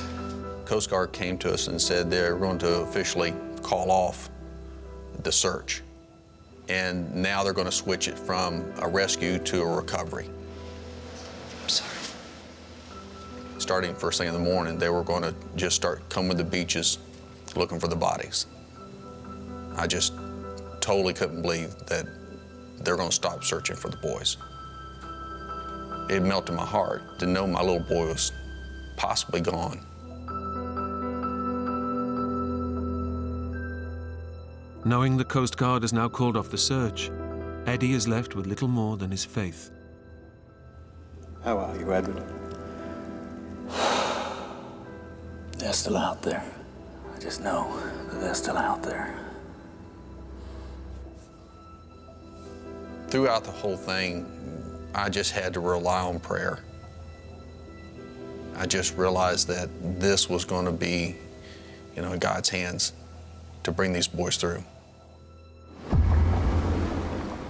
Out at sea, the boys are facing up to the reality that they may never be rescued. You okay? Yeah. I didn't think I was gonna ever have a future. I thought my 15 years on the earth was it. Every time we thought of our family, our parents, it was just real emotional. Talking, man. We both, looked at each other, and we were very, very sad, very nervous, very scared. We were both trying to doze off, and I fell asleep, and he was already asleep. And next thing I wake up to a sound of an engine.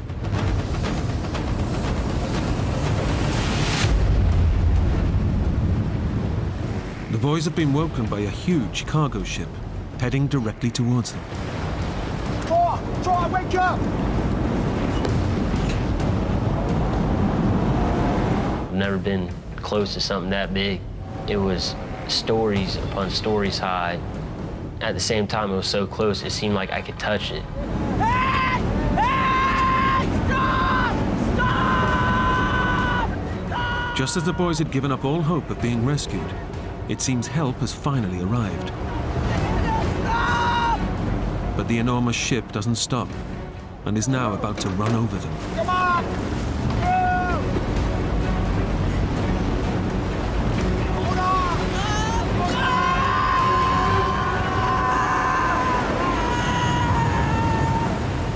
Incredibly, the swell of the ship pushes the boys just out of its path and saves them from almost certain death. Come back! Come back!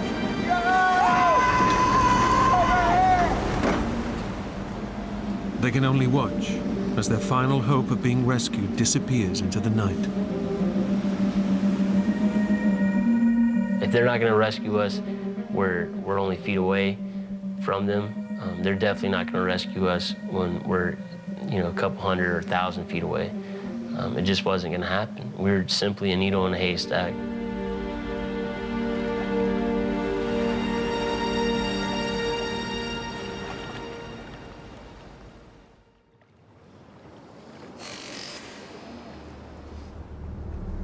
The boys have now been out at sea for over 5 days, and with no food or water, are in the most extreme stage of dehydration.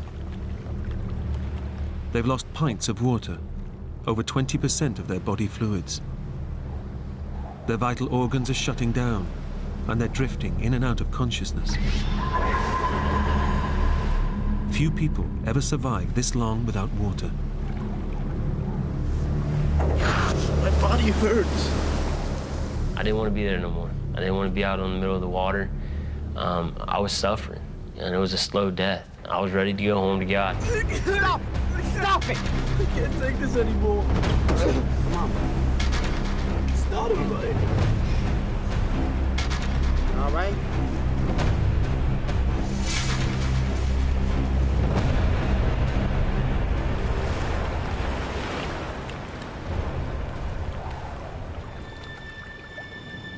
Even though Josh tries to stay strong for his younger friend, he's also battling his own demons.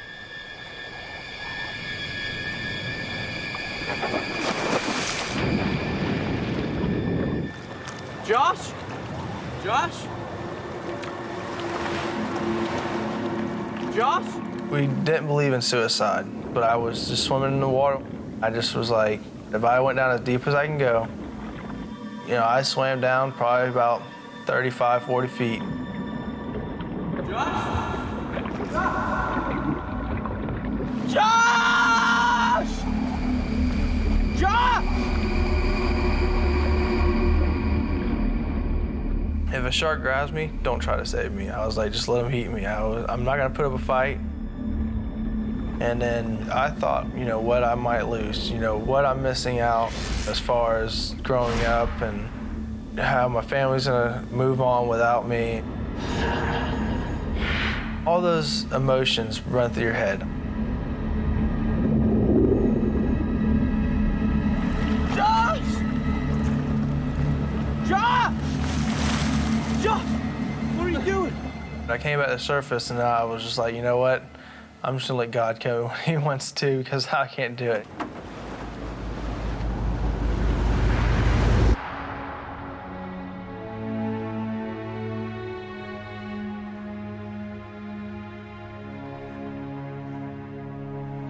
I would go back and forth the whole time to hang on to hope, but also realizing that they might be gone. And that was a struggle, and not knowing they were out in the water, knowing that if they're out there, what is the condition? If they're not out there, and if they're gone, you know, how long before we can bring a closure to this?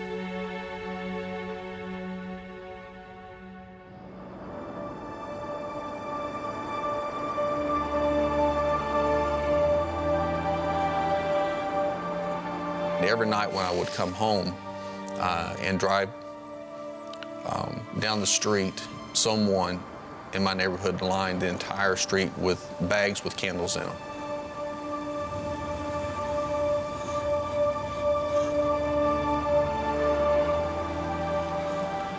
So when I drove home, it took me right up to my house. The bags and the candles were out every single night. I was going to have to get ready for what I thought would be the memorial service once the bodies were found.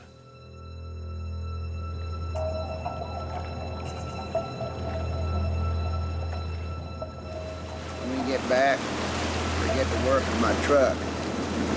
So when you're 16, I teach you to drive. Towards the end of the week, you could tell he was starting to get real weak. He really had nothing left in him. He didn't want to hardly move. Basically, I keep trying to wake him up because I thought, you know, I really didn't want him to die. Trot. Trot. I didn't want to be in the boat no more. I want to be dead. I just simply asked Josh to kill me. You kill me, will you?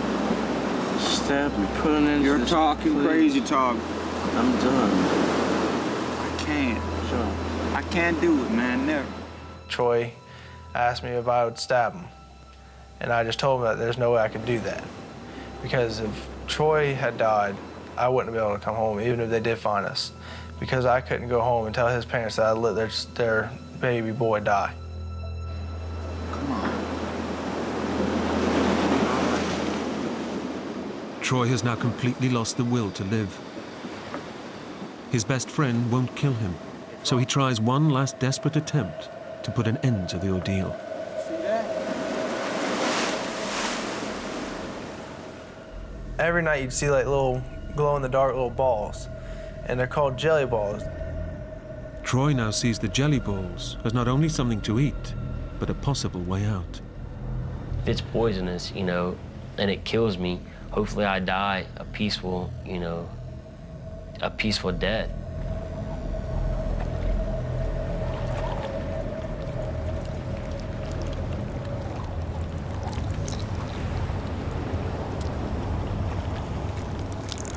I wasn't just gonna eat a little bit and get real sick and suffer even more.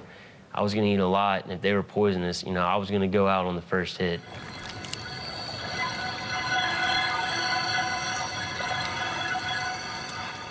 But the jelly balls have no effect. And now the boys can do nothing but await a slow, agonizing death. We pretty much realized that we were just waiting on to die. We didn't know how much longer we'd be alive.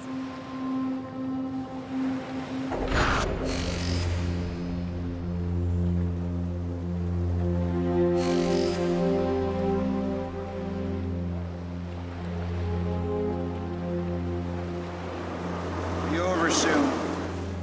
Of course, we both cried, saying, we don't want to die yet. We're too young to die. You know you're dying, but you're dying slowly, and it's painful, and it's long, and every second that you're alive, you're dying at the same time. I knew I didn't have much longer.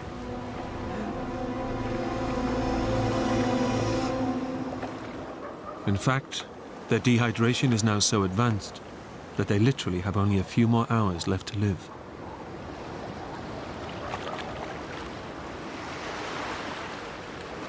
We should write something down.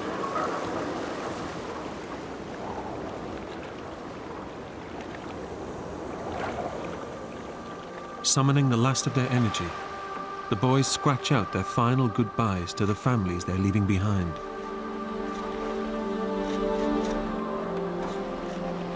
We loved them and we're sorry, and I thanked everybody for their support.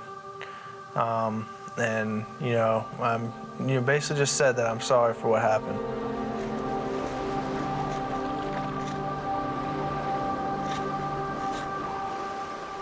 I remember writing to my mom and my dad, you know, specifically saying, thanks for everything you've done for me. Thanks for teaching me what you've taught me.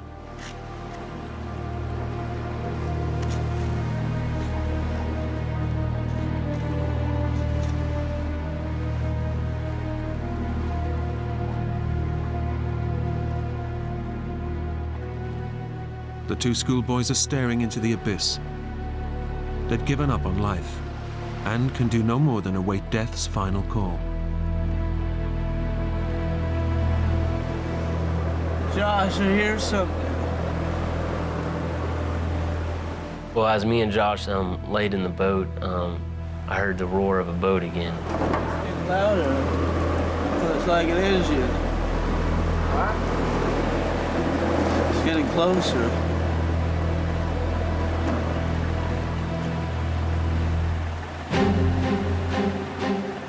I see this huge fishing boat coming straight at us. So at that time, I jerked Josh. I was like, you gotta get up. Josh, help us! Hey, help me here! Help us! Please, help us! I was crying, but at the same time, it was like I wasn't crying because I had nothing to cry. I was just screaming, hey, please help us. Please, we need help. Over here! Help! Come on! Over here, please! The two boys are just a speck in the ocean. But unlike the boats on previous days, this time they've been spotted.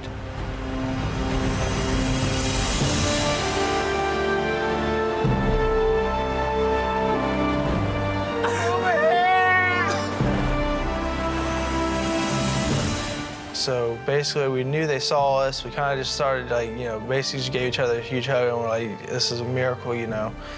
I can't believe we're actually getting saved.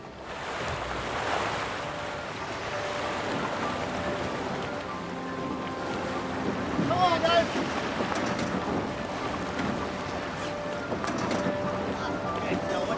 One at a time. The captain reached over and, pulled me up because I barely had any energy to get up.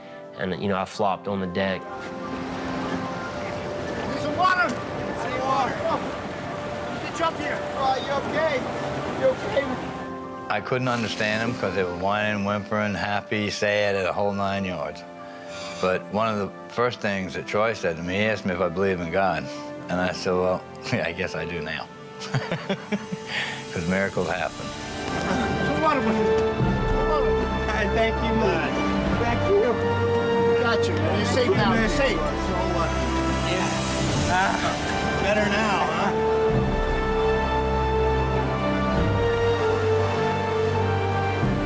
Catch me through the Coast Guard.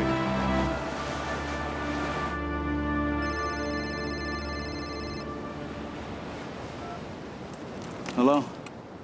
It was the Coast Guard. And he said, "We have your son. Would you like to speak with him?" And I said, "Put him on." And when I first heard his voice, it didn't even sound like Josh. It sounded so weak, and he was so incredibly weak. But he started saying, "Dad, I love you." And to hear his voice, it was a true miracle. There's no doubt in my mind that it was a true miracle. Doctors believed that the two boys were within hours of death when they were rescued. He looked so thin and so exhausted, but he just, from the moment I walked in the door, he was just, "Dad, I love you, I love you." I love you too, darling. It was hard to believe that we made it out alive. We were expecting the worst. Troy and I knew we were just waiting on dying. And, I couldn't believe that we got a second chance. Josh has used his second chance to become a family man. He married his high school sweetheart and now has a baby boy. Troy has gone on to fulfill his lifetime ambition to become a firefighter. I have a lot of faith in my own self now. If I ever face anything that, might be difficult, then I'm not going to give up.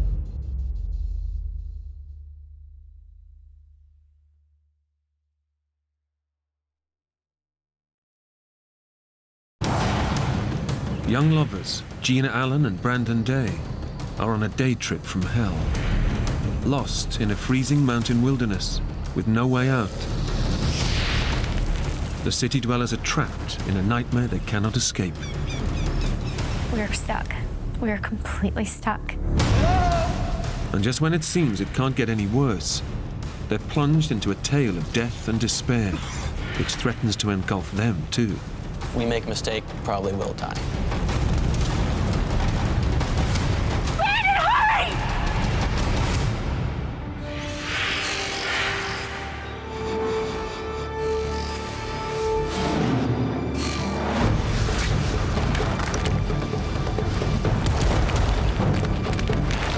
Brandon! Please help! We're lost! We need help!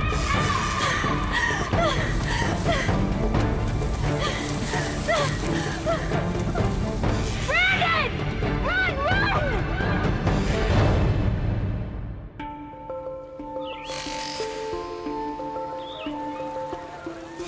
No, Mom, of course, I will.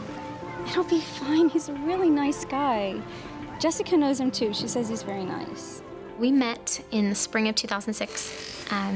He had seen my MySpace profile, and within a couple of weeks, went on our first date, and we immediately hit it off. We were almost inseparable at that point. A few days later, he asked me to go with him to California. Tasha, I'm in Palm Springs. Oh, no, the hotel is amazing. I know, I can't believe I'm here either.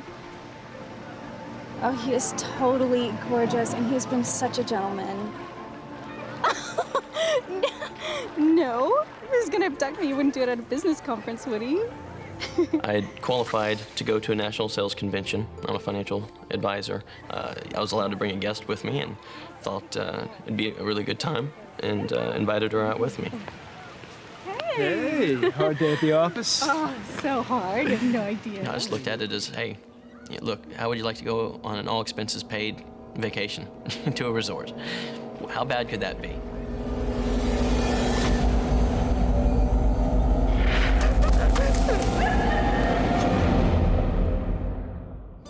At the end of the convention, Brandon and Gina head out on a day trip to a nearby beauty spot. Intending to be back well before nightfall, the couple dress light. I'm gonna leave my purse here, so maybe you could take these for me? His pockets full, Brandon leaves his mobile behind. we didn't think anything of it. We were only going to be gone a couple hours, or I guess so we thought. At 10,834 feet above sea level, Mount San Jacinto is the second highest mountain in Southern California. And as we're going up, she mentions, you know, there's, this is mountain lion territory. There's also a lot of rattlesnakes in this area. But as long as you stay on the trails, you should be okay.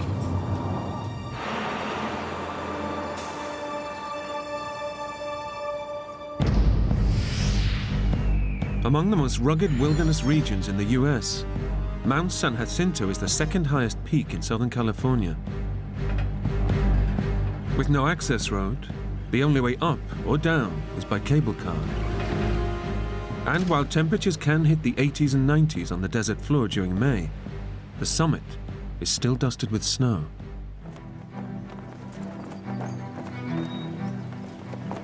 Somebody mentioned it's going to get cold because you're going up 8,500 odd feet and there's going to be a wind. So you might want to grab a sweatshirt or a jacket, something like that to have with you. So we got up to the top, about to head out for our walk. It was totally perfect. And I guess you just think, you don't have a care in the world at that point. We're the typical young couple in love. Seeing the snow, I decided, sneaking behind him, that I would mess with him. Brandon. What? I just kind of turned to him and just nailed him right in the head with the snowball, and that point, it was on. It was just so fun, just throwing snowballs at each other in May. Wait, stop. Listen. What? What is it? You hear that? Sounds like a waterfall. Don't get me mad. So we headed off to go find this waterfall.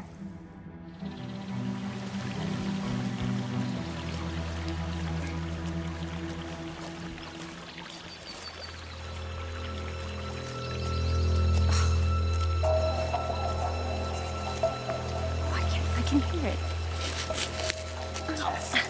Can you see it yet? Not yet.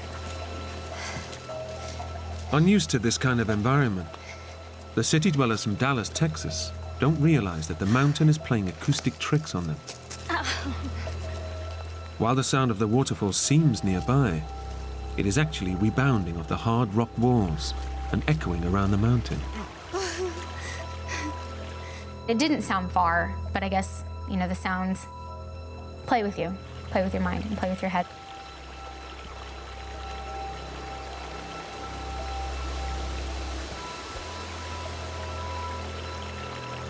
Gotta be here somewhere. Are we there yet? I mean, this is getting to be like a real hike. A little further, Gina. Should be really cool.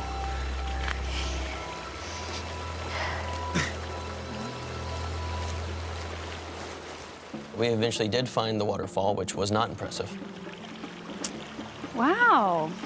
It's not exactly Niagara Falls, is it?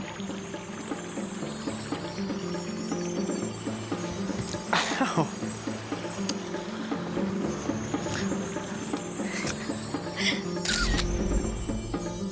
Did you get one? Oh, maybe you don't want to see this one. See? Let me see it. See. We took some pictures, which didn't turn out very well at all, and then decided to turn back. Time should be getting back. Come on. Yeah, we should. All right. Gina and Brandon have 20 minutes to meet their tour party at the cable car station.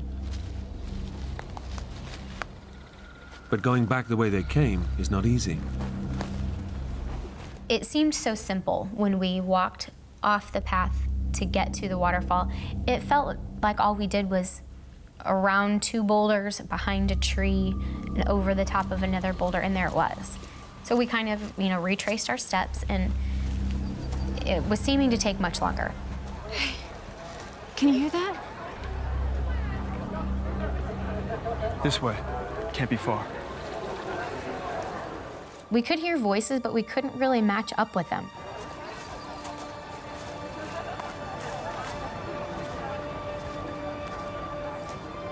It's now less than 10 minutes before the tour party leaves. Brandon and Gina can hear the other tourists, but they cannot find them. This way. We couldn't get to them. They seemed to be just right there, and we lost voices. We couldn't hear anyone else talking. And at that point, you kind of, okay, something might not be right here.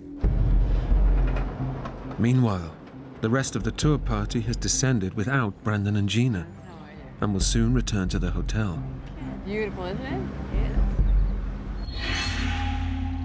Brandon and Gina now realize they've not only missed their rendezvous, they've lost their way back to the station. It's beginning to be a true test of their fledgling relationship. You've got no idea where we are, have you? Not exactly.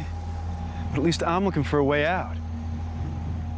He goes, you can sit there if you want to, but I'm gonna keep on moving. I think he wanted to be the big, strong, tough guy that's not scared in front of me.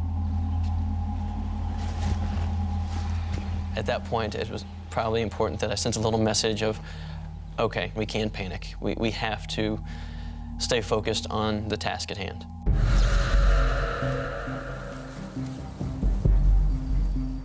Despite Brandon's determination to find the mountain station, the dense pine forests and steep rock faces block their path. They're tantalizingly close to the station, but they just can't see it. I think we're close. We just need to go a little bit further this direction or this direction.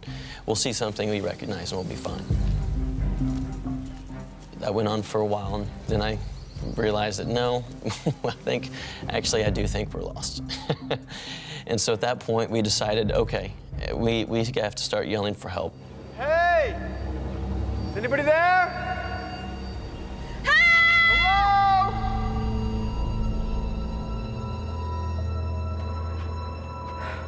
We're too short. Must have taken a taxi back.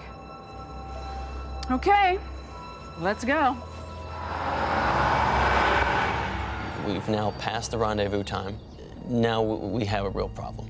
Okay, before it was something that was very manageable. Now it's sinking in. I think we have an issue. As night falls, Gina and Brandon are lost in one of the most desolate and unforgiving parts of the Southern Californian wilderness. But even worse, no one knows they're missing. The most immediate danger for Brandon and Gina is hypothermia. Lightly dressed, they're at the mercy of the plunging mountain temperatures, which can drop well below zero at night. They must retain body heat, or frostbite, exposure, and eventual death may follow. All we had was wind pants and windbreakers on, not any type of gear or something to prepare for this type of weather, or food or water or anything, because we originally had only intended to walk maybe a few hundred yards to take a picture and then head back to a mountain station. So we weren't hikers, we were tourists. Brandon, I'm so cold. It's okay, Gina, it's okay. I really felt responsible. It's one thing to put yourself in a bad situation, but to put somebody else in a bad situation is tough to stomach. And so, at one point, Gina started to cry. She was very scared. And, I started to just apologize. I'm so sorry for putting you in this situation. And she stopped me right there. And I said, no, we're okay. We're in this together. We both took the wrong steps. We're both following each other here. We're okay. We're in this together. So I think at that point, he accepted that I was not blaming him by any means, that I was right there with him, that we were gonna get through this together. You can't stay here. You'll freeze to death. You've got to move. Where? We passed a cave a little way back. Let's Better than being out here in the open. Come on.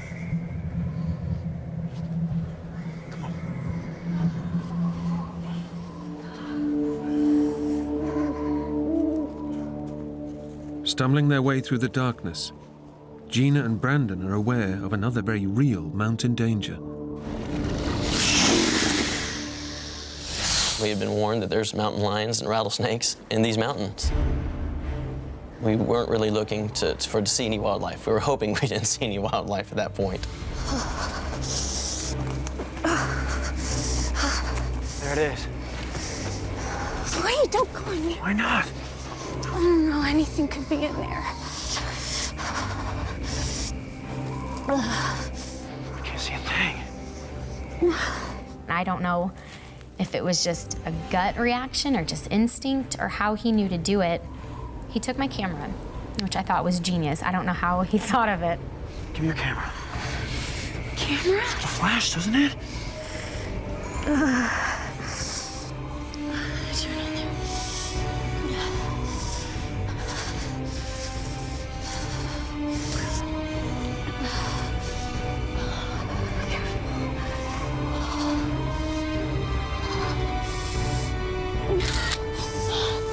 I see. I see.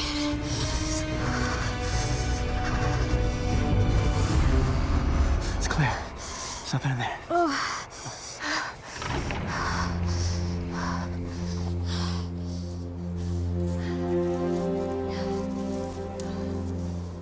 Although no longer out in the open, Brandon and Gina are still at the mercy of Mount San Jacinto's bitter chill. Well, that night, yeah, it really got to a level cold that I've never experienced before. I'm looking at my watch, and it's 11 o'clock at night, and I'm thinking, okay, we have 7 more hours of this? You know, and we're already freezing, shivering, and how much longer can we endure this?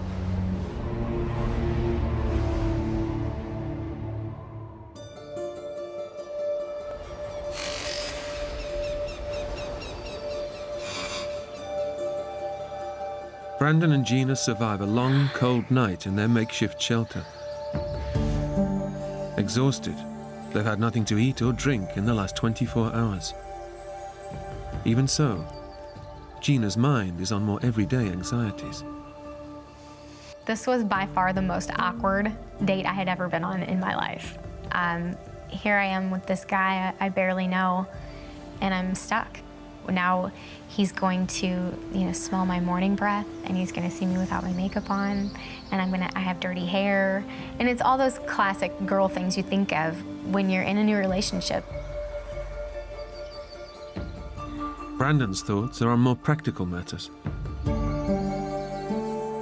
In my mind, I'm going through a checklist, okay? There's a series of fail-safes. First off, the tour bus had a head count and a list of names, so they would have known we didn't make it back on the bus. Secondly, at dinner that night, some people from my firm would have noticed we're not there.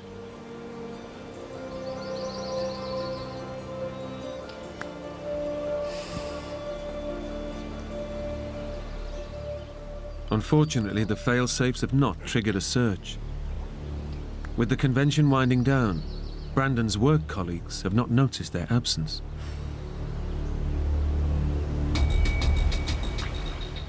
Brandon and Gina are not expected home for another 2 days, so their families have no idea they're missing. Brandon and Gina climb further up the mountain, thinking they need to go higher to reach the cable car station. They're in for a shock. Oh my God. There's no sign of the station. Gina and Brandon now realize they've crossed to a different ridge of the mountain. Hey, look. Look at that tree. There are a lot of trees. No, that was that dead one we passed on the way up from the cable car. I climbed a hell of a long way up. They now know they're more lost than they thought. And facing another freezing night at this altitude could kill them. The young couple need a plan. See that creek? That creek running there? And that heads down towards Palm Springs. Yeah. we made the decision that we're going to try and walk our way out of here. We're going to try and follow the mountain river, and it has to lead out somewhere. Let's go. What Gina and Brandon don't realize is that between them and the river is some of the most treacherous terrain the mountain has to offer.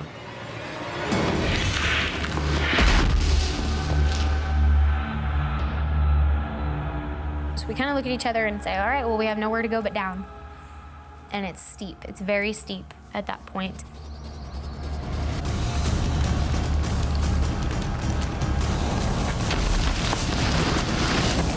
We slid on our butts, I guess, with one leg straight out in front of us, the other leg bent up. And we moved. Definitely shook loose some of the rocks around us, which got a little frightening. A boulder about the half the size of a suitcase goes tumbling all the way down, and then you hear that just hit the bottom of this rock face. You know, if we make a mistake, we're either dead or we're hurt to the point to where we probably will die.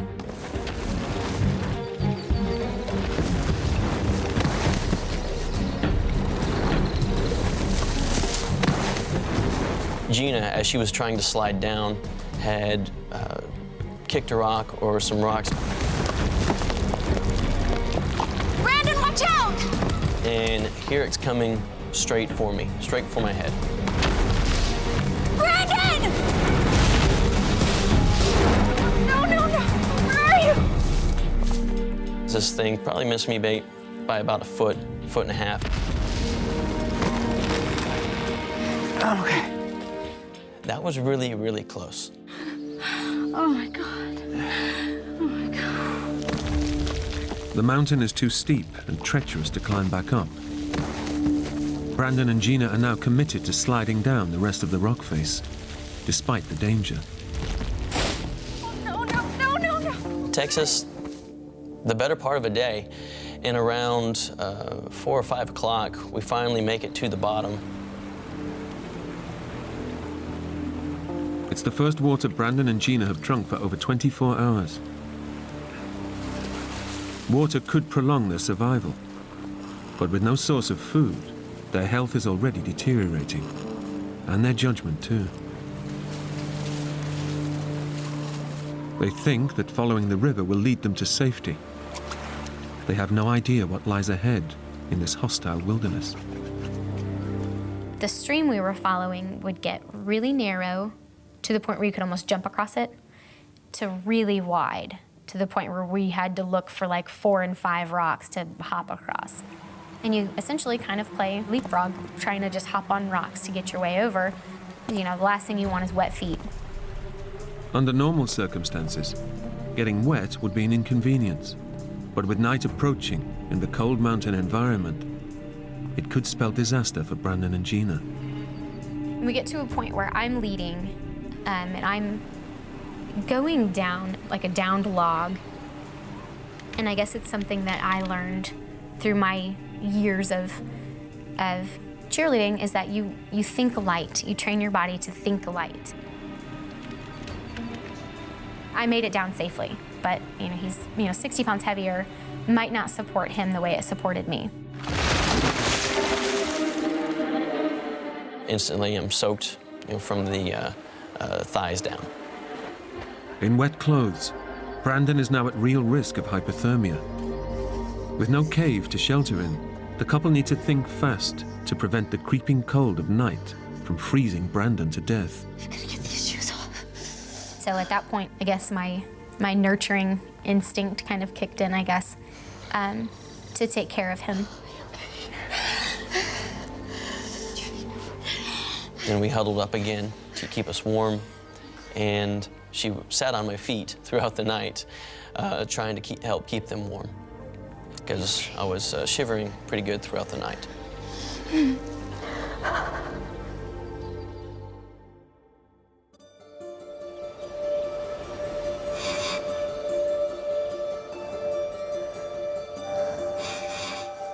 The sun comes up Monday morning. We I wait a little bit longer because my shoes and my socks are still pretty wet, so try and let the sun hopefully dry those out for another hour or so.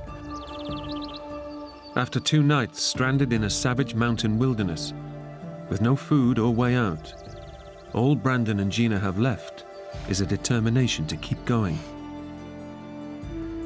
We're not gonna die here. And also, we just really didn't want to sleep another night out in the freezing cold. We wanted to get ourselves out of there.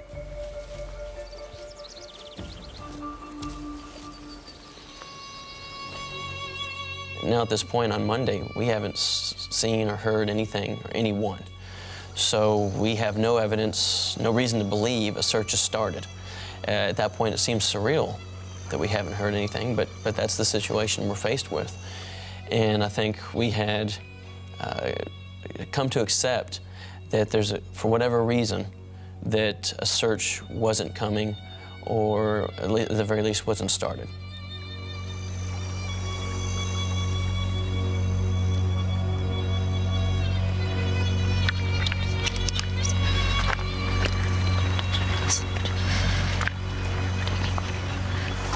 What'd you say? And I was just praying is all. You don't think we're gonna get out of this on our own? Yeah, I do. Just gives me hope, that's all.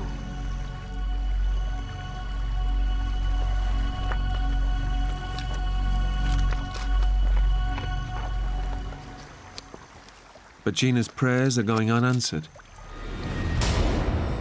Their hotel computerized booking system has automatically checked them out.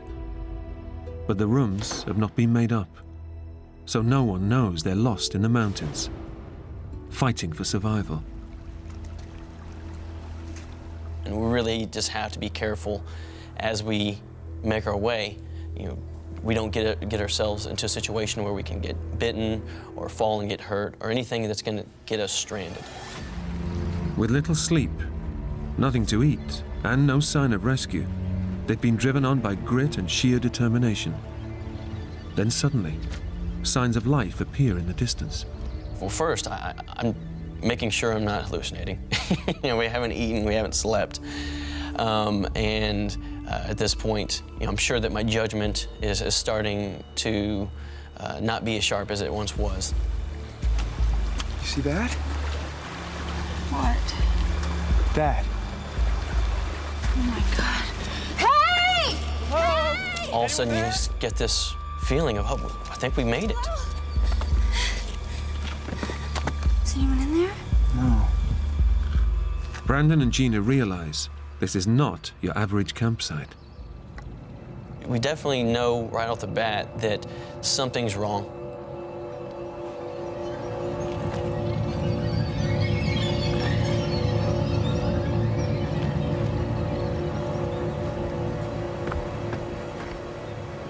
Stuff had been buried a little bit by dirt. And at this point, we're realizing this is not a good situation. We don't hear anybody, we don't see anybody. It's just a very ominous feeling. Hey! Hey, Brandon! Look! Look at this! So we start going through the bag, the contents of the bag. We're discovering these maps. We had no idea really what we were looking at, but just that there were some sort of maps. And there was obvious writing in the white space. Brandon. Brandon, look! This is today. This is May 8th. Someone's here. We're gonna be okay.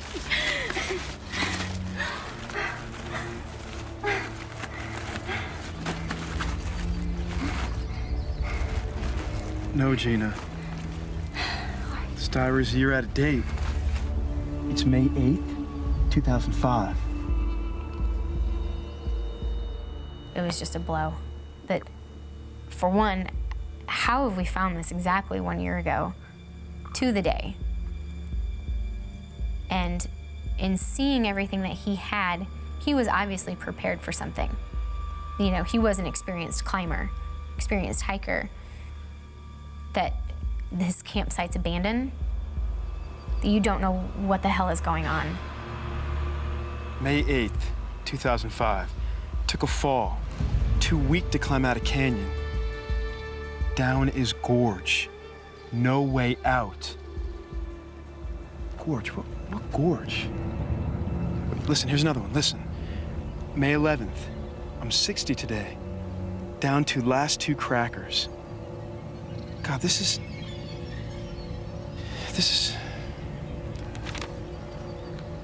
Here, May 14th.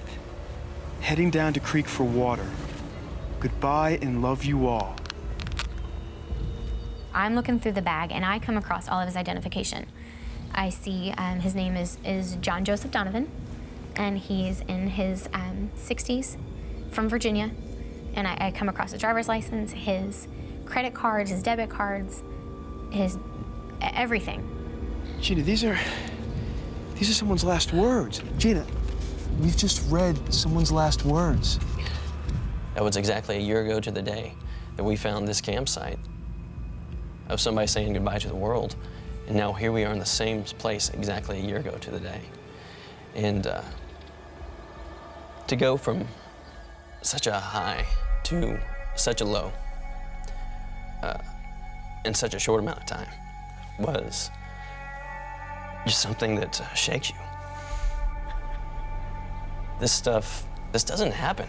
You know, this is stuff that people make up, you know, and put into a movie.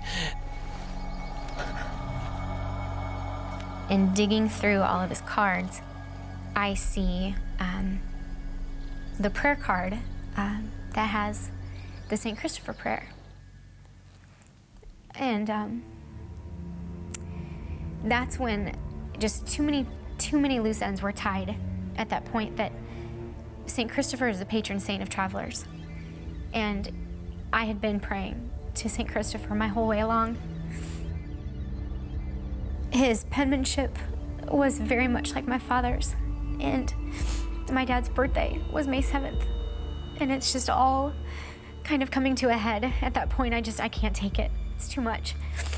And Brandon is continuing to read, and I'm starting to freak out.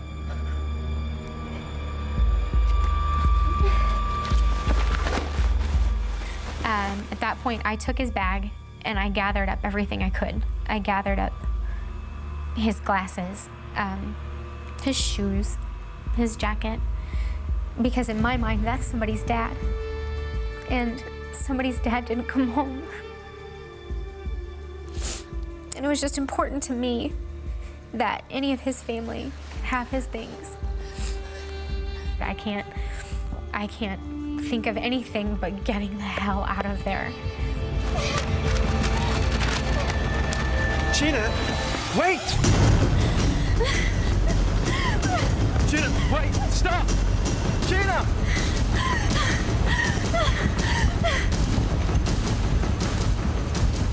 It's just a mess. We're losing all sense of cool, which we'd maintained our composure the entire way, and that was a breaking point. Gina!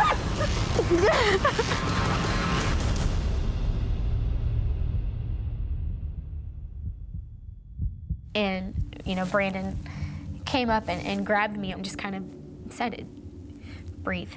Just breathe and settle. We have to settle. And, you know, just that look in his eye, I knew that he was afraid for me. And we kind of just took a moment to maybe try to gather ourselves a little bit. And all you can hear is this rush of water. For Gina and Brandon, the horror story they find themselves in is unrelenting. What is it? What? What's it? Again, the water gets us every time. That's a waterfall. Come on. So we get closer. We make our way back around some big trees that were close to the water, make our way around.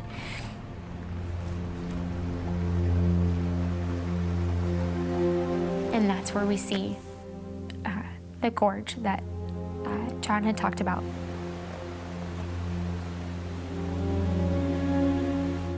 And we're stuck. We were completely stuck.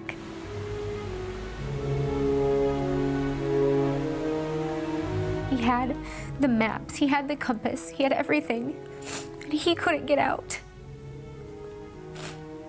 So how the hell are we?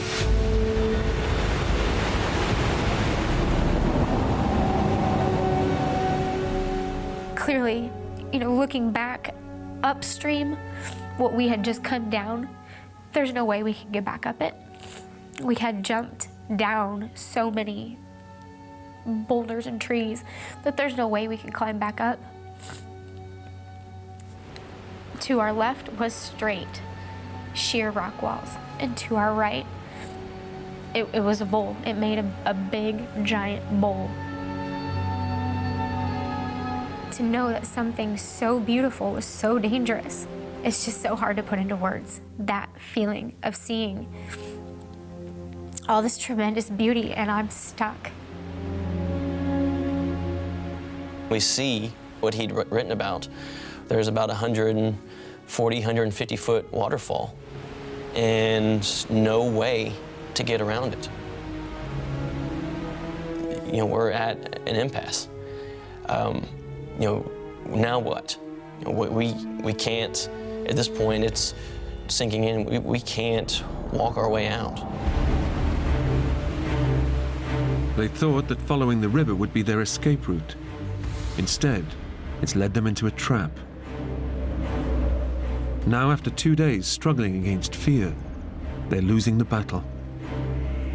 And at that point, we knew we were not getting out. There's no way. There's no way we can get out. This man was prepared. He had everything he needed. We were not prepared for anything. We just had on our running shoes. We had chapstick, a digital camera, sunscreen, and running shoes. And this man was prepared and he couldn't get out. It's very defeating, very defeating. But the missing hiker, John Donovan, has left Brandon and Gina a lifeline. Yes, matches.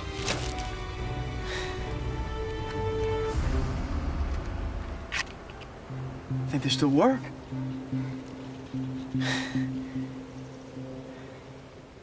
I don't know how we missed it. That throughout all of his things, bag inside a bag, inside a bag, inside a bag, he had another little bag of wooden strike anywhere matches that were still dry. By some miracle, they were still dry. And we decided, okay, let's start making fire.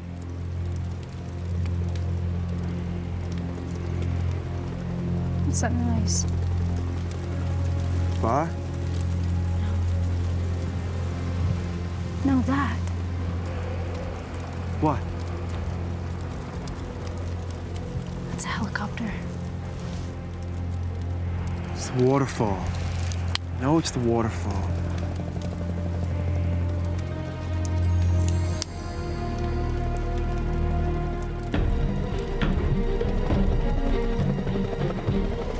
It's a helicopter. Hey! Hey! Hey!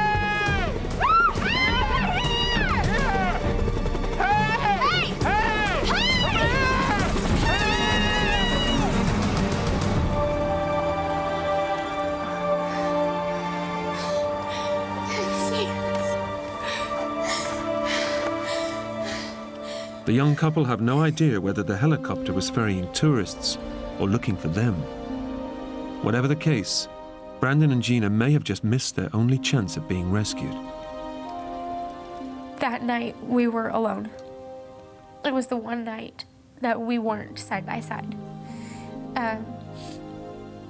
We slept a good, well, I say slept, but we rested a good 10 to 15 feet away from each other.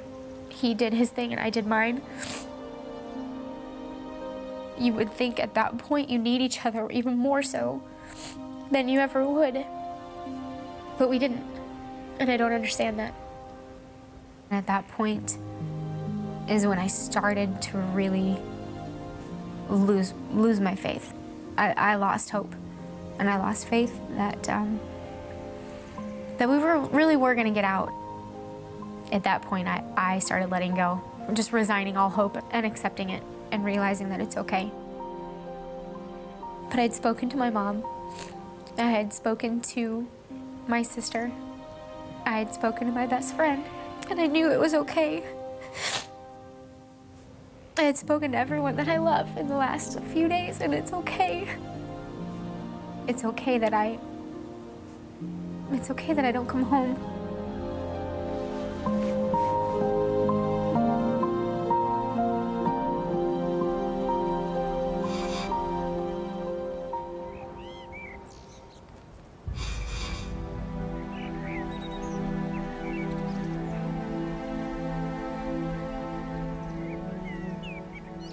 Tuesday morning,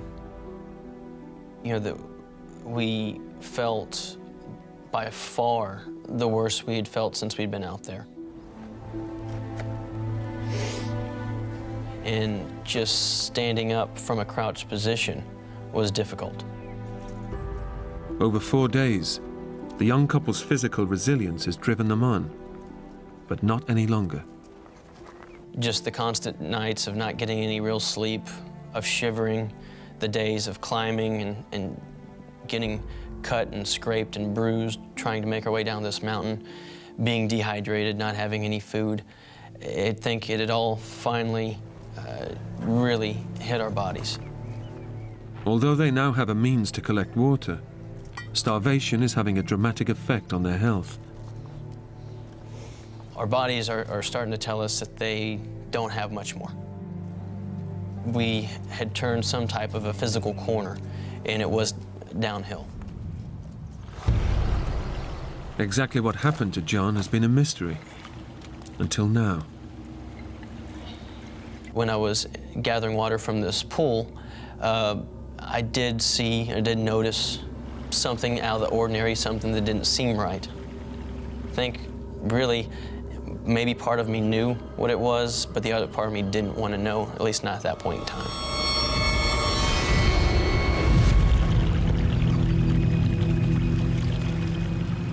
For Brandon, the discovery of John Donovan's body is the last straw. That's when I made the decision, I'm gonna light the whole place on fire, the whole damn place.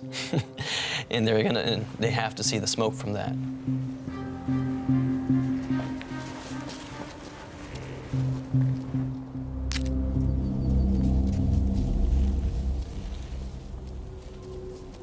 We only have so many matches.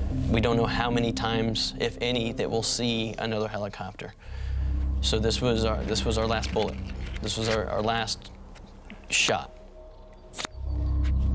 Come on, come on.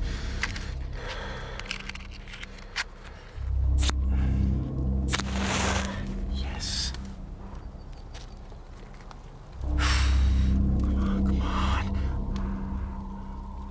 Yes.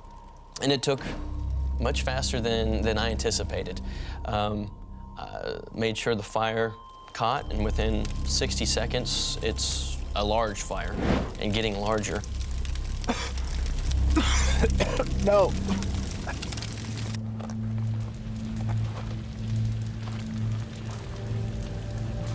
Brandon?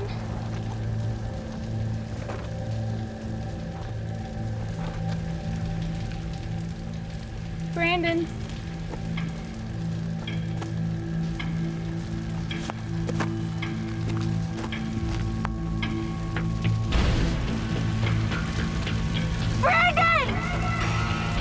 To see the fire and the smoke and not see him, I'm losing it again. I'm like running around on this little rock trying to get every vantage point I can see to see if I can find him anywhere in there.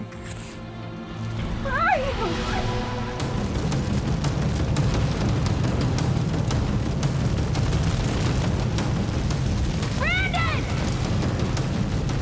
And finally, I see his little head moving through the mess, and the flames are getting bigger. And I'm just, hurry up, get up here, get to me. Brandon, hurry!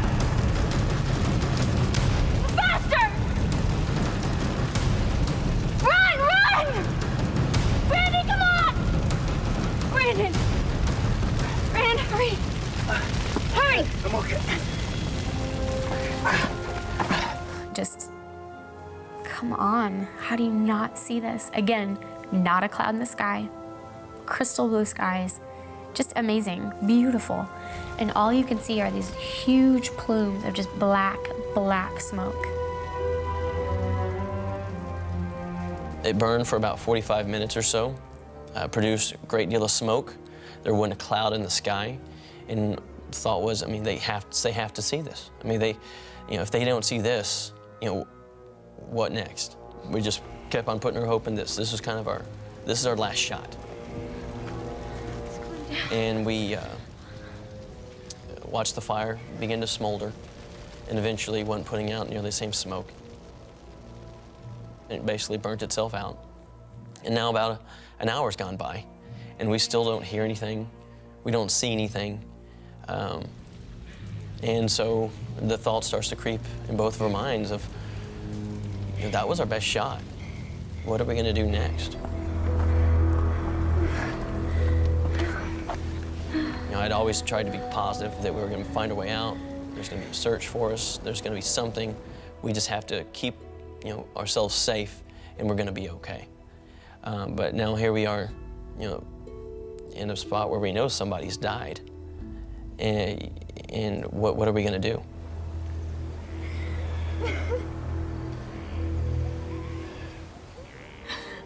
A lot of things run through your mind when you're really faced with, okay, this could be it.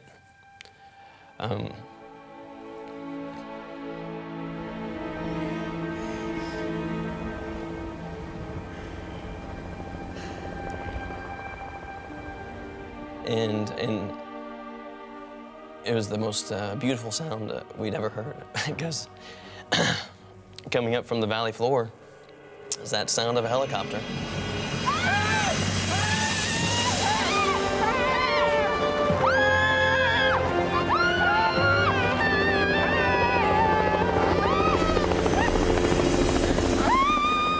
I think we both would have cried if we had tears, but we're both so dehydrated.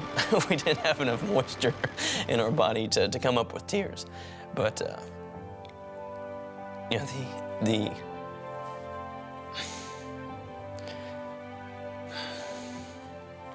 the pure joy of knowing you're gonna make it out.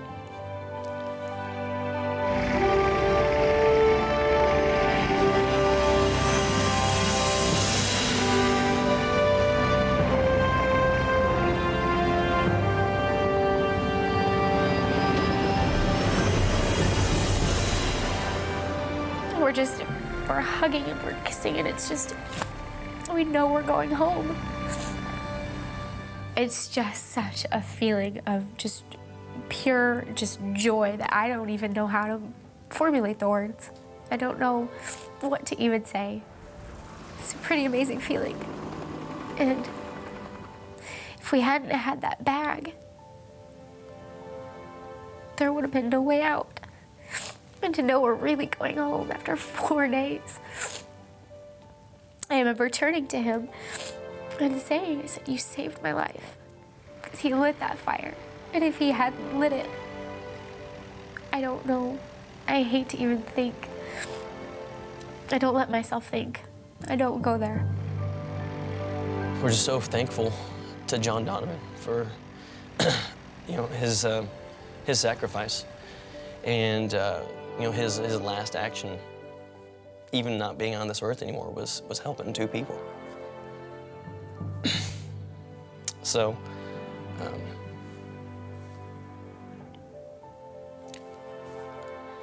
certain people just have a way of leaving their mark.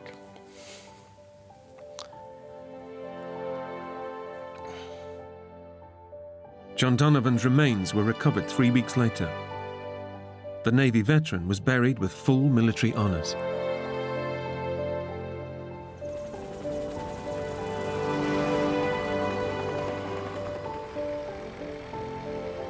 Gina and Brandon stayed together for 2 years after the ordeal, and then separated.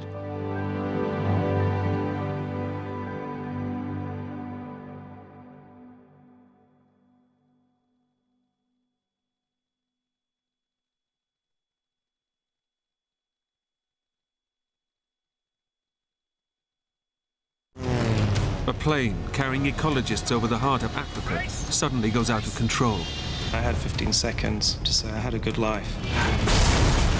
It crashes, leaving 3 men with serious life-threatening injuries. Exposed to the harshest of elements, with little hope of rescue, their only chance of survival is for one of them to walk for help. I don't want to die. If he didn't get through, we were all going to die. At the mercy of the same animals they're trying to save. I really felt that this was it. How long can they survive in such a hostile environment?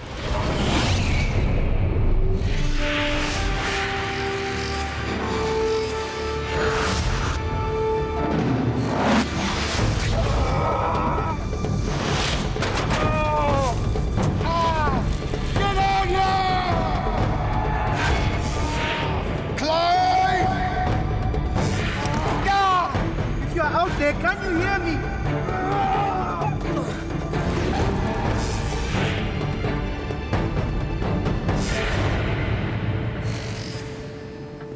It's early in the morning, and a group of ecologists are about to go on a special charter flight.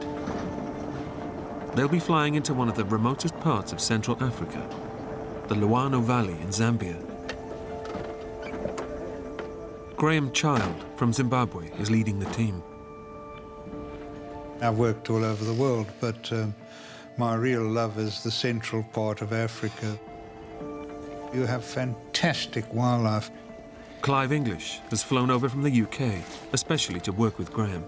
The chance to do this work with somebody like Graham was just a real opportunity that nobody would ever turn down. Come on, the weather's perfect.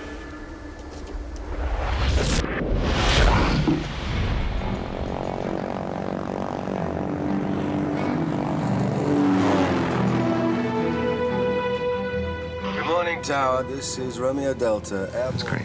Lovely morning, sun in our eyes, and we're off. The team has hired pilot Adam Pope, who knows the region well. It is very spectacular. It's very remote and kind of pristine wilderness. Everyone was quite buzzed up. I don't think Mumba was quite so keen. He'd never flown an airplane before. Zambian Mumba Chikungu is here to provide the men with local knowledge. You okay?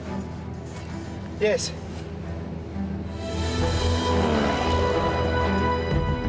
The men are planning to establish a conservation park in the area. And the aim of this morning is to spot large herds of buffalo. As we flew around, we saw about 6 or 7 elephants. We were really looking for buffalo. They are usually quite plentiful, but I wasn't finding them. Okay, take me down. Let's have a look down there. He said, let's go in and see what we can find. They're flying towards a wetland area where buffalo might gather. But this means flying in close to a huge escarpment rock face. We had to get in quite close to this escarpment to be able to have a look at them properly. We were traveling quite fast. Hold on. The closer they get to the escarpment, the more turbulent the air becomes.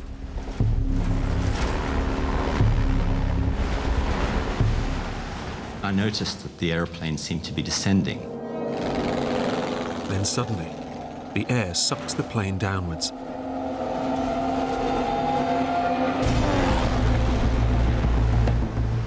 You get these vortexes that come off the ridge, and we'd flown into one of those. At full throttle, Adam attempts to pull the plane up over the oncoming escarpment to escape the vortex. I was trying to keep the airplane going at maximum revs to keep the nose up. The stall warning came on. This is bad news. I know this is really bad news. We were in serious trouble. It seemed like we were not going to get over the top.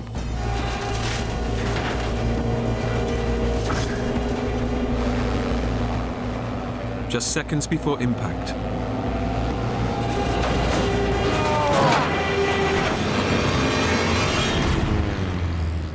Adam manages to bank the plane. I managed to get the wings level, but we were going down. Going in! We're going in! What happened is that we just lost it.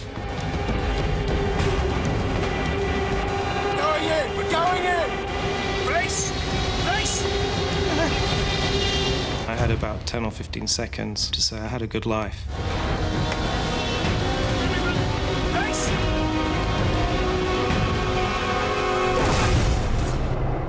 And then we hit.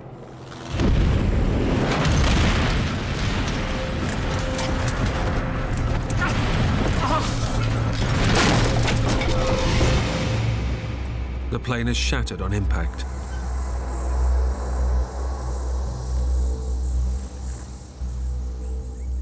All 4 men are trapped inside the fuselage.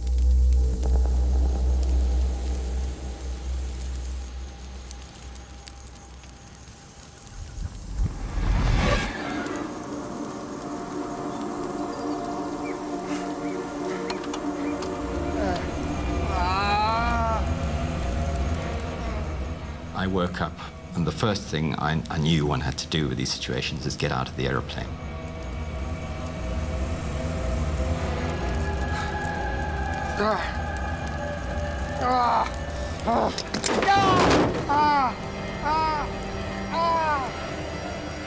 Get out! Get out! I wasn't really aware of where I was. I must have been somehow aware that the right way out was on my right.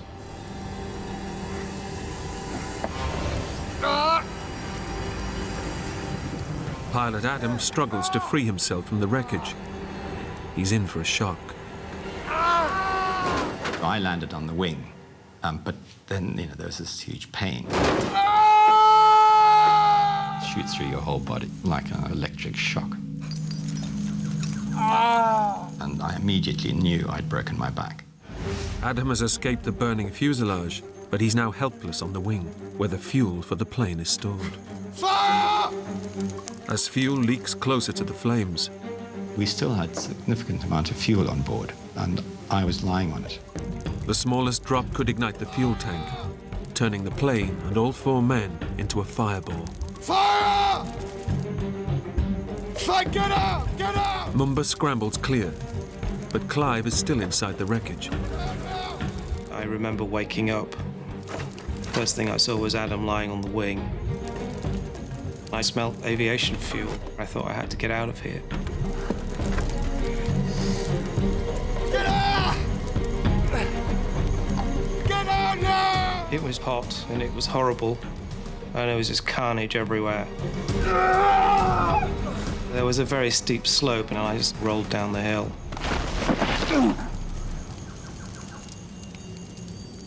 The plane is a ticking time bomb, ready to explode with Adam stuck on the wing. I was scared. I thought, this is not good. There was flame coming out of the engine. There was a fair amount of fuel leaking from the wing. Fuel is very, very explosive stuff, and the slightest spark or flame, the whole thing fireballs.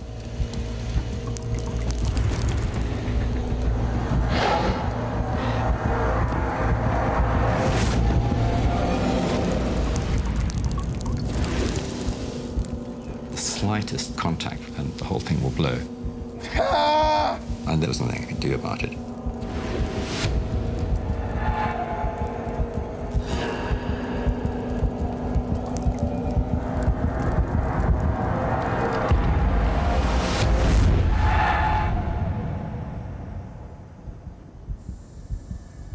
Miraculously, the fire burns out. The most immediate danger is over.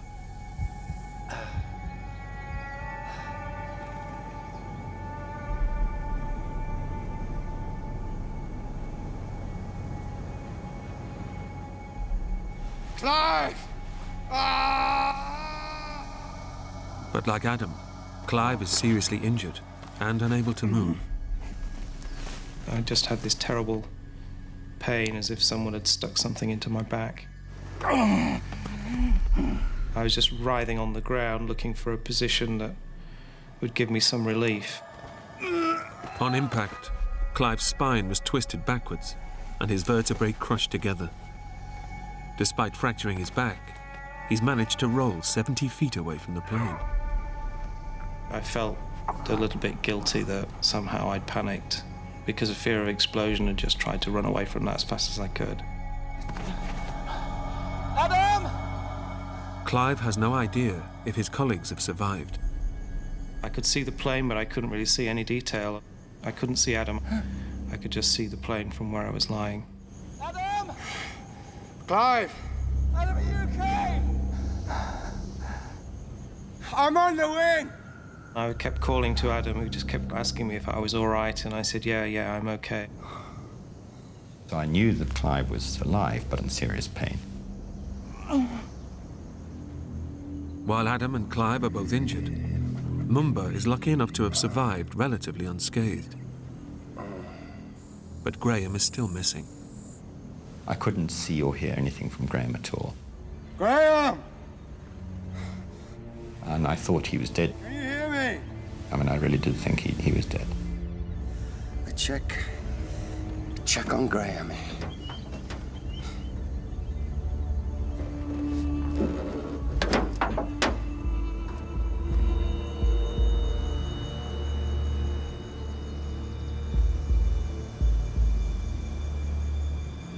Mumba, is he okay?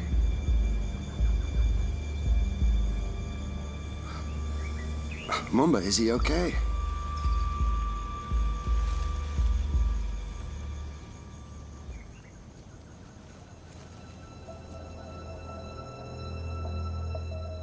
Graham has taken the full impact of the crash.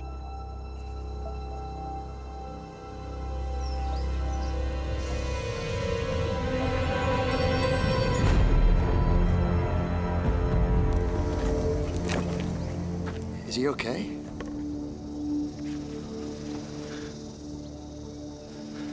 It's his foot. His foot is hanging off. But he's alive? Yes, he's breathing. So that was a huge relief. Graham is the most severely injured of them all. In shock, he doesn't grasp the full horror of what has happened. I knew my back was damaged and I knew my feet were damaged, but I didn't realize how bad. Adrenaline is numbing Graham's pain. When I looked down, my one foot was badly damaged with my leg bone sticking out. I could see out of one eye a little bit, and everything was blooding up very fast. To add to his misery, Graham can barely hear the other men. His hearing aid has been lost in the crash.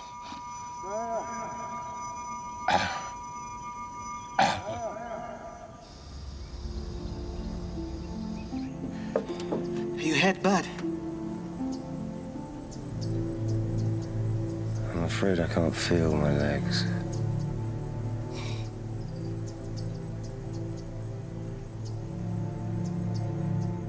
I couldn't move my legs. And then I realized that, I was paralyzed.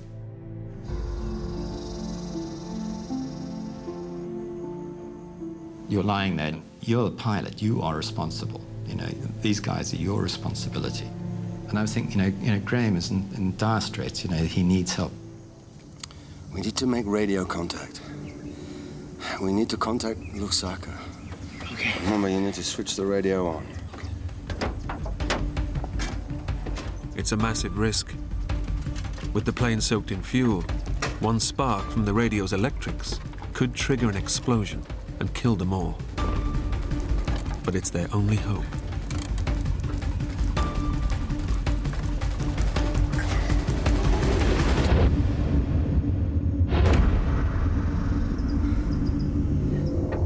So we turned the radio on, and you can hear a click.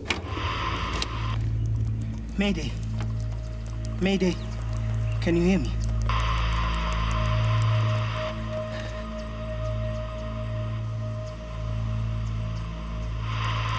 Mayday. Mayday.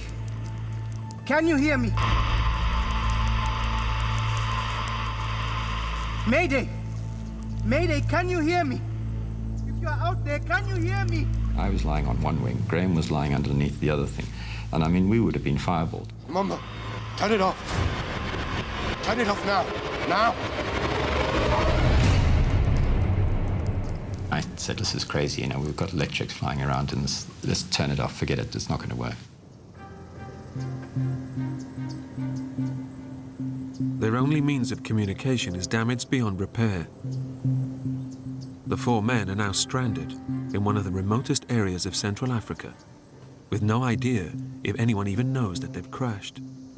Would anybody be missing us? Is anybody going to come and look for us? And how would they ever find us in this place?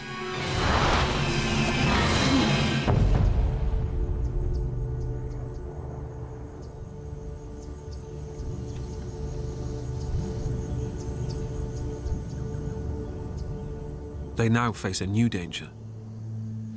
Exposure to the blistering African temperatures, which can rise to over 100 degrees. The sun just bearing down on you, you couldn't get out of it, you were exposed. It certainly felt as if I was burning. 3 hours since the crash, the intense heat and lack of water is beginning to take its toll on the men. It was so hot that we all needed water very badly. Without water, the men will soon begin to suffer extreme dehydration. You can survive without food for ages and ages, but you can't survive without water for very long. I wanted Mumba to go into the trees and see if he could find some water, but he didn't want to go into the trees.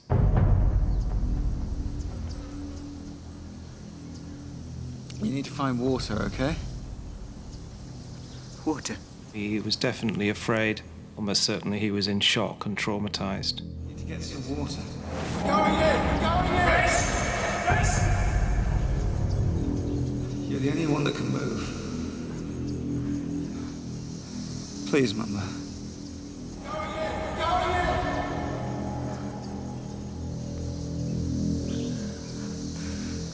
Okay. To find water, Mumba must venture alone into the bush. But he knows it's also home to dangerous predators. He definitely had a strong fear of wild animals, and we were in a game management area where there was a lot of game.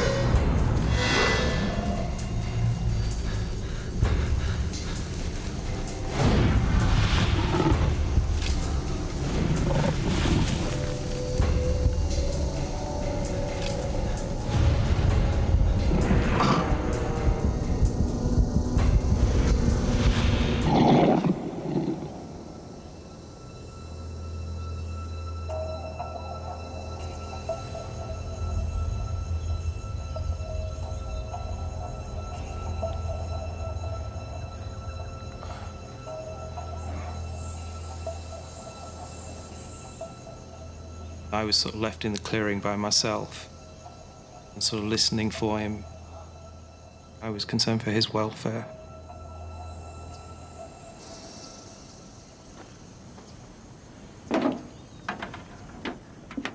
Eventually, Mumba returns.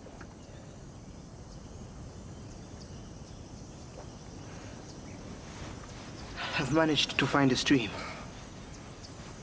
Excellent, Mumba. Well done. When Mumba came back and said, look, I've managed to find some water, then that was fantastic.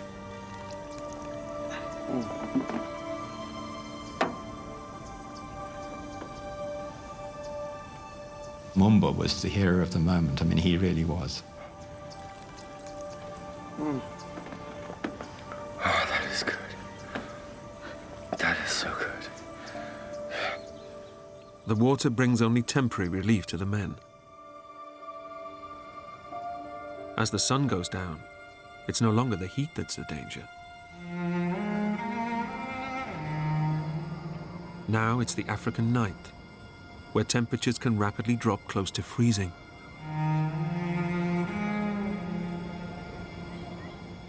Since they'd originally planned to be back by lunch, the men are dressed only in light clothing and are now at serious risk of hypothermia. And the problem with us was that we were completely exposed to the sky. It was quite cold. Graham was a constant source of concern. He was older, and he had this horrific broken leg. I wasn't sure whether my foot was savable or not.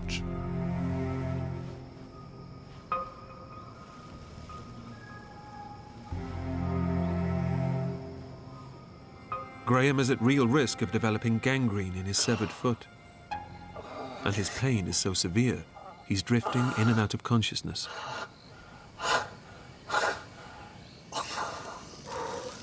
Mumba lights a fire, but at a safe distance from the fuel-soaked plane. It brings no comfort to Graham or Adam.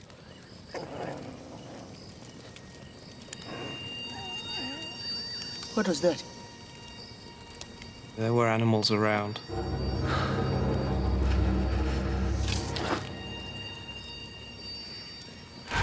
My greatest concern was a hyena coming in and smelling my blood. Hyenas like bloody bits of meat to chew.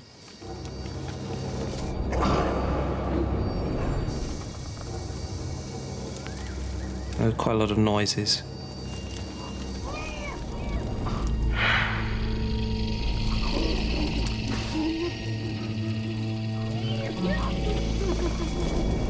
Clive.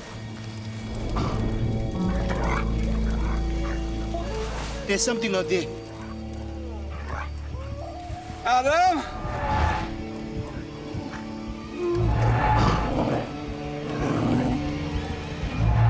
Adam?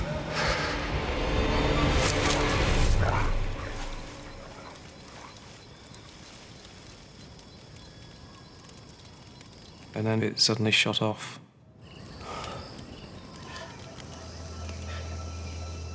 It was a long night. Adam knows that the threat of animals and the brutal temperatures mean the men will not survive for long. I did feel guilt. I was a pilot, and as a pilot, you are ultimately responsible for the safety of all your passengers. He must come up with a plan. I was thinking somehow you've got to get them out of here alive. Remember? The chances of us being found are very, very remote. No one's coming, no one knows we're here. We need you to go and find help. I said, look, you know, the survival of a lot of people depends on this. But Adam... Please, Mumba. We need help. It was our question of trying to reassure him that within him he had the ability to go and do this thing, and that he wasn't going to be eaten by a lion or trampled by an elephant. It's too dangerous. There are animals out there, wild animals. Mumba, you have to go. Mumba faces a stark choice: to search for help alone in the dangerous African wilderness, or stay with his colleagues and watch them slowly die.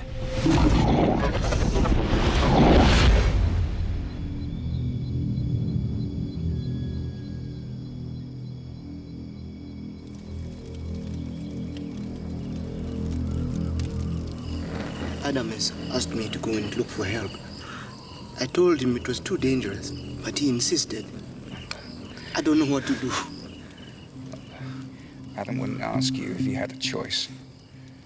He was very reluctant to go. He was clearly afraid. Definitely he was afraid. I don't want to die. You have to be strong. I said to him, if you don't go, then you'll probably be left sitting here with 3 dead people. If you go, we have a chance.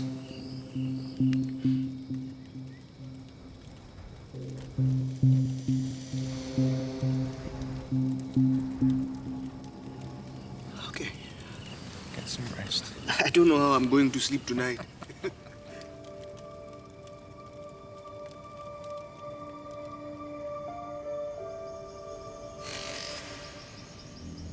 It's dawn. The time has come for Mumba to leave. But he has one vital task to complete before he can go.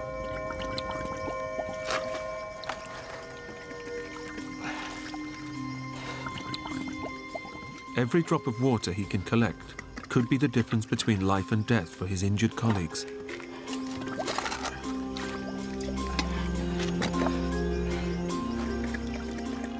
We had no radio.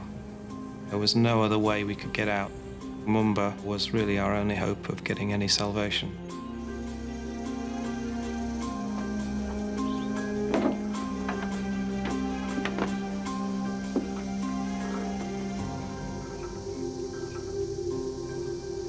Thanks, Mama. I'm going now.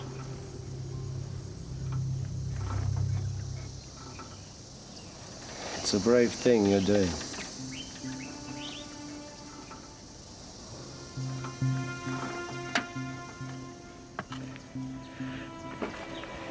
Good luck, man. You too.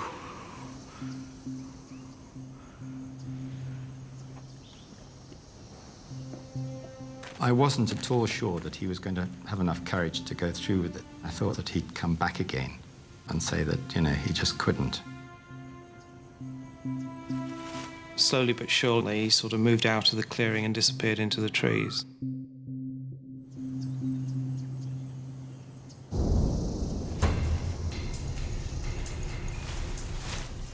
Adam has directed Mumba to where he believes there's a village.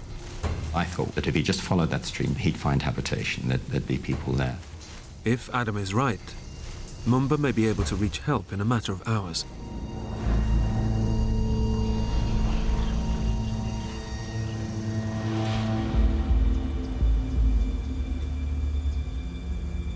As every hour went past, I thought, well, this is good. You know, he probably is giving it a crack.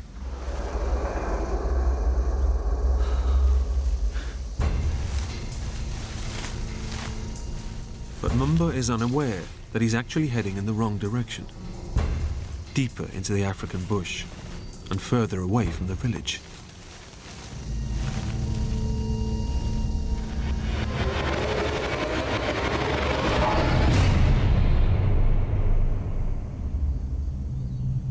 The supply of water Mumba left behind will only last a few hours. Once it runs out, they'll have no means of collecting any more. Without water, it will be a matter of hours before severe dehydration will take its toll. Their survival depends on Mumba. There was no response for the whole of the day. I was wondering, had he passed out along the way from exhaustion or something like that? After 5 hours, Mumba has still not returned. The men are on their last few drops of water. You know, your lips are cracked and sore, and your tongue tends to thicken. Water was absolutely fundamental to our survival. In these conditions, a healthy person will die within 3 days from dehydration. But having experienced extreme physical trauma, the weakened men are even more vulnerable. It's now only a matter of time before they'll die in the unforgiving African sun. Well, with Mumba gone, I realized I would have to try and find where the water was. I would have to find a way to move. But with fractured vertebrae, Clive has been unable to move since the crash. I really didn't know how I was going to do that.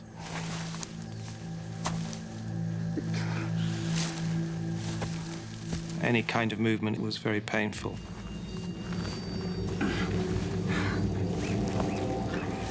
I started to wriggle along the ground and just sort of pushed my way through the vegetation, literally. That was extremely painful. He doesn't realize that with every movement, he's risking permanent paralysis.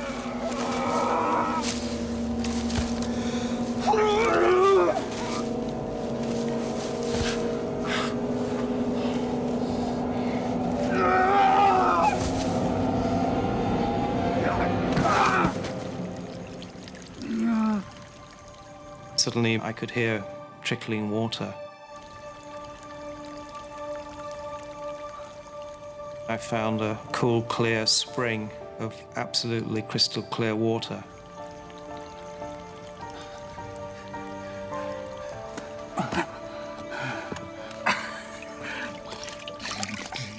I just put my head in there and just drank.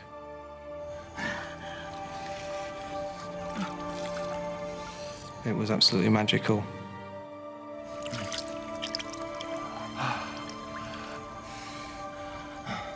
Nature was providing us with a real lifeline.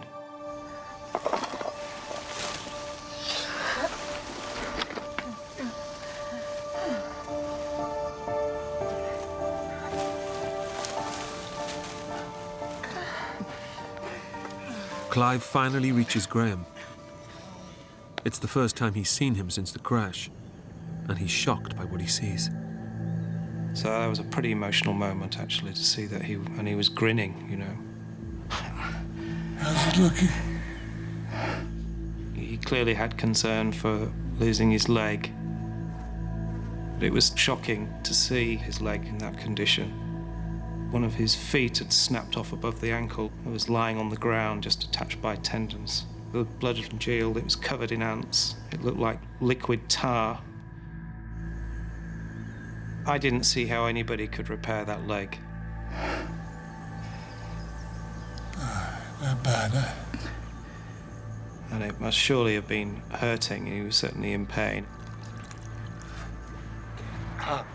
For the first time, Clive is confronted with the true horror of Graham's injuries. Time is running out for the severely injured men. 8 hours since he left for help, and there's still no sign of Mumba. Clive knows that their fate is now in his hands.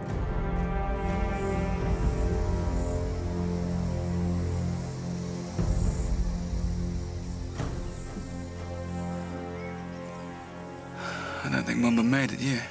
Doesn't look that way. He'll be back by now. I knew that there was every chance that Mumba might not have got through. I sat with Adam and we discussed the options. I decided that we would have to do something other than rely on Mumba.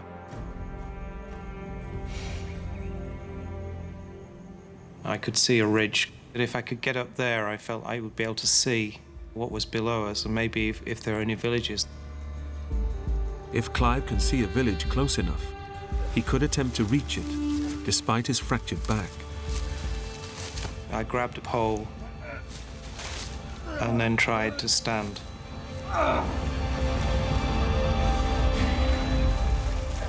Slowly, I inched my torso into a vertical position. While he manages to stand, his progress is painfully slow. Provided I didn't twist or turn or bend forward too quickly, I was okay.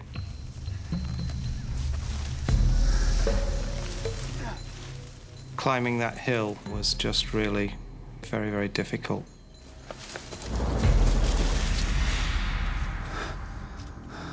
When I got to the top of the summit, I looked down to the valley floor. There was no settlements.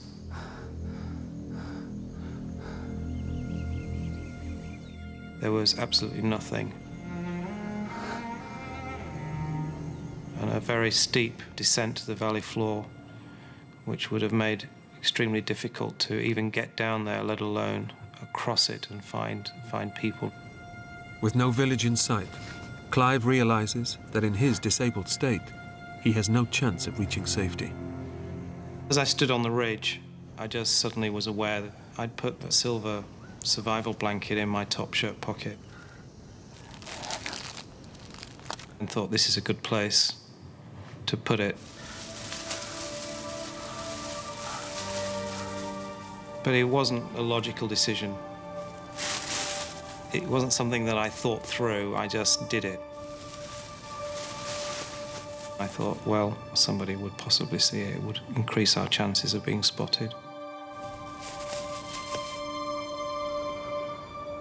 36 hours since the crash, and time is running out. The condition of Clive's colleagues is worsening as they face another bitterly cold night. Adam had physically deteriorated throughout that day. He was very weak. It was a very cold night, and he just seemed to go into uncontrollable shivers. Adam doesn't know it, but he's now developed pneumonia. His lungs are inflamed and filling with fluid. Without urgent medical care, his lungs could collapse, and then he will slowly die. I was really concerned that he wouldn't last very long. Watching him shivering like that was very tough. As Adam weakens, Graham is fighting his own battle for survival. By then I was beginning to smell a bit because I was beginning to go bad. What Graham can smell is infection, spreading rapidly through his severed foot.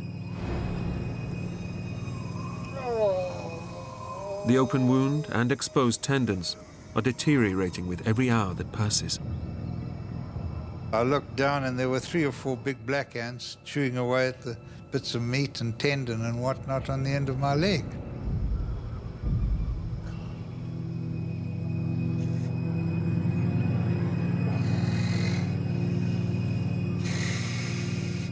But there wasn't much I could do about it. I couldn't even brush them off. I'd done a calculation that after another night of cold, I didn't think Adam would survive that.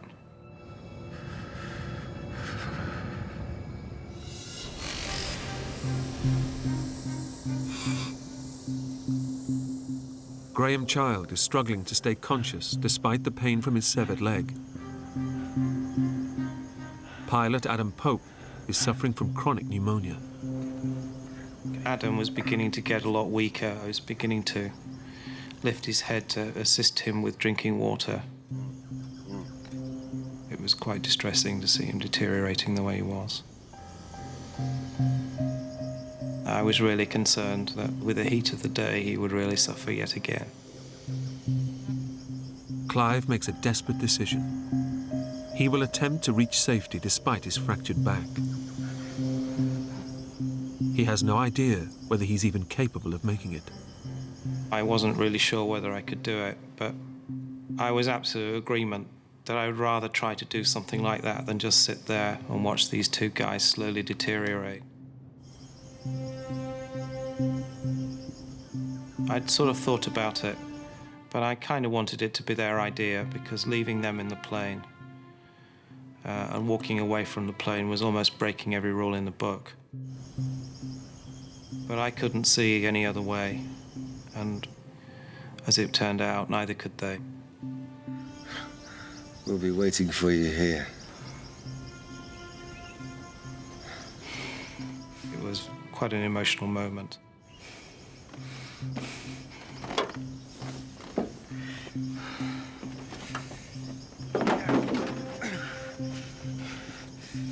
The men know that this may be their final goodbye.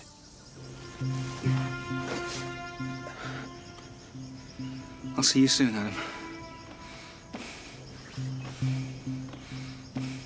All I remember was looking back at the plane. No one there to get them water. No one there to help them with anything they may need. They were just going to lie there, and if I didn't get through, they were just going to die.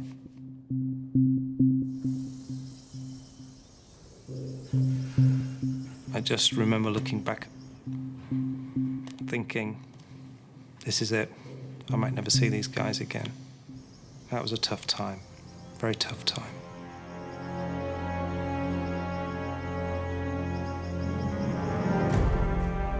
It's a massive gamble. Clive is not sure which direction will even lead him towards a village, or how far he will get in the dense African terrain.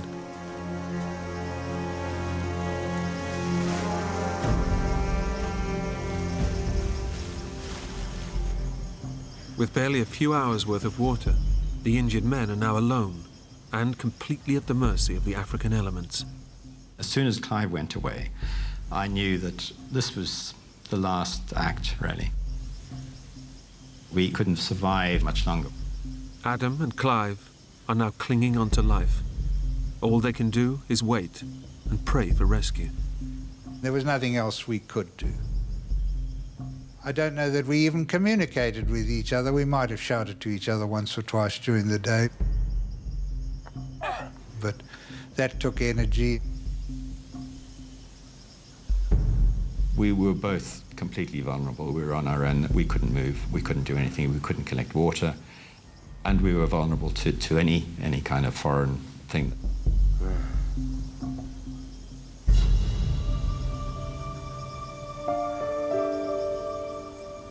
My thought process were on my parents and my brothers to a certain extent, thinking this is not good for them, that, you know, that they must be suffering enormously because of this.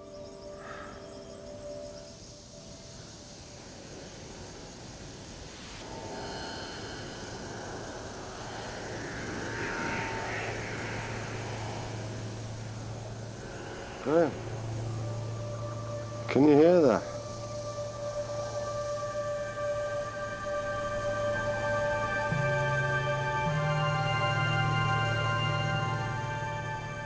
Suddenly, this airplane flew out over the top of us, quite high.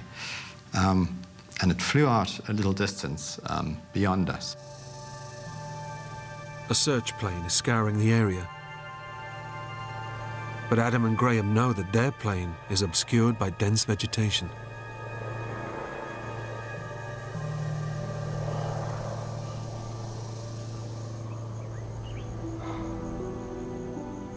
And eventually it flew off.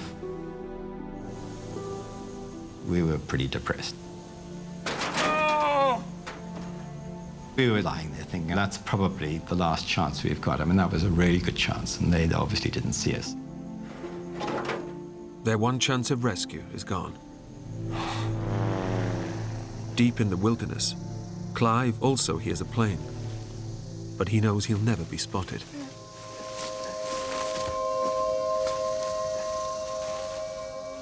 I walked for the whole day through different kinds of vegetation, crossing gullies.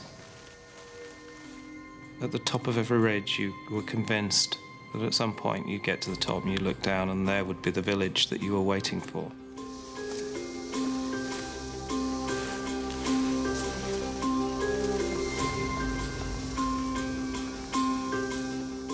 And of course it wasn't.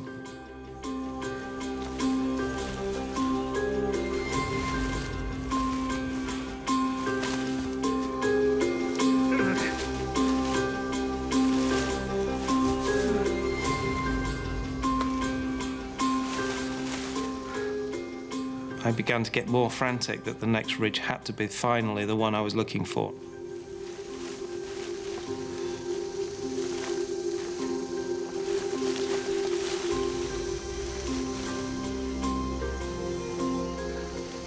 And when that didn't come, all the insecurities came out.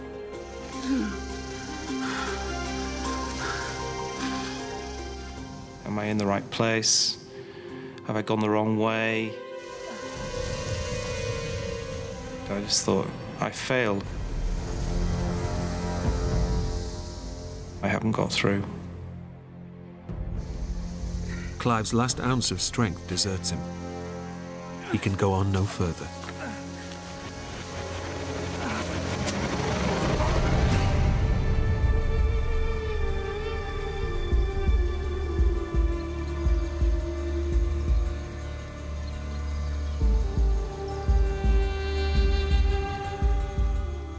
As the temperature rises in the midday sun, there's an ominous sign.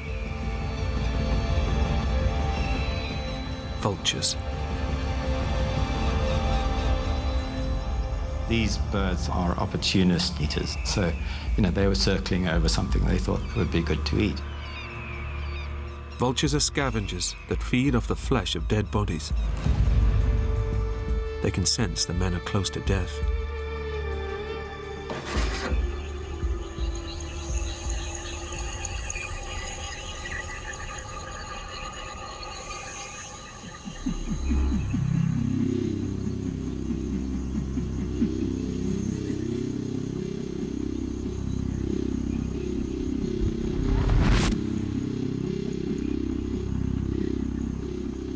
Hear something in the distance.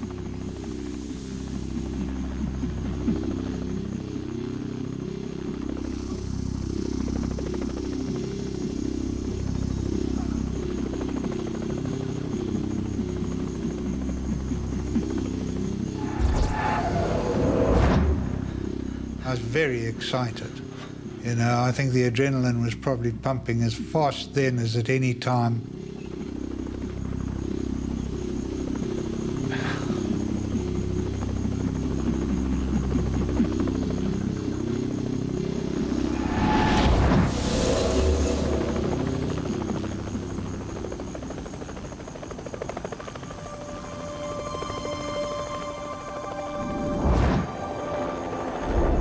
And this helicopter comes flying in from our left.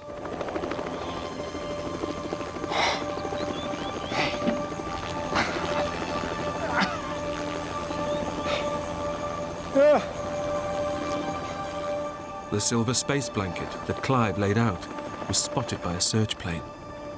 With no place to land, a helicopter was dispatched to rescue the men. Atoll Freiling, a volunteer rescuer, was in the chopper.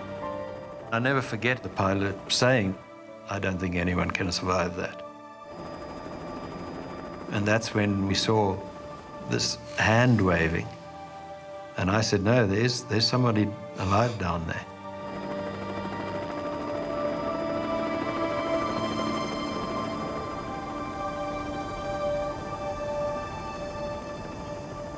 And I said, oh, this is fantastic. The whole surge of positive emotion that goes through you just seeing the helicopter. And a weight went off my shoulders then. God, this is, it was just amazing. It was just a question now of time, and they'd lift me out.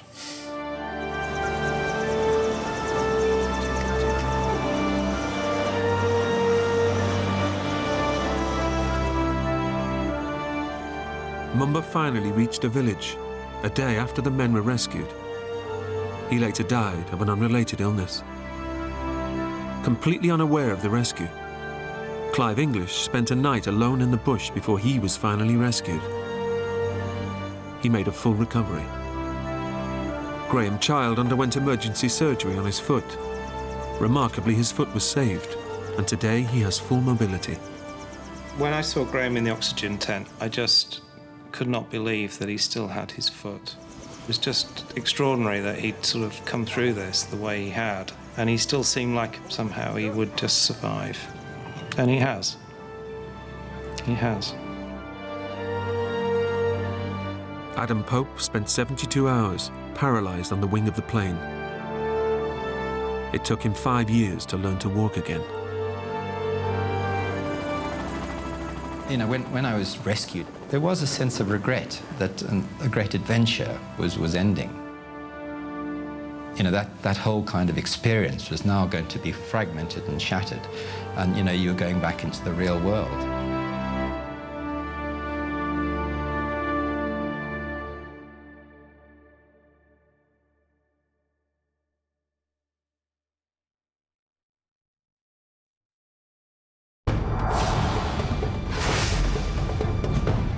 One sudden slip along a desolate canyon trail puts world champion adventure athlete Danelle Balenji at the mercy of the Utah wilderness. I was in the middle of nowhere, and nobody knew where I was. Her legs useless, she's forced to crawl for every inch to try and escape the unforgiving desert. I thought I was going to die. But she'll also need the help of her best friend. Go! If she's to win this ultimate survival test. The battle for her own life.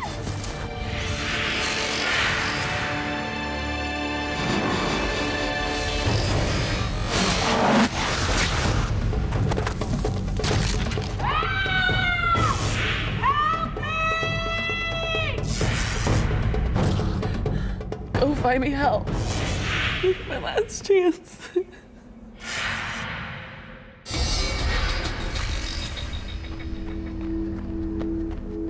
Danelle Balenji is a super athlete. In triathlon and endurance sports, her reputation is legendary. Several times national and world champion. It's no wonder she's just earned the title US Athlete of the Year for the 6th time. For Danelle, giving up is not an option, as paramedic John Marshall is about to discover. My first meeting of Danelle, she just ran 60 miles across open desert in 115-degree temperature before she got to the checkpoint that I was working at. This small-framed woman comes into the med booth. Her feet are blistered, she's completely dehydrated, somewhat delirious, and I said, hey, we would highly recommend we start an IV in you, get some fluids back in you. You're gonna need this. No, just a drink and some duct tape. This kind of sets the mode for my involvement with Danelle. I learned that this girl, right from the get-go, was as hard as nails. This was a true athlete to the fullest extent.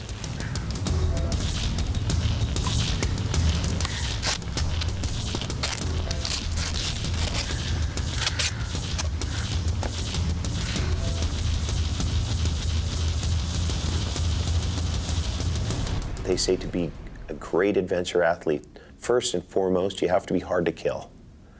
Danelle was hard to kill.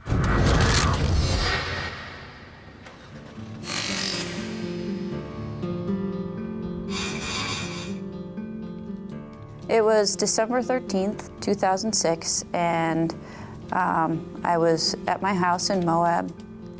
The winter season was approaching, and I was wanting to get in shape for the snowshoe racing season and also to compete in some winter triathlons. Oh, hey, Taz. Give me a minute, okay? Just give me a minute. So I was to head out on about a 2 or 2.5 hour run, and I kind of had one of my favorite loops in mind. I hadn't done this loop in a while. Okay, all right. Okay. I get the message. All right, let's go.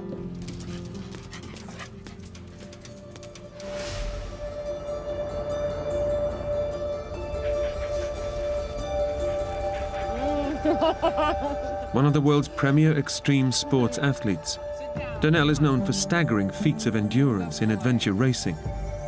Single and living alone, her constant companion is her dog, Taz. I got Taz from a puppy rescue. I remember going to the shelter and there were several puppies there. This one puppy sort of stood out. Hi. Because he was energetic and he liked to run around and he was hyper and he had this real playful attitude about him that I liked. I sort of connected with that. Look at this one. Oh, you're cute. Oh. And I remember some other lady went up to Taz and was holding him. And I looked at this lady and that's my dog. He wasn't my dog just yet, you know, but I just knew that he was the one. And then I kind of kept an eye on this lady while she was playing with Taz. And as soon as she set him down, I snatched him up and said, I want this one. There's something that drew me to Taz, that I knew that he was the one for me. I need you to help me.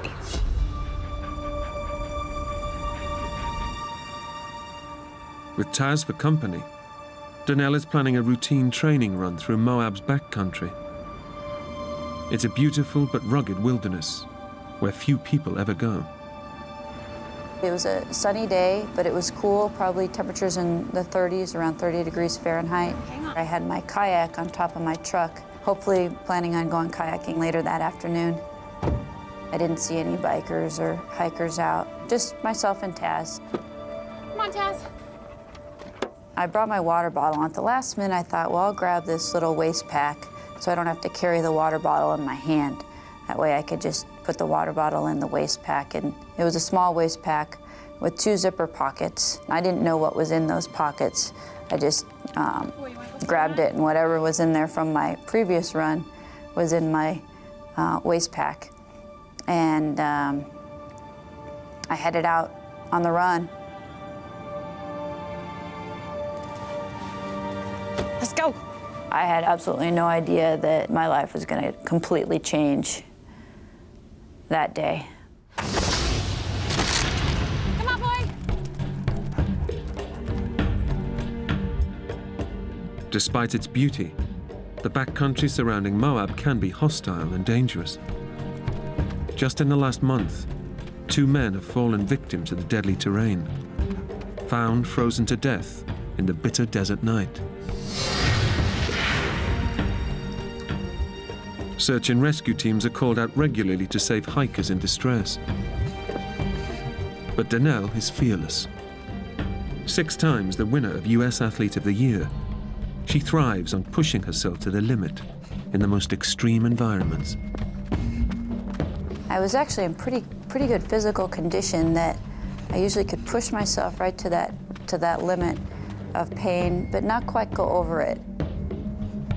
It actually almost feels good, like you get into the rhythm, get into the flow.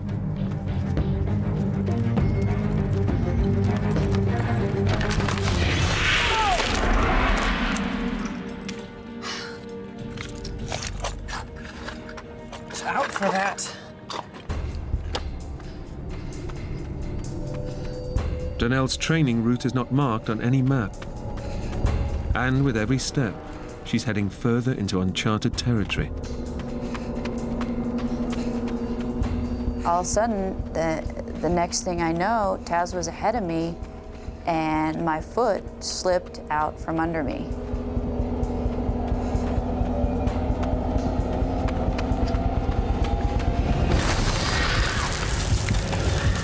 I almost immediately knew that I was in trouble because I couldn't stop. And I was moving fast at that point. And then the last 20 feet were an overhang. Free fall. I definitely had time to see my life kind of spin through my head and think about maybe I wasn't going to see another day. And then boom.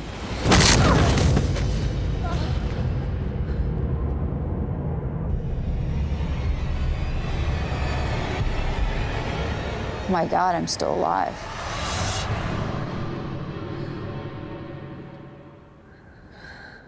I didn't know what I had done to myself, but I knew I had hurt myself pretty bad. It's a horrendous fall. The impact has shattered Danelle's pelvis into pieces, leaving her skeleton severed in two. There's nothing but soft tissue connecting her legs to the rest of her body. Super athlete Danelle goes into survival mode. Somehow my brain didn't allow itself to think too deeply about what had happened. Despite her terrible injuries, Danelle's endurance training kicks in, and she's determined to keep moving. So what I did was I took my right hand and put it on my right leg, and my left hand and put it on my left leg, and I could feel my legs. And so I knew that I wasn't paralyzed. And my next reaction was, I gotta get out of this canyon. I gotta get back to my truck, and I gotta get home, or I gotta get to the hospital. Incredibly, despite her shattered pelvis, the endurance athlete tries to stand up and run out of the canyon.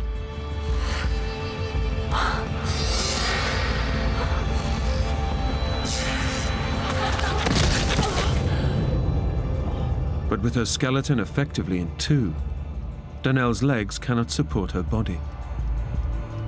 Unable to walk or run, she's facing her worst nightmare. Her legs useless, she's alone on a ledge, separated from her dog, Taz. Danelle is stranded in 1,000 square miles of barren, uninhabited wilderness. I knew that I needed to get out of that canyon. The temperatures were cold, and it was the middle of winter. But I couldn't stand up, I couldn't walk. So I just started dragging myself. With her skeleton broken in two, shattered at the pelvis, Danelle is critically injured. Most people would be in agony, but super fit athlete Danelle is experiencing an enormous adrenaline surge, masking the pain.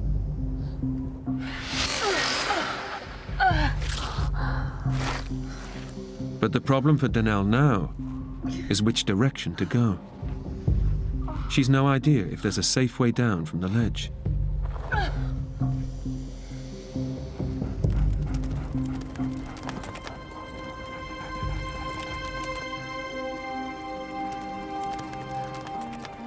Taz comes to Danelle's rescue. Taz, there you are. Taz has found her way back through the canyon to reach her. She is no longer alone, but Taz's appearance brings more than comfort. Since he had gotten to where I landed, I knew that there was a route out. So I used him as my guide and kind of dragged myself where he went, along the shelf, and then back down to the bottom of the canyon.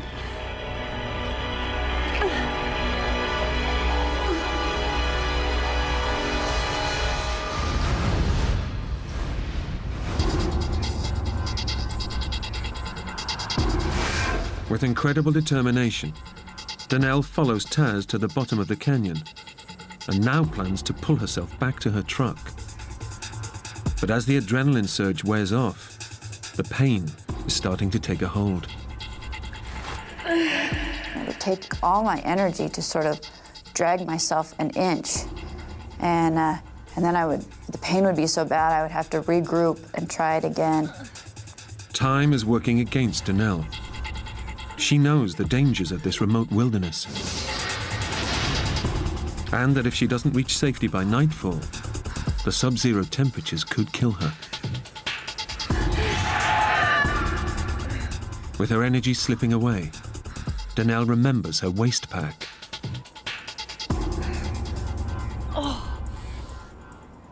I didn't know what was in that waist pack because I didn't check before I left. And in one of them was a little gel pack, sugar pack, that endurance athletes often bring with them to help provide energy for running. Eating the gel provides Danelle with a much-needed boost, as well as a moment to reflect on the colossal task she's taking on. But her progress is excruciatingly slow. At one point, I looked back at my tracks and I could just see where I'd dragged myself through this canyon. It took me probably 2.5 hours just to get to the bottom, dragging myself inch by inch. The canyon that took me maybe 2 or 3 minutes to walk up.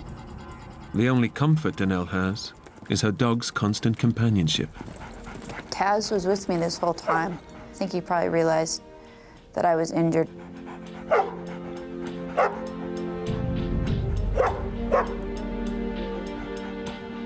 I think he was kind of wondering why I was going so slow.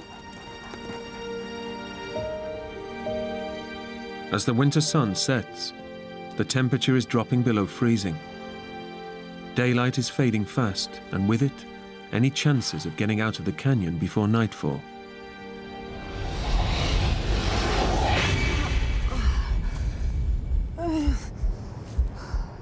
Despite Danelle's superhuman efforts, she's far from safety.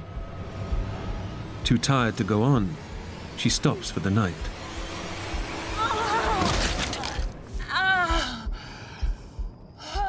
But she knows that this desert has a habit of claiming victims in the hours of darkness.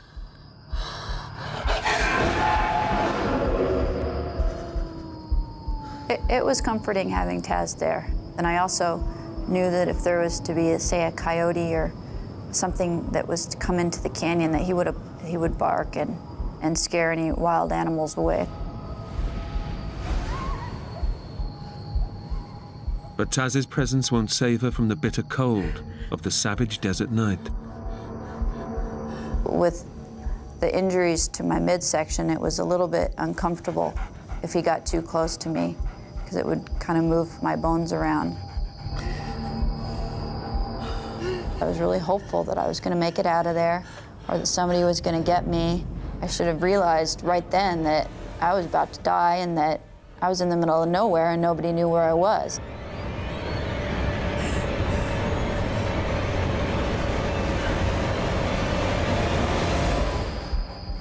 With hours to go before dawn, the temperature is already well below freezing, and it's still falling.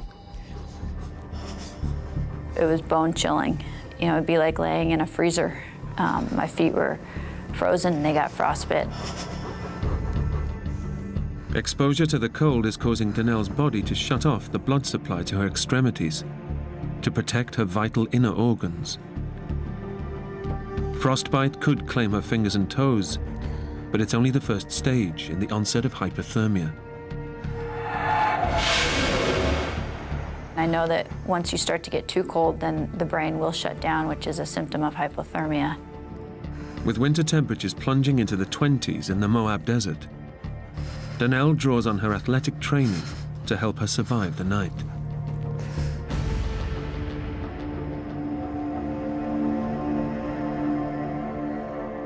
Despite a fractured pelvis, Danelle starts to do crunches to keep herself warm. It was almost like just lifting my head up, my head and my shoulders up. I couldn't do a full sit-up because I didn't have any movement in my midsection. It takes a superhuman effort that's almost too much for her.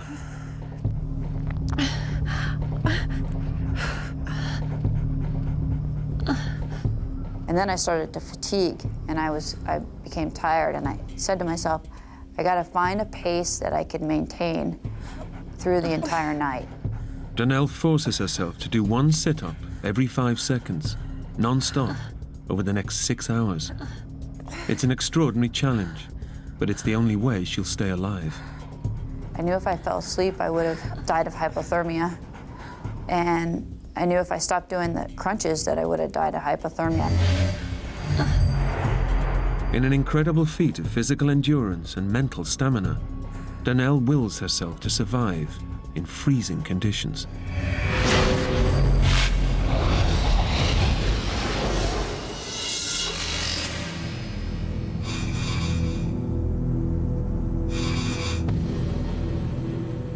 When most people would probably have given up, Danelle has made it through the night by doing sit-ups. In the morning, she has no time to rest.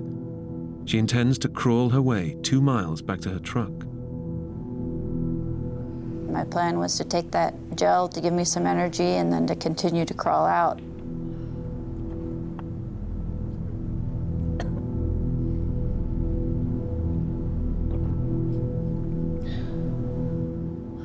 I thought that it would be no problem for me to continue dragging myself.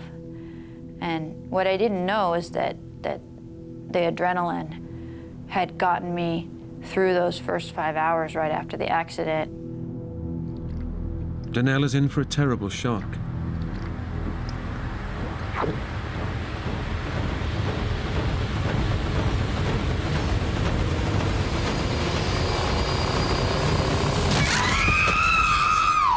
The adrenaline that protected her has completely worn off.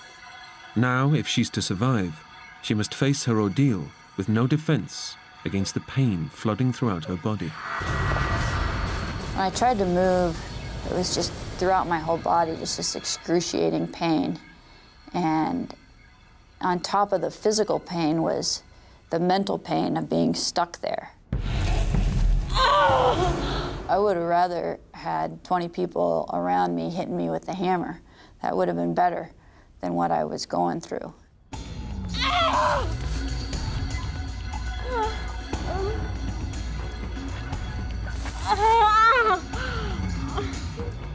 And that's when I started to think, somebody's got to notice that I'm missing. I thought maybe somebody will notice my truck is still parked there.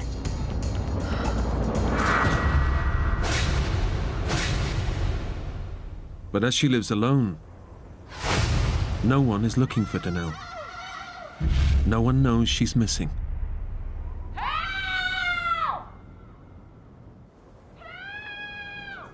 She is completely alone.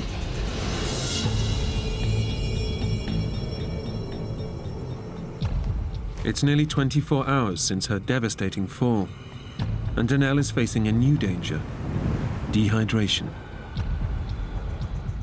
I was aware of how dangerous it can be to get dehydrated. With her fresh water supply gone, only a small puddle by her side is helping her stay alive. But it was really a struggle to drink from that water source.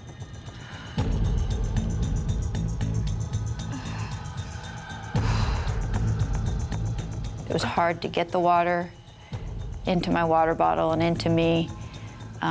There was a lot of silt in it.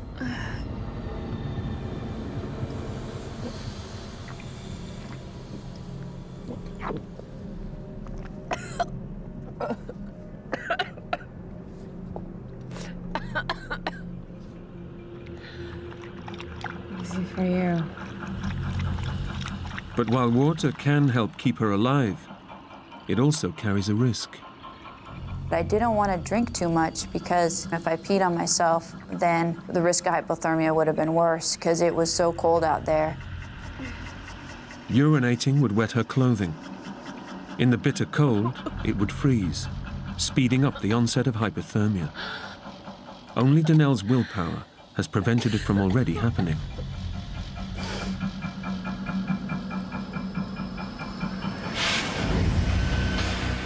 As the day wears on, the risk posed by the bitter cold lingers, but a new threat emerges. Inside her body, Danelle's injuries have taken a lethal turn for the worse. I started to feel this inflammation in my midsection, and it was kind of soft and squishy. And I remember if I tried to move, this whole jelly roll would sort of move, almost like a water balloon or something. I remember thinking at the time, oh, it's inflammation. It's not inflammation. It's far worse.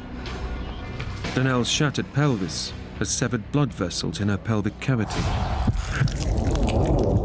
She's been bleeding internally for a day and a half, starving her brain and other major organs of the vital oxygen they need for her to survive. Danelle is bleeding to death.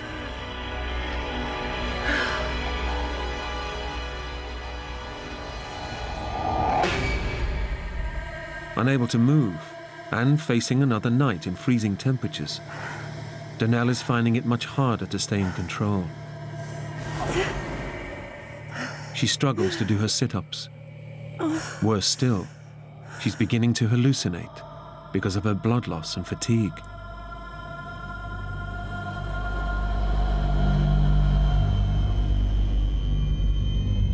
I remember looking up to the stars, and instead of them being these vivid stars where I could see the Milky Way, all I could see was these stripes in the sky.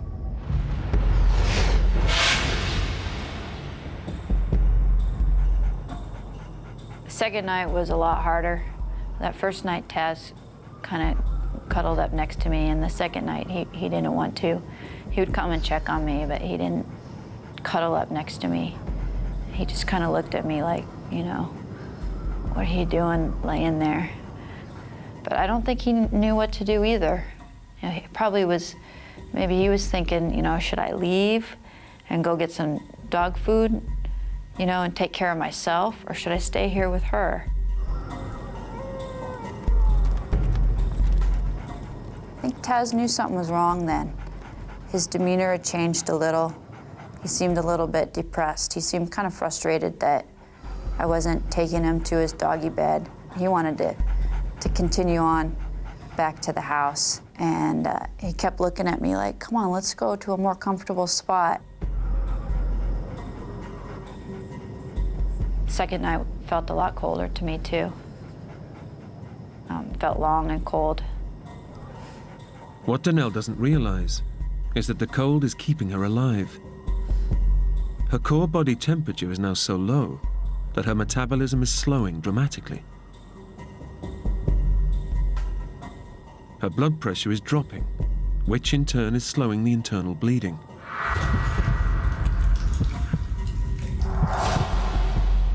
The cold is delaying the worst, but Danelle is already living on borrowed time.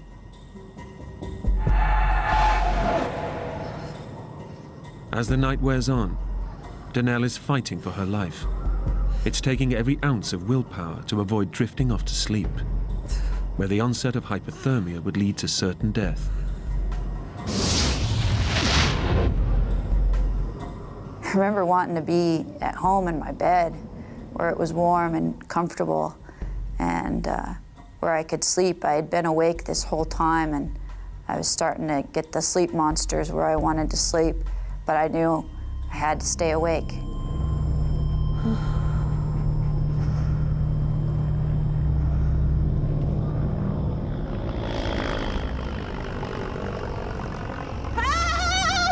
And I still kept hoping somebody would notice that I was missing. The reality of the situation was that I was in the middle of nowhere, and nobody knew where I was.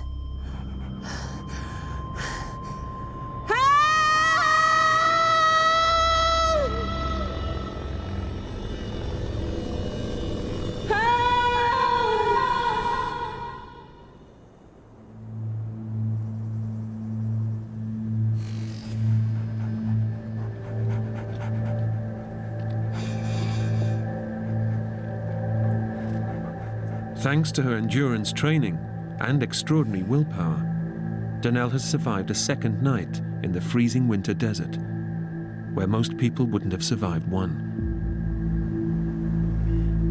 But it's unlikely she will survive another.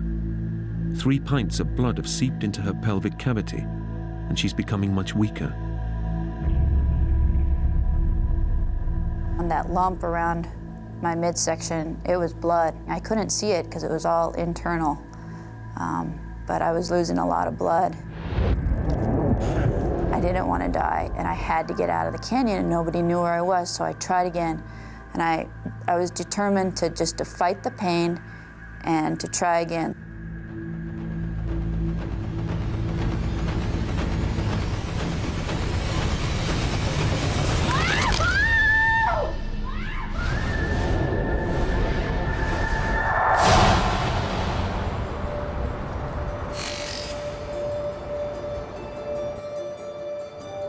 Two days after she set out on her run, several phone calls from Donnell's family and friends have finally alerted the police to her disappearance.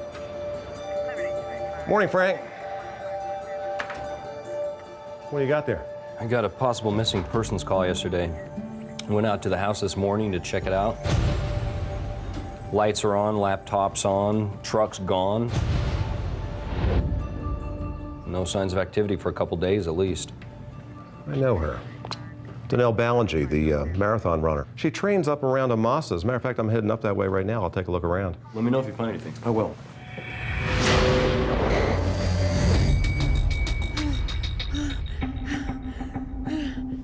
Oh, maybe I made it about 3 inches, and I got myself stuck in this small, wasn't even a pothole. It was just a change in direction in the rock, and I couldn't even barely get myself out of it. With little blood-borne oxygen reaching her vital organs, Donnell's body is close to shutting down. It's only her extraordinary physical conditioning that's keeping her alive. But she won't live much longer without medical help. And she knows it. I was hyperventilating, I could barely breathe. And I also starting to lose my vision. I would turn my head to look, and it would just sort of be this blur across the sky. And then I would have to focus on something in order to sort of get my vision back. Barely able to see, Donnell can go no further. Defeated, she spends a painstaking 3 hours inching her way back to her only source of water. 50 hours after her dramatic fall, the adventure athlete's hopes of getting out of the canyon alive now seem futile.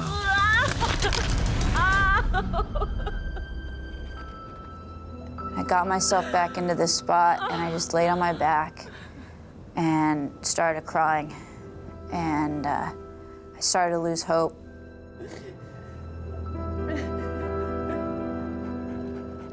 And Taz came over to me and was just licking my tears. And I was so sad that I wasn't gonna I didn't know what was gonna happen to Taz. There was not gonna be anybody to take care of him.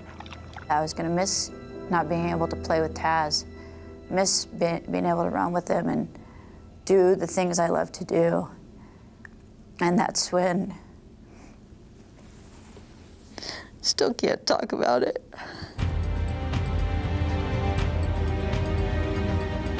Local detective Craig Shumway knows that Donnell often trains in the Amasa back area, north of Moab. He's hoping his hunch pays off.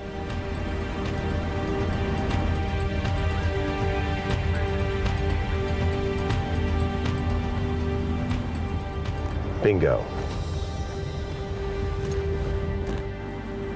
Now a search and rescue operation can be launched, but it may already be too late for Donnell.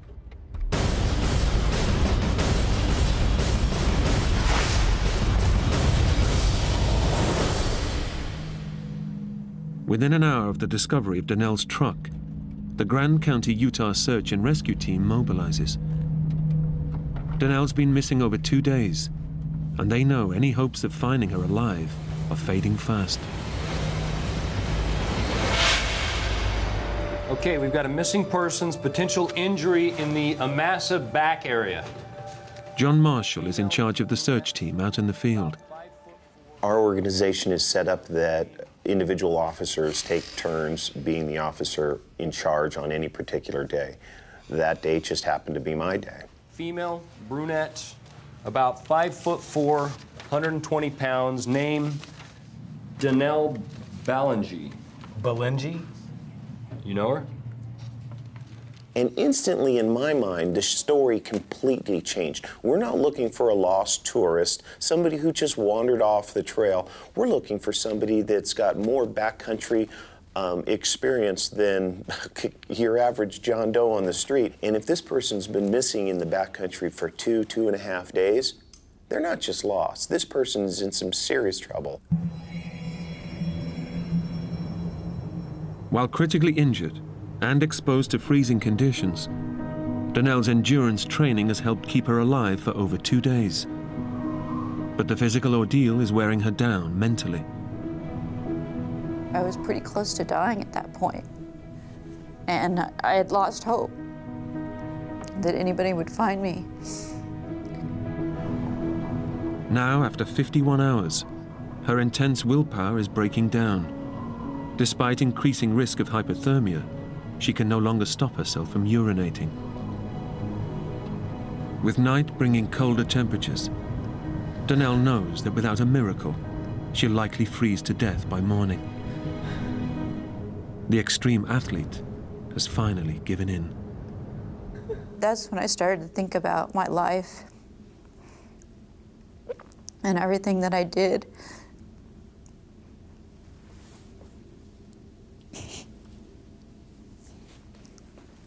I started to think about my life and everything that I did and everything that I still wanted to do. And I thought about my family and my friends and how much they meant to me.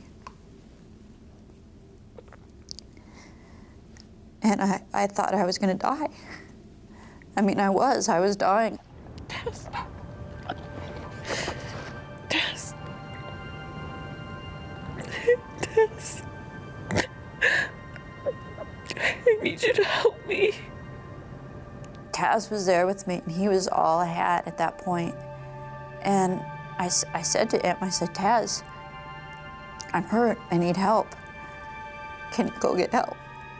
Taz, I need you to help me. Go get me help. Taz, go find some help for me, please. Go. This is my last chance, Taz.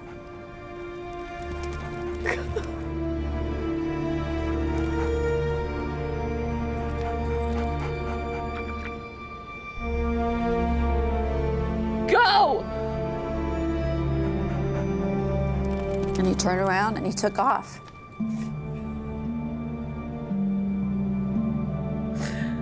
Taz is her only hope. But Danelle knows that by sending him away, she may now face death alone.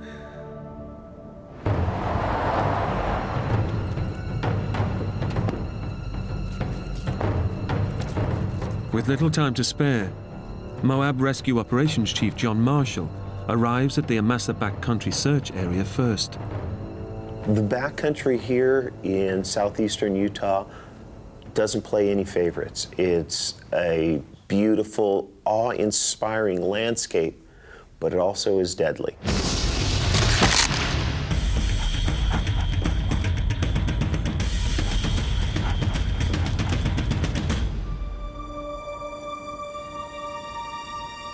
There's a dog down there. You see him? Yeah, I got him.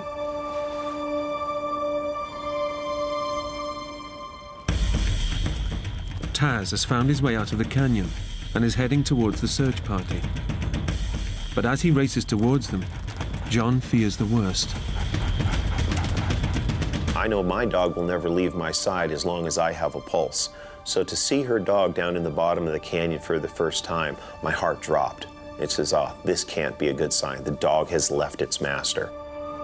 As the rest of the search party arrives, Taz reaches the top of the canyon. But he doesn't stop, and his behavior is bewildering, particularly to experienced tracker Bego Gerhardt. This bedraggled dog came running down the Jeep road and right through us.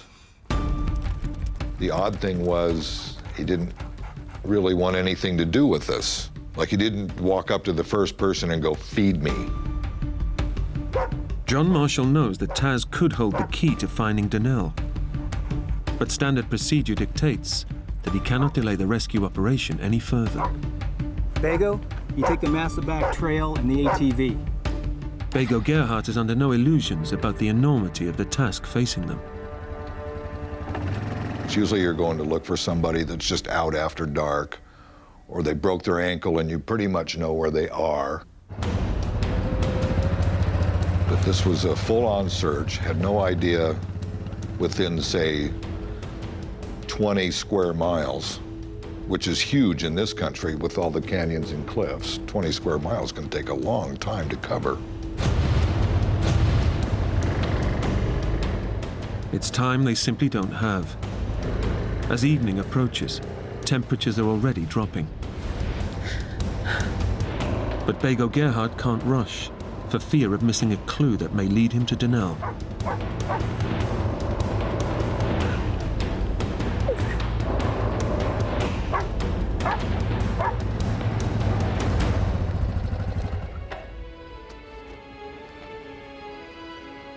As we went up, every time there was a sandy place, I'd look in the sand for tracks.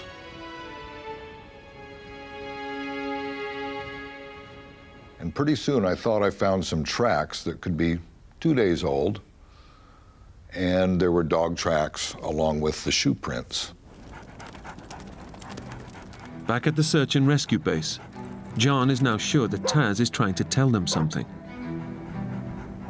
This dog was on a mission, so it's almost as if it ran around to say, "Hey, look at me, look at me. I'm going to get everybody's attention. Now I'll show you where she's at."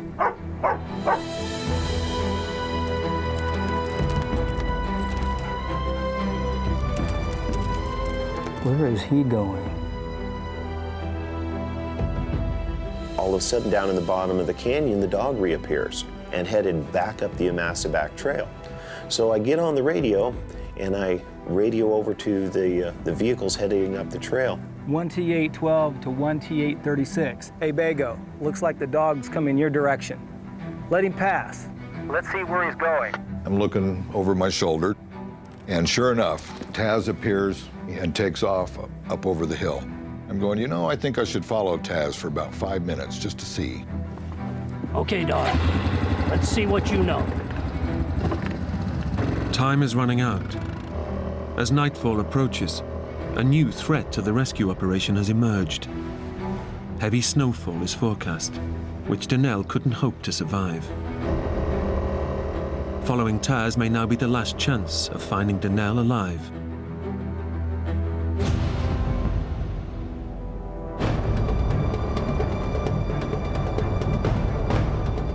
Experienced mountain tracker Bago Gerhardt knows that Donnell's dog could be her only real hope of survival. I know to pay attention to dogs because they know stuff. So when he ran up over the hillside, I had a very strong feeling of I better follow him for a few minutes.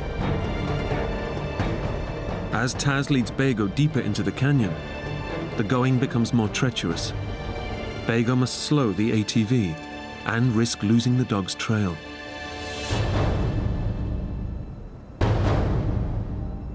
Donnell has no way of knowing that Taz has found help.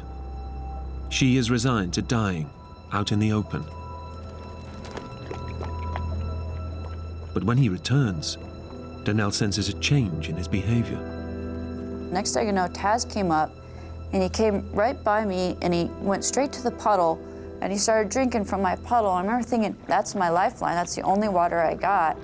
Can't you find a different puddle, Taz? But I couldn't, I couldn't say that to him, and I just pet him a few times and let him drink from the puddle. And his demeanor had changed a little bit. He had seemed to get a little bit of energy back. And then he licked my face again, and he was kind of wagging his tail a little bit, and it was sad for me to see this happy little dog that I was never gonna be with. At the same time, I heard this other sound. Help!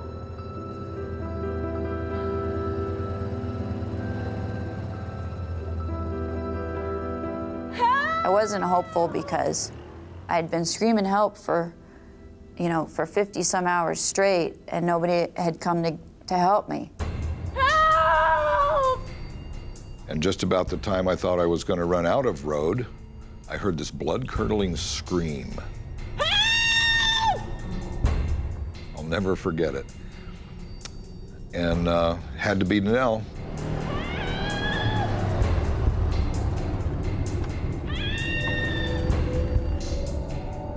I can't move! The sound got closer, and the engine cut out, and I start begging, desperate begging for help, explaining that I'm hurt, telling this person, you cannot leave, I need help, I need help. Help, help, please help me!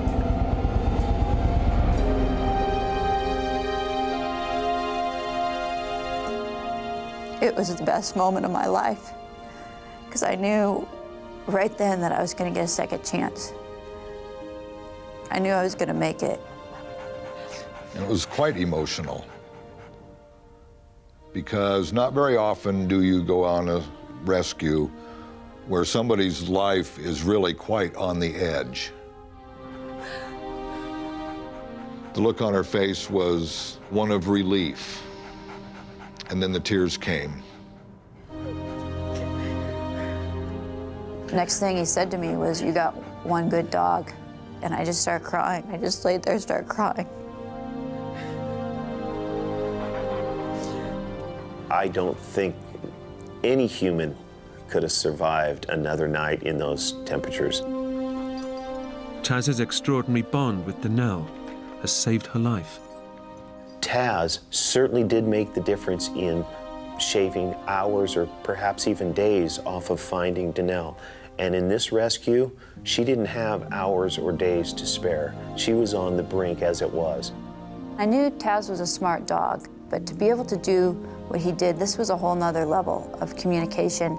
Suddenly, my dog was taking care of me instead of me taking care of him. I look back on it now and I'm so grateful. He's truly a best friend.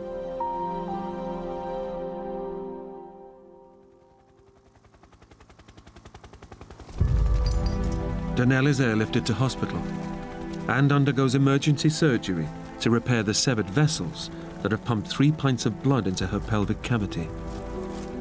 Then there's a 6-hour operation to pin her shattered pelvis back together. It's touch and go whether she'll pull through. When we get the reports back to her medical condition, and all the doctors were saying, she really shouldn't be alive with the massive amounts of blood loss that she had, the hypothermia, the frostbite, everything combined. She should have been dead days ago. But here it is 2.5 days later, and she's smiling.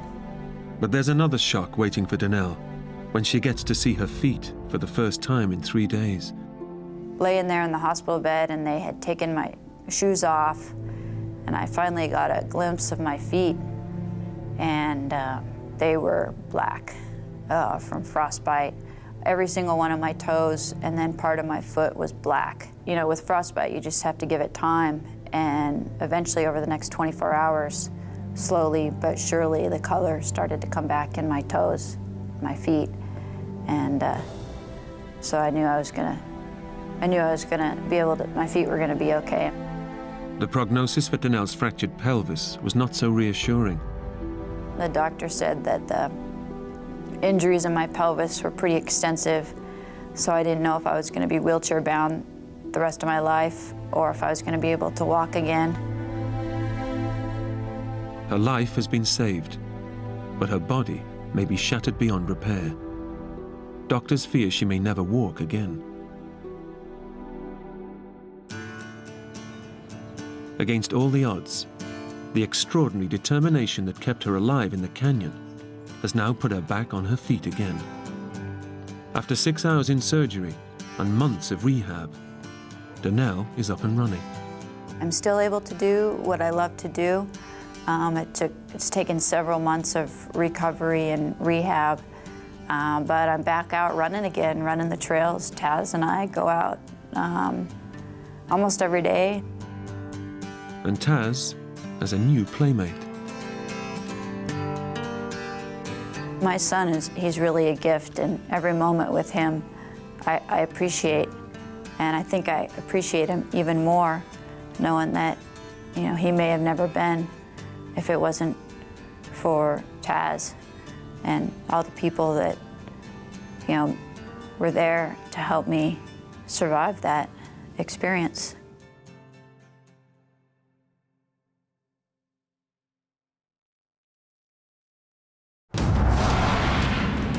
An amateur treasure hunter's first holiday after life-saving heart surgery becomes a living nightmare when he gets lost in the Australian wilderness. They're not going to find me. You idiot! I was finished.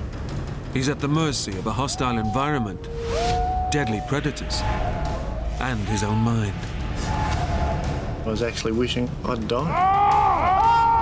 Without food, water, or his vital medication, he edges closer to death with every step.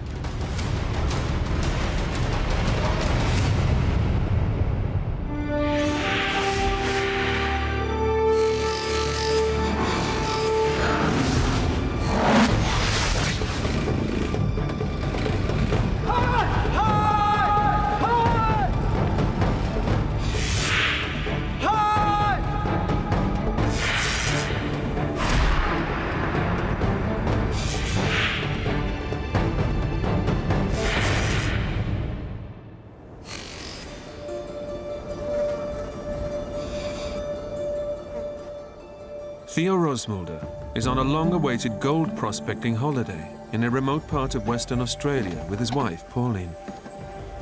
Hi, love. Can I get you anything? No, thanks, love. Feeling lucky? Yeah. Today might be the day. You had your pills? Yeah. Had 'em earlier. See you, love. The treasure hunting trip is a reward for Theo, who's recovering from triple bypass heart surgery.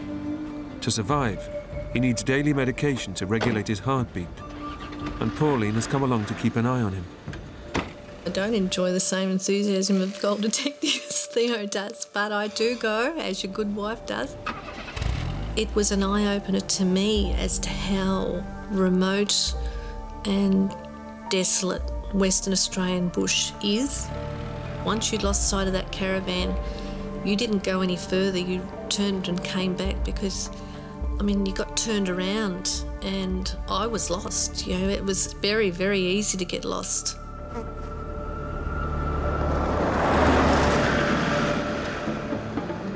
The Australian outback is one of the world's most sparsely populated regions. Apart from a small Aboriginal settlement about 6 miles from Theo's camp, the area is completely uninhabited. You can drive for 8 hours constantly and not come across a soul. Wouldn't pass a farmhouse. About the only thing you'd lucky to see would be maybe some wild camels, not a donkey, and basically dirt, trees and nothing else. The outback is also home to dangerous wild dogs, or dingoes. Opportunistic predators that eat everything, from lizards to kangaroos, and sometimes even people.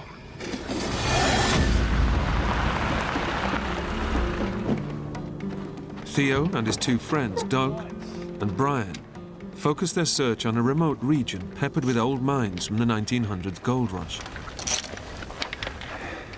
After 2 weeks gold hunting, they feel they know the area so well. We really need this today? They leave their handheld GPS in the back of their vehicle. Back here, 5:30 then. Yeah. Be lucky, boys. To be honest, if I look back, I was getting pretty cocky. I'd been out so many times by myself and thought I knew the area like the back of my hand. The men will guide themselves back to their vehicle using the sun, as the outback has few features to navigate by. We're only going to go out for an hour or so at the most. We decided we weren't going to walk around any great distance.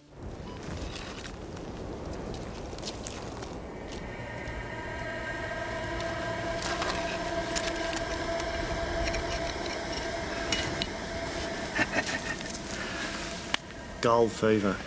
Lovely. They talk about gold fever, yeah, that's basically it. If you don't find it, it's the thought of actually finding one. And when you do, you want to find another one. With one shiny nugget in his pocket, his prospects look good. But Theo's thirst for gold gets the better of him, and his intensive search takes him much further than he realizes. You get that engrossed in what you're doing, you don't check to see how far you've got. When you turn around, you think to yourself, my God, have I come this far?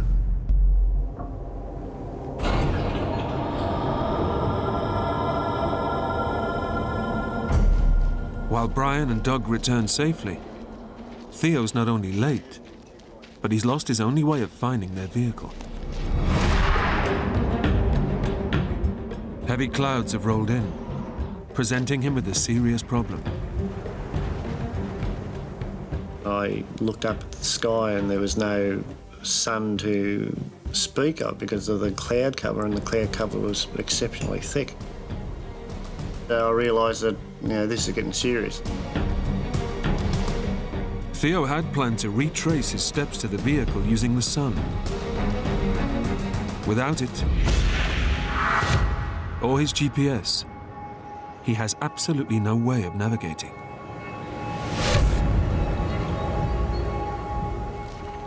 I basically couldn't quite work out as to which direction to actually go back to the car. And I was getting pretty dejected. So I took an uneducated guess. Theo has made an error that could cost him his life. Instead of trying to find his way back, he should have followed the golden rule of the outback. If you get lost, stay put and wait for rescue. He's taking his time. It's now half an hour past their rendezvous time. Theo's friends Brian and Doug start to wonder where he is.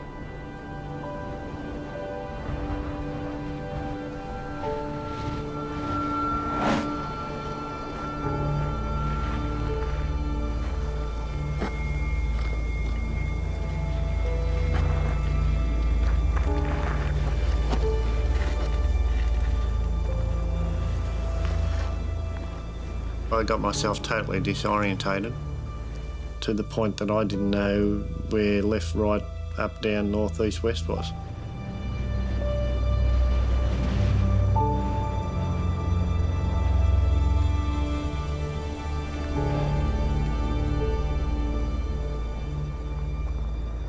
I looked around and I thought, I've been here before. This area looks so familiar. But I realised that it didn't matter where I was. It all looked familiar. Theo was in one of the world's harshest environments. A vast and featureless desert, devoid of food and water. Without a compass, and with light fading, Theo is totally lost. How the hell am I going to get out of this? It was getting just on dusk. I knew by then that I'd be spending a night out in the open if I didn't find my way home.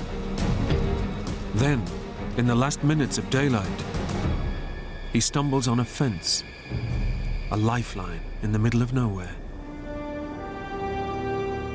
We were told that if you find a track or a fence line, if you follow it, it'll take you back to the Aboriginal community. I've got to try and work out from here which way to go. Theo's decision may mean the difference between life and death. One way will lead him to the Aboriginal settlement and safety, but the other will take him deeper into hostile wilderness, miles from help, food, or water. Lost and alone, Theo has to make a stark choice: left or right.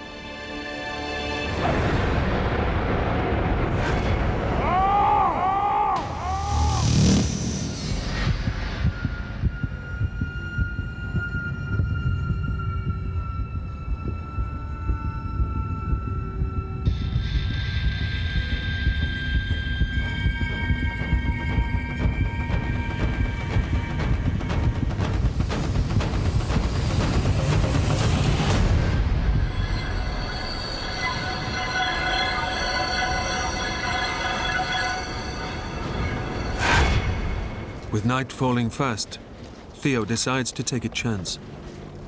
When you're looking at a cold night, if there's an opportunity to get back to camp, you tend to grab it.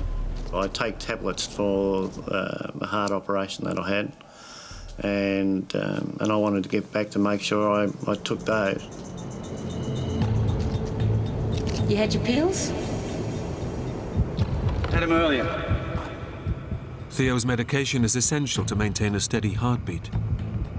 But he left his pills in camp. Missing doses can send his heart out of control and put his life in immediate danger. Back at camp, Pauline is increasingly worried. He can nearly talk himself into palpitations if he doesn't have his tablets.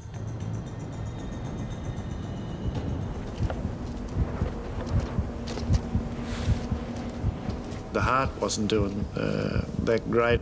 I could hear it just thumping in my head, and the more I walked, the worse it got. Theo has bet his life on the direction he's chosen to lead him to safety. He's still ignoring the rule of the outback, to stay where he is once lost.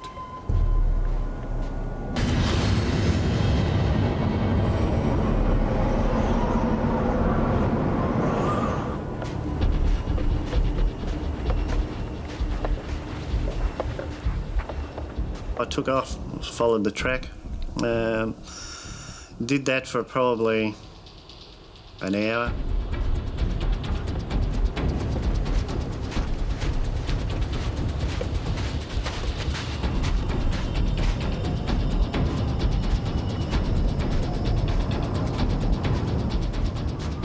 But his gamble is about to fail.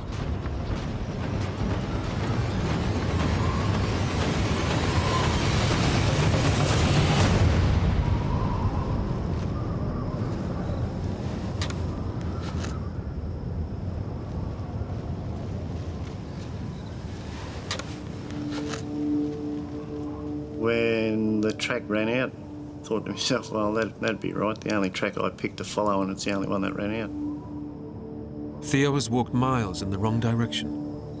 Instead of the safety of the Aboriginal community, he's ended up deep in the desert. That's about how good my luck was going.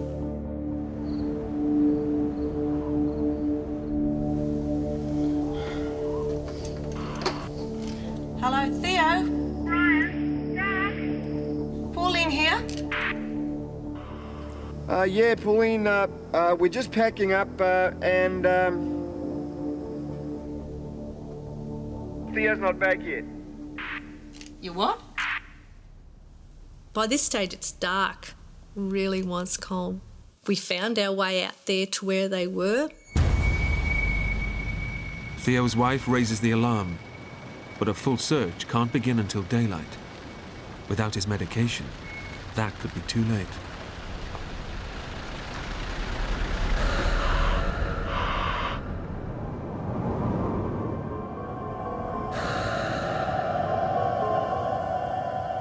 But it's not the only danger Theo faces. Temperatures in the outback can plunge below freezing in winter. He's only wearing thin cotton clothing and is at real risk of hypothermia. Wouldn't you just know it? At night time, it gets very cold. Once the sun went down, you lost all heat. You think to yourself, well, okay, I've got to find somewhere to huddle into that gets me out of the weather somewhere. Theo faces another crucial decision. Do I tread back, follow the track all the way back, or do I try and find some place to camp for the night? I decided to look for an outcrop with a hollow in it where, you know, the kangaroos sleep. Theo abandons the fence, knowing that he risks not finding it again. Instead, he searches for a rocky outcrop and possible shelter. But it could spell danger. I was a bit dubious when I first got there. Don't know what's in here. You know, if I come across a kangaroo, that's fine. They'll just jump off and be more frightened than I would be. I don't want anything to do with dingoes.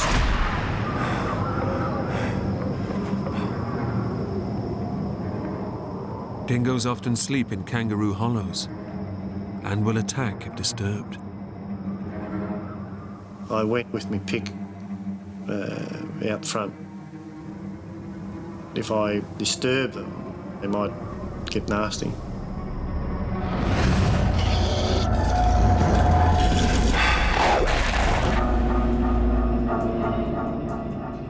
He has no option but to cautiously enter the shelter. If he stays out in the open, he's likely to freeze to death.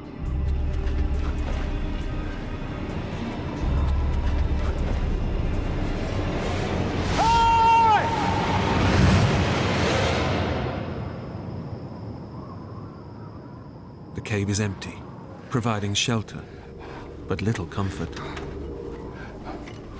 The fact that I was only wearing a cotton shirt, jeans, I was just freezing cold.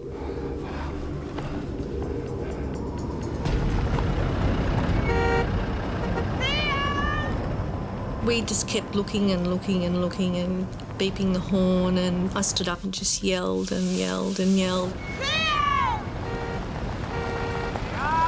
And then we thought, well, this is getting really serious.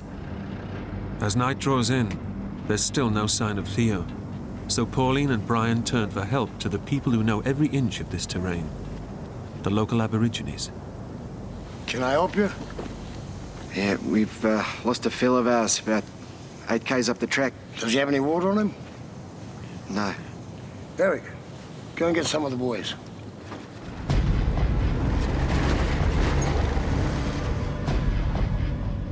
Unaware that a search effort is underway, Theo faces a long, cold night alone.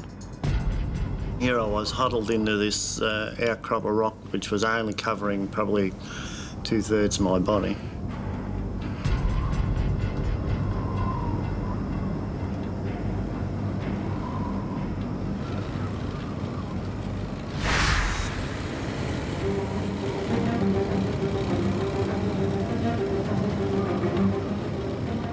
I heard a motorbike, and I sat up and looked out to where the noise was, and I could see somebody.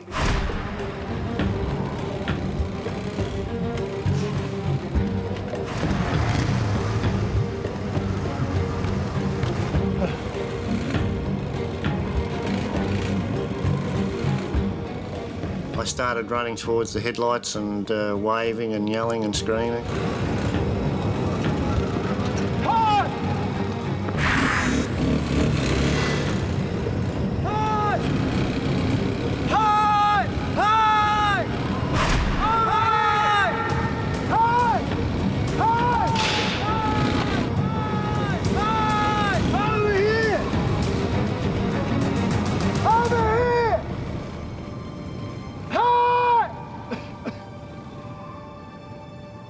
The motorbike was too loud and they couldn't hear any yells or anything that was going on, and they just kept going, and I lost sight of them. I just couldn't believe it. That's when I knew I was going to be spending the night out in the open. That's when I knew I was in trouble.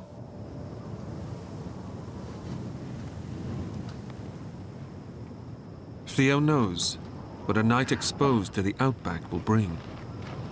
Bloody idiots. I thought, this is it.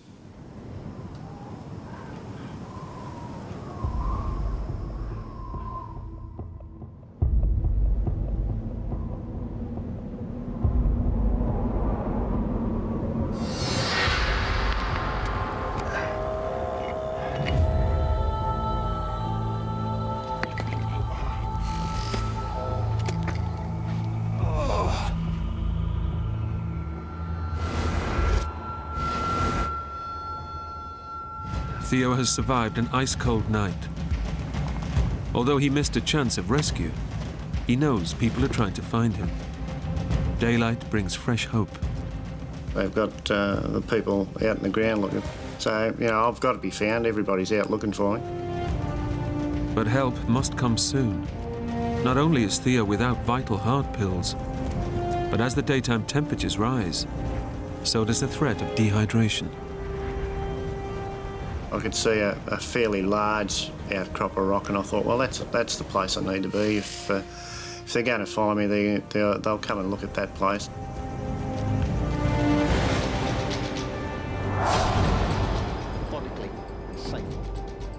Theo's gone a full day without vital medication. But now, a search and rescue operation is underway. Pauline, rescue plane will be here in an hour.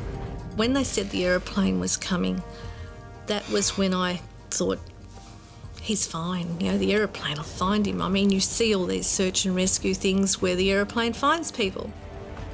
Guys, wait a sec. Can you take these, please? What are they? They're his heart pills. He needs them. He really needs them. Without those, the heart goes into spasm and have another heart attack. With police and volunteers helping, the Aborigines can now share their renowned tracking skills. But finding one person in such a vast terrain is like finding a needle in a haystack. Theo has had neither food or water and gone 24 hours without vital medication that regulates his heartbeat.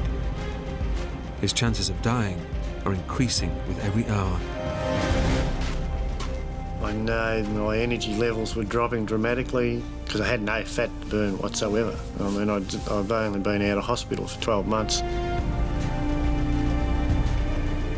Finally got to the outcrop of rock. Camouflaged against the scrub in his pale clothes, Theo's best chance of being seen is to find high ground.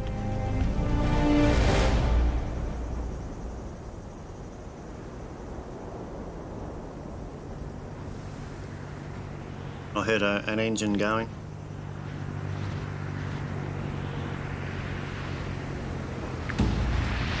Hey! And saw a plane flying around, and I realised that everybody's out looking for me. Hey! Here! Yo! Hey! Hey! Hey! Oh, you beauty. Hey! Theo! A spotter plane is heading straight for Theo. He's certain rescue is just moments away.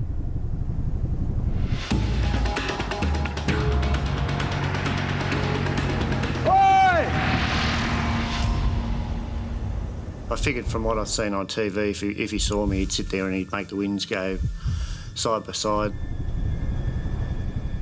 Figure, oh, well, I'll look for that if that's the case.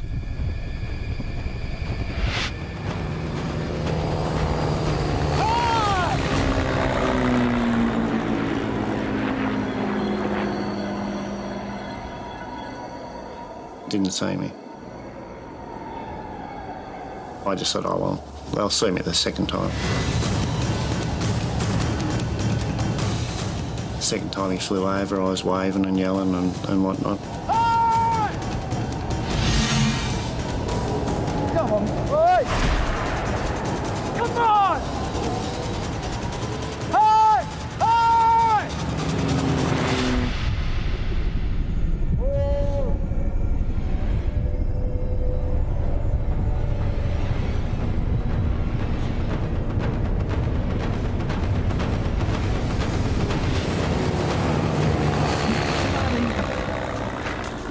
Idiot!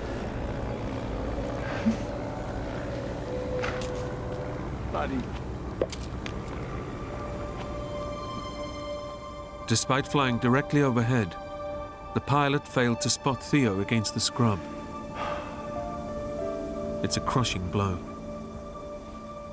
There are dozens of people looking for him, but he's never felt so alone.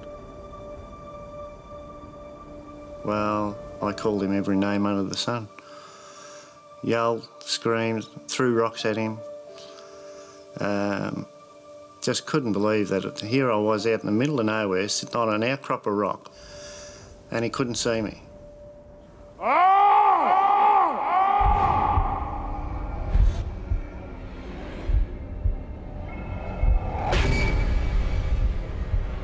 Theo's situation suddenly worsens. Now, his body, weakened by his recent heart surgery, reacts to the frustration and physical strain of his ordeal.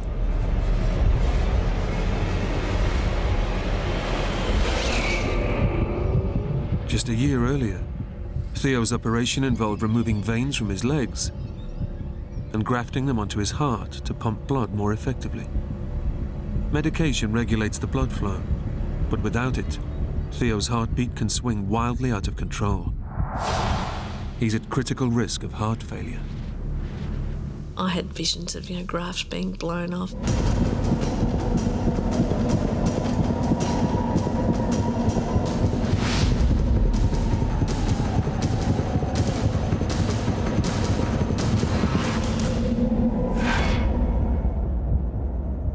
Theo Rossmulder has been lost in the outback for more than 24 hours.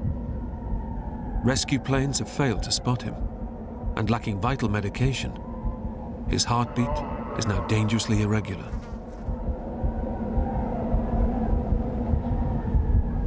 The heart was going haywire, and I have to wait for it to calm down. I just hope the old ticker holds up, because the way it's thumping and bumping, it's not doing real well.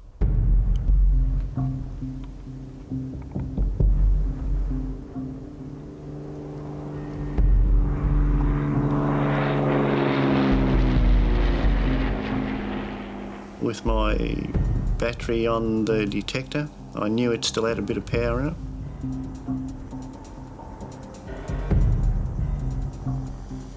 And I thought, well, if I could get the battery apart and wire up the batteries to actually spark.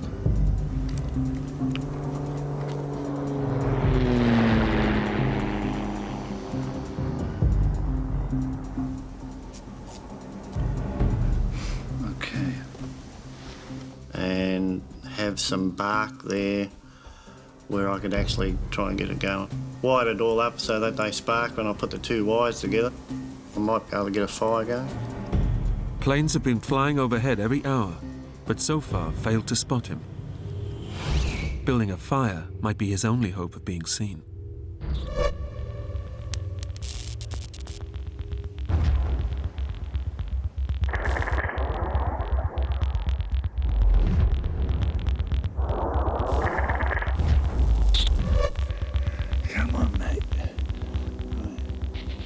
I'd put a lot of effort, probably most of Sunday afternoon, and I was putting all my hopes into that.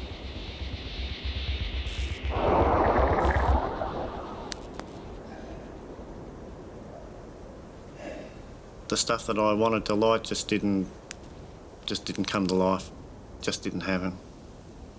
I was totally disgusted that I'd wasted a good battery on an effort that didn't work. As the second night falls, his chances of survival are fading fast. He again ignores the rules to stay in one place and continues to wander in the hope of finding the fence.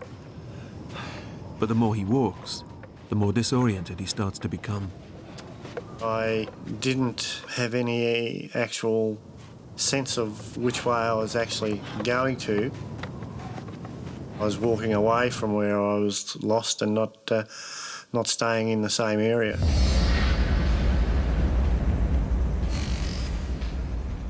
Alongside Theo's heart defect, 48 hours without water is now becoming life-threatening. A healthy person could go 3 days without it, but Theo is not healthy, and he hasn't had a drop to drink in 2 days. Severe dehydration pushes him closer to death with every hour. When the body starts shutting down, it's not pleasant. Every part of your body hurts. You can't sit down without the part that you're leaning on. It just aches. When you start walking, your legs hurt, your arms hurt. It had gone from being saved and rescued to trying to survive, and the idea that there's a possibility you were going to die. I was getting so weak and thirsty. My throat was constantly dry, my lips were starting to get swollen.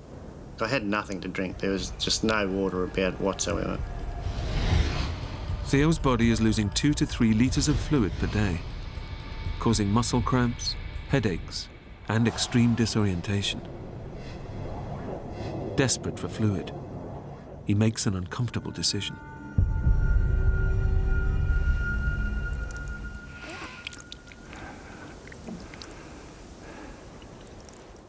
And it all of a sudden dawned on me. Hang on a minute. You can't waste this. This is your body fluid's going to waste. This is the stuff that's going to keep you alive. It's the only bit of moisture you've got. You know, this was pure water going through.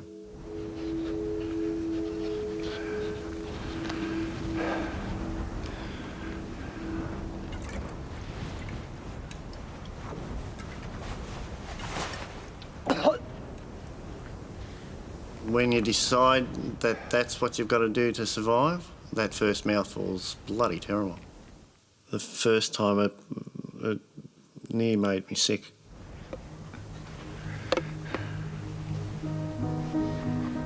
I'm thinking to myself, well, you know, I've come down a few pegs on the ladder, having to do that. Each time Theo drinks his urine, it becomes more concentrated and less hydrating. The more times you put it through the system, the stronger it becomes, which in turn makes it taste even worse. I couldn't drink it. It was just too vile. I was just withering away, and it was just an ordeal. It's like trying to run a car on an empty fuel tank. Some 70 rescuers are combing the landscape, trying to find Theo before it's too late.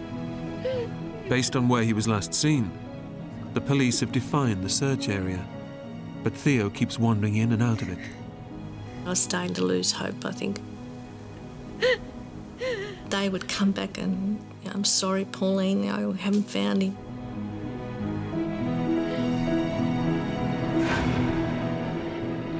And as ongoing air searches fail to spot him, Theo too is losing hope. By the time he was flying over me 14 times, I'd given up. I basically knew he wouldn't see me.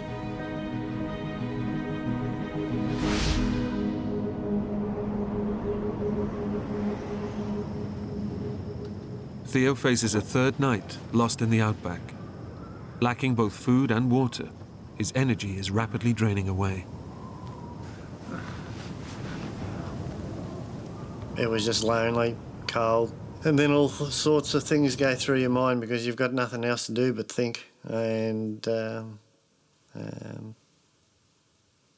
and it wasn't pleasant. I just, you just don't want to go there. It's, yeah, it was just terrible. Suddenly, he hears the terrifying sound of a deadly new threat. The dingoes and the wild dogs were watching me constantly. You really start to think, well, I'm not going to get out of this.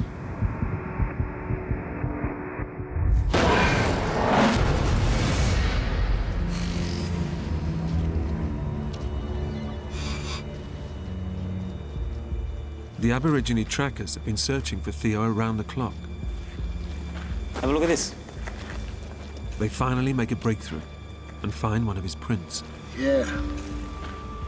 And he's got company. But they've also spotted another print alongside Theo's. The paw prints of a predator, the dingo.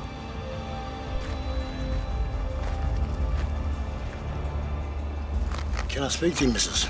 Yeah, sure. He's still alive. How do you know? We've seen his footprints.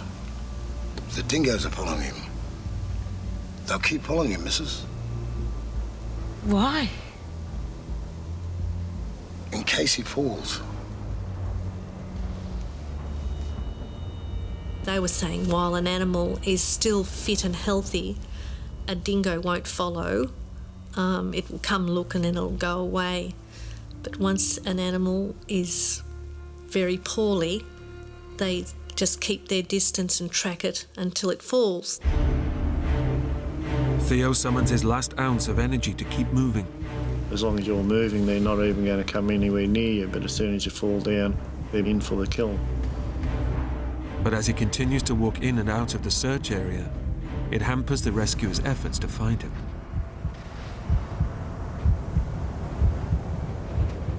Theo's mental reasoning has now become so clouded that he clings onto his expensive metal detector, but drops his pick, his only defense against the dingoes.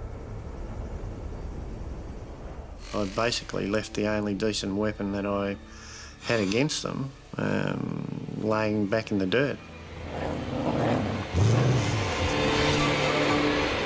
I thought to myself, well, I'm going to be dead within 24 hours. And as his energy levels hit rock bottom, Theo was also losing his mind. I was hallucinating. I knew I was seeing things.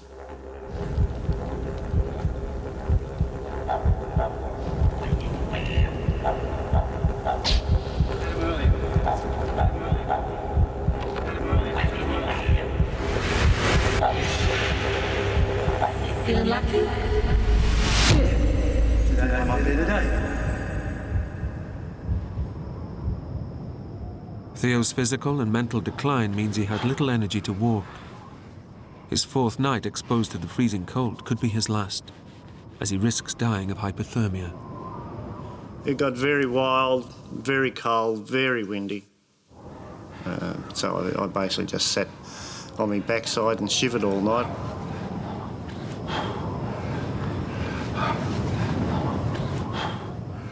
You were shivering all the time, you were cold, you couldn't lay down, you were aching all the time. All you're waiting for is the sun to come up so you can just start getting warm again.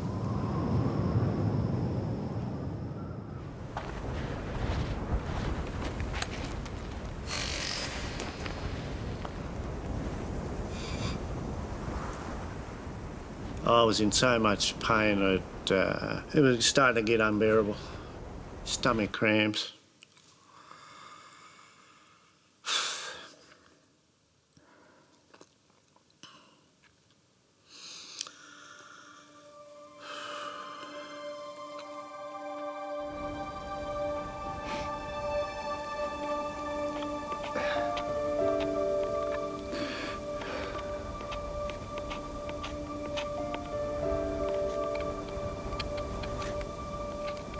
I was starting to think I wasn't going to survive.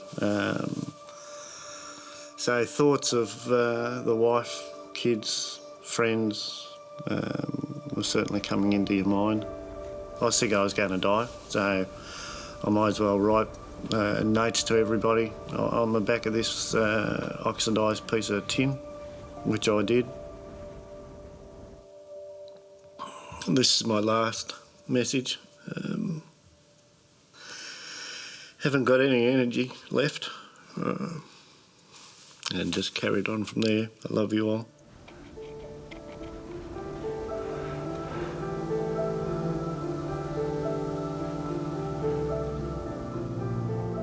Trying to explain, more so to my wife,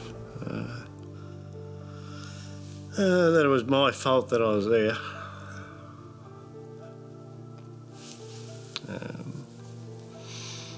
Because I told her I was bloody stupid.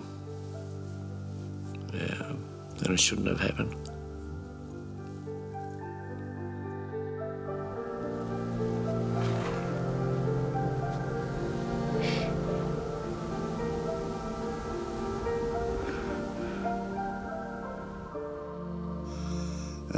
Religion becomes very, very strong.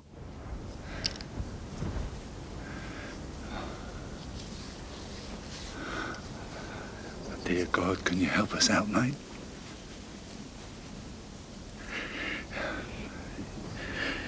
If you see me out of this, I'll see you right, I promise.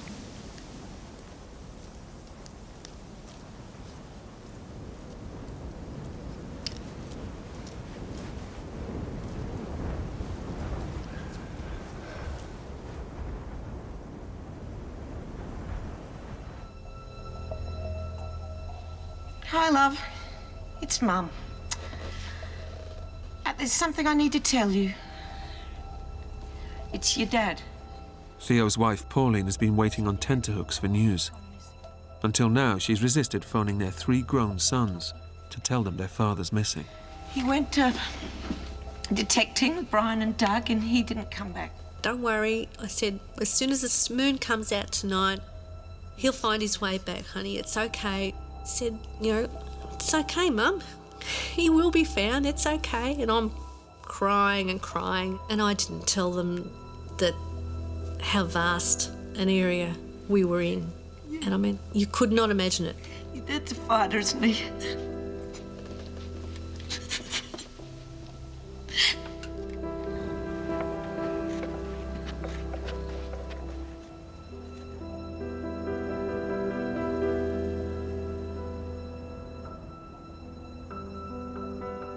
By Monday, I think I had him as dead. I really did. I couldn't think that someone of his weight and health could live that long without food, water and his medication. I really didn't. 5 days lost in the outback, without food, water or a single dose of essential heart medication, have pushed gold hunter Theo Rosmulder to death's door. There was nothing left in the tank. I was finished. I was actually wishing I'd die. Theo is no longer looking for shelter. He's seeking protection for his corpse. He doesn't want his body to be eaten by dingoes. If you're in a situation where you don't have any choices, bar one is how you're going to die, you start to think that, well, let's make it as best as possible.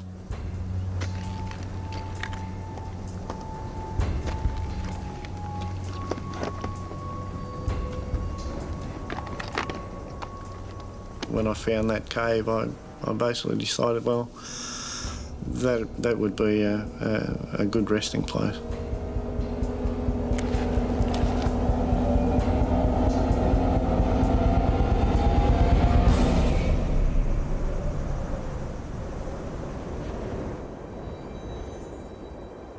What I'd planned on doing was basically crawling into the hole and bricking the front of it up. I just didn't want to be a dog's dinner, basically.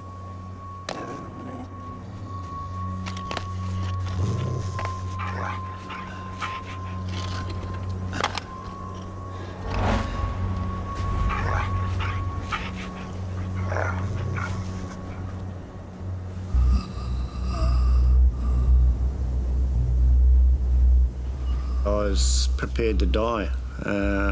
I knew I didn't have much time left.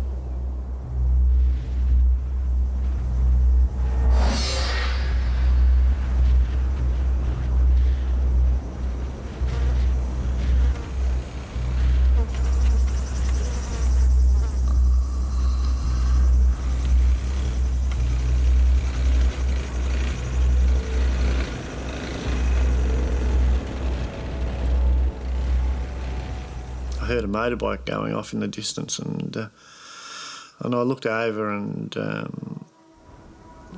could see this motorbike, and I thought, oh, you're seeing things.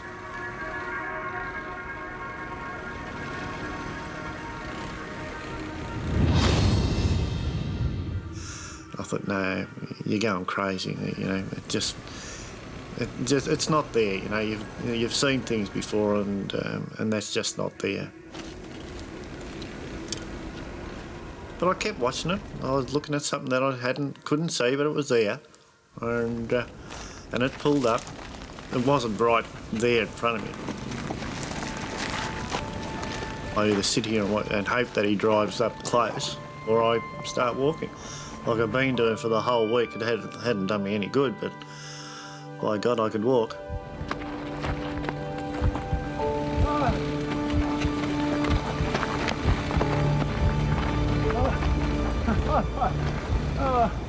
I started waving, but I mean, it was taking such an effort to even stand up and wave. On the verge of death, Theo has narrowly missed another rescue opportunity. I'm going to turn around and go back. That was it. If I was going to die, that was the place I was going to die. I'd picked it.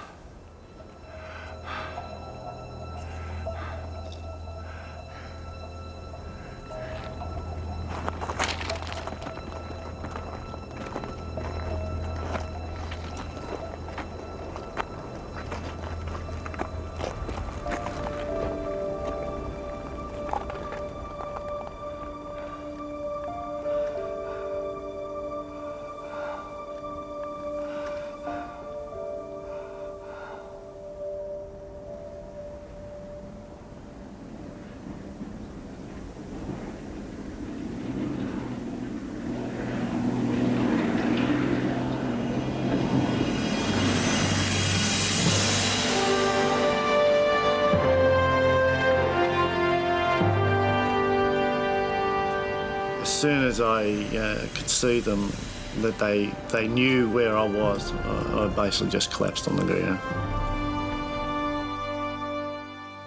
It was just a feeling of utter enjoyment. The emotions were going through that, it's finished. The thought of dying's not going to happen. All the plans that I had of, going into the cave and letting nature take its course just wasn't going to happen. And, those guys, they're the best looking bunch of blokes I'd ever seen. Rescuers found a fresh set of Theo's prints, and the Aborigines were finally able to track him down. Can't explain it. It was just a huge relief. It was, oh, thank God.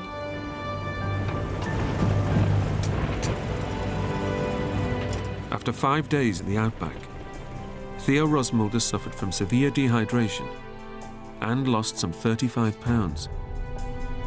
Yet his heart survived the ordeal without major complications. He now knows that had he stayed put on day one, he would likely have been found within hours. I thank everybody involved for the effort they put in. If it wasn't for them, I wouldn't be here. And like I've been telling people the whole way through, if you get lost, stay put. I mean, once you move away from where you're actually lost, you are lost. And it could cost you your life.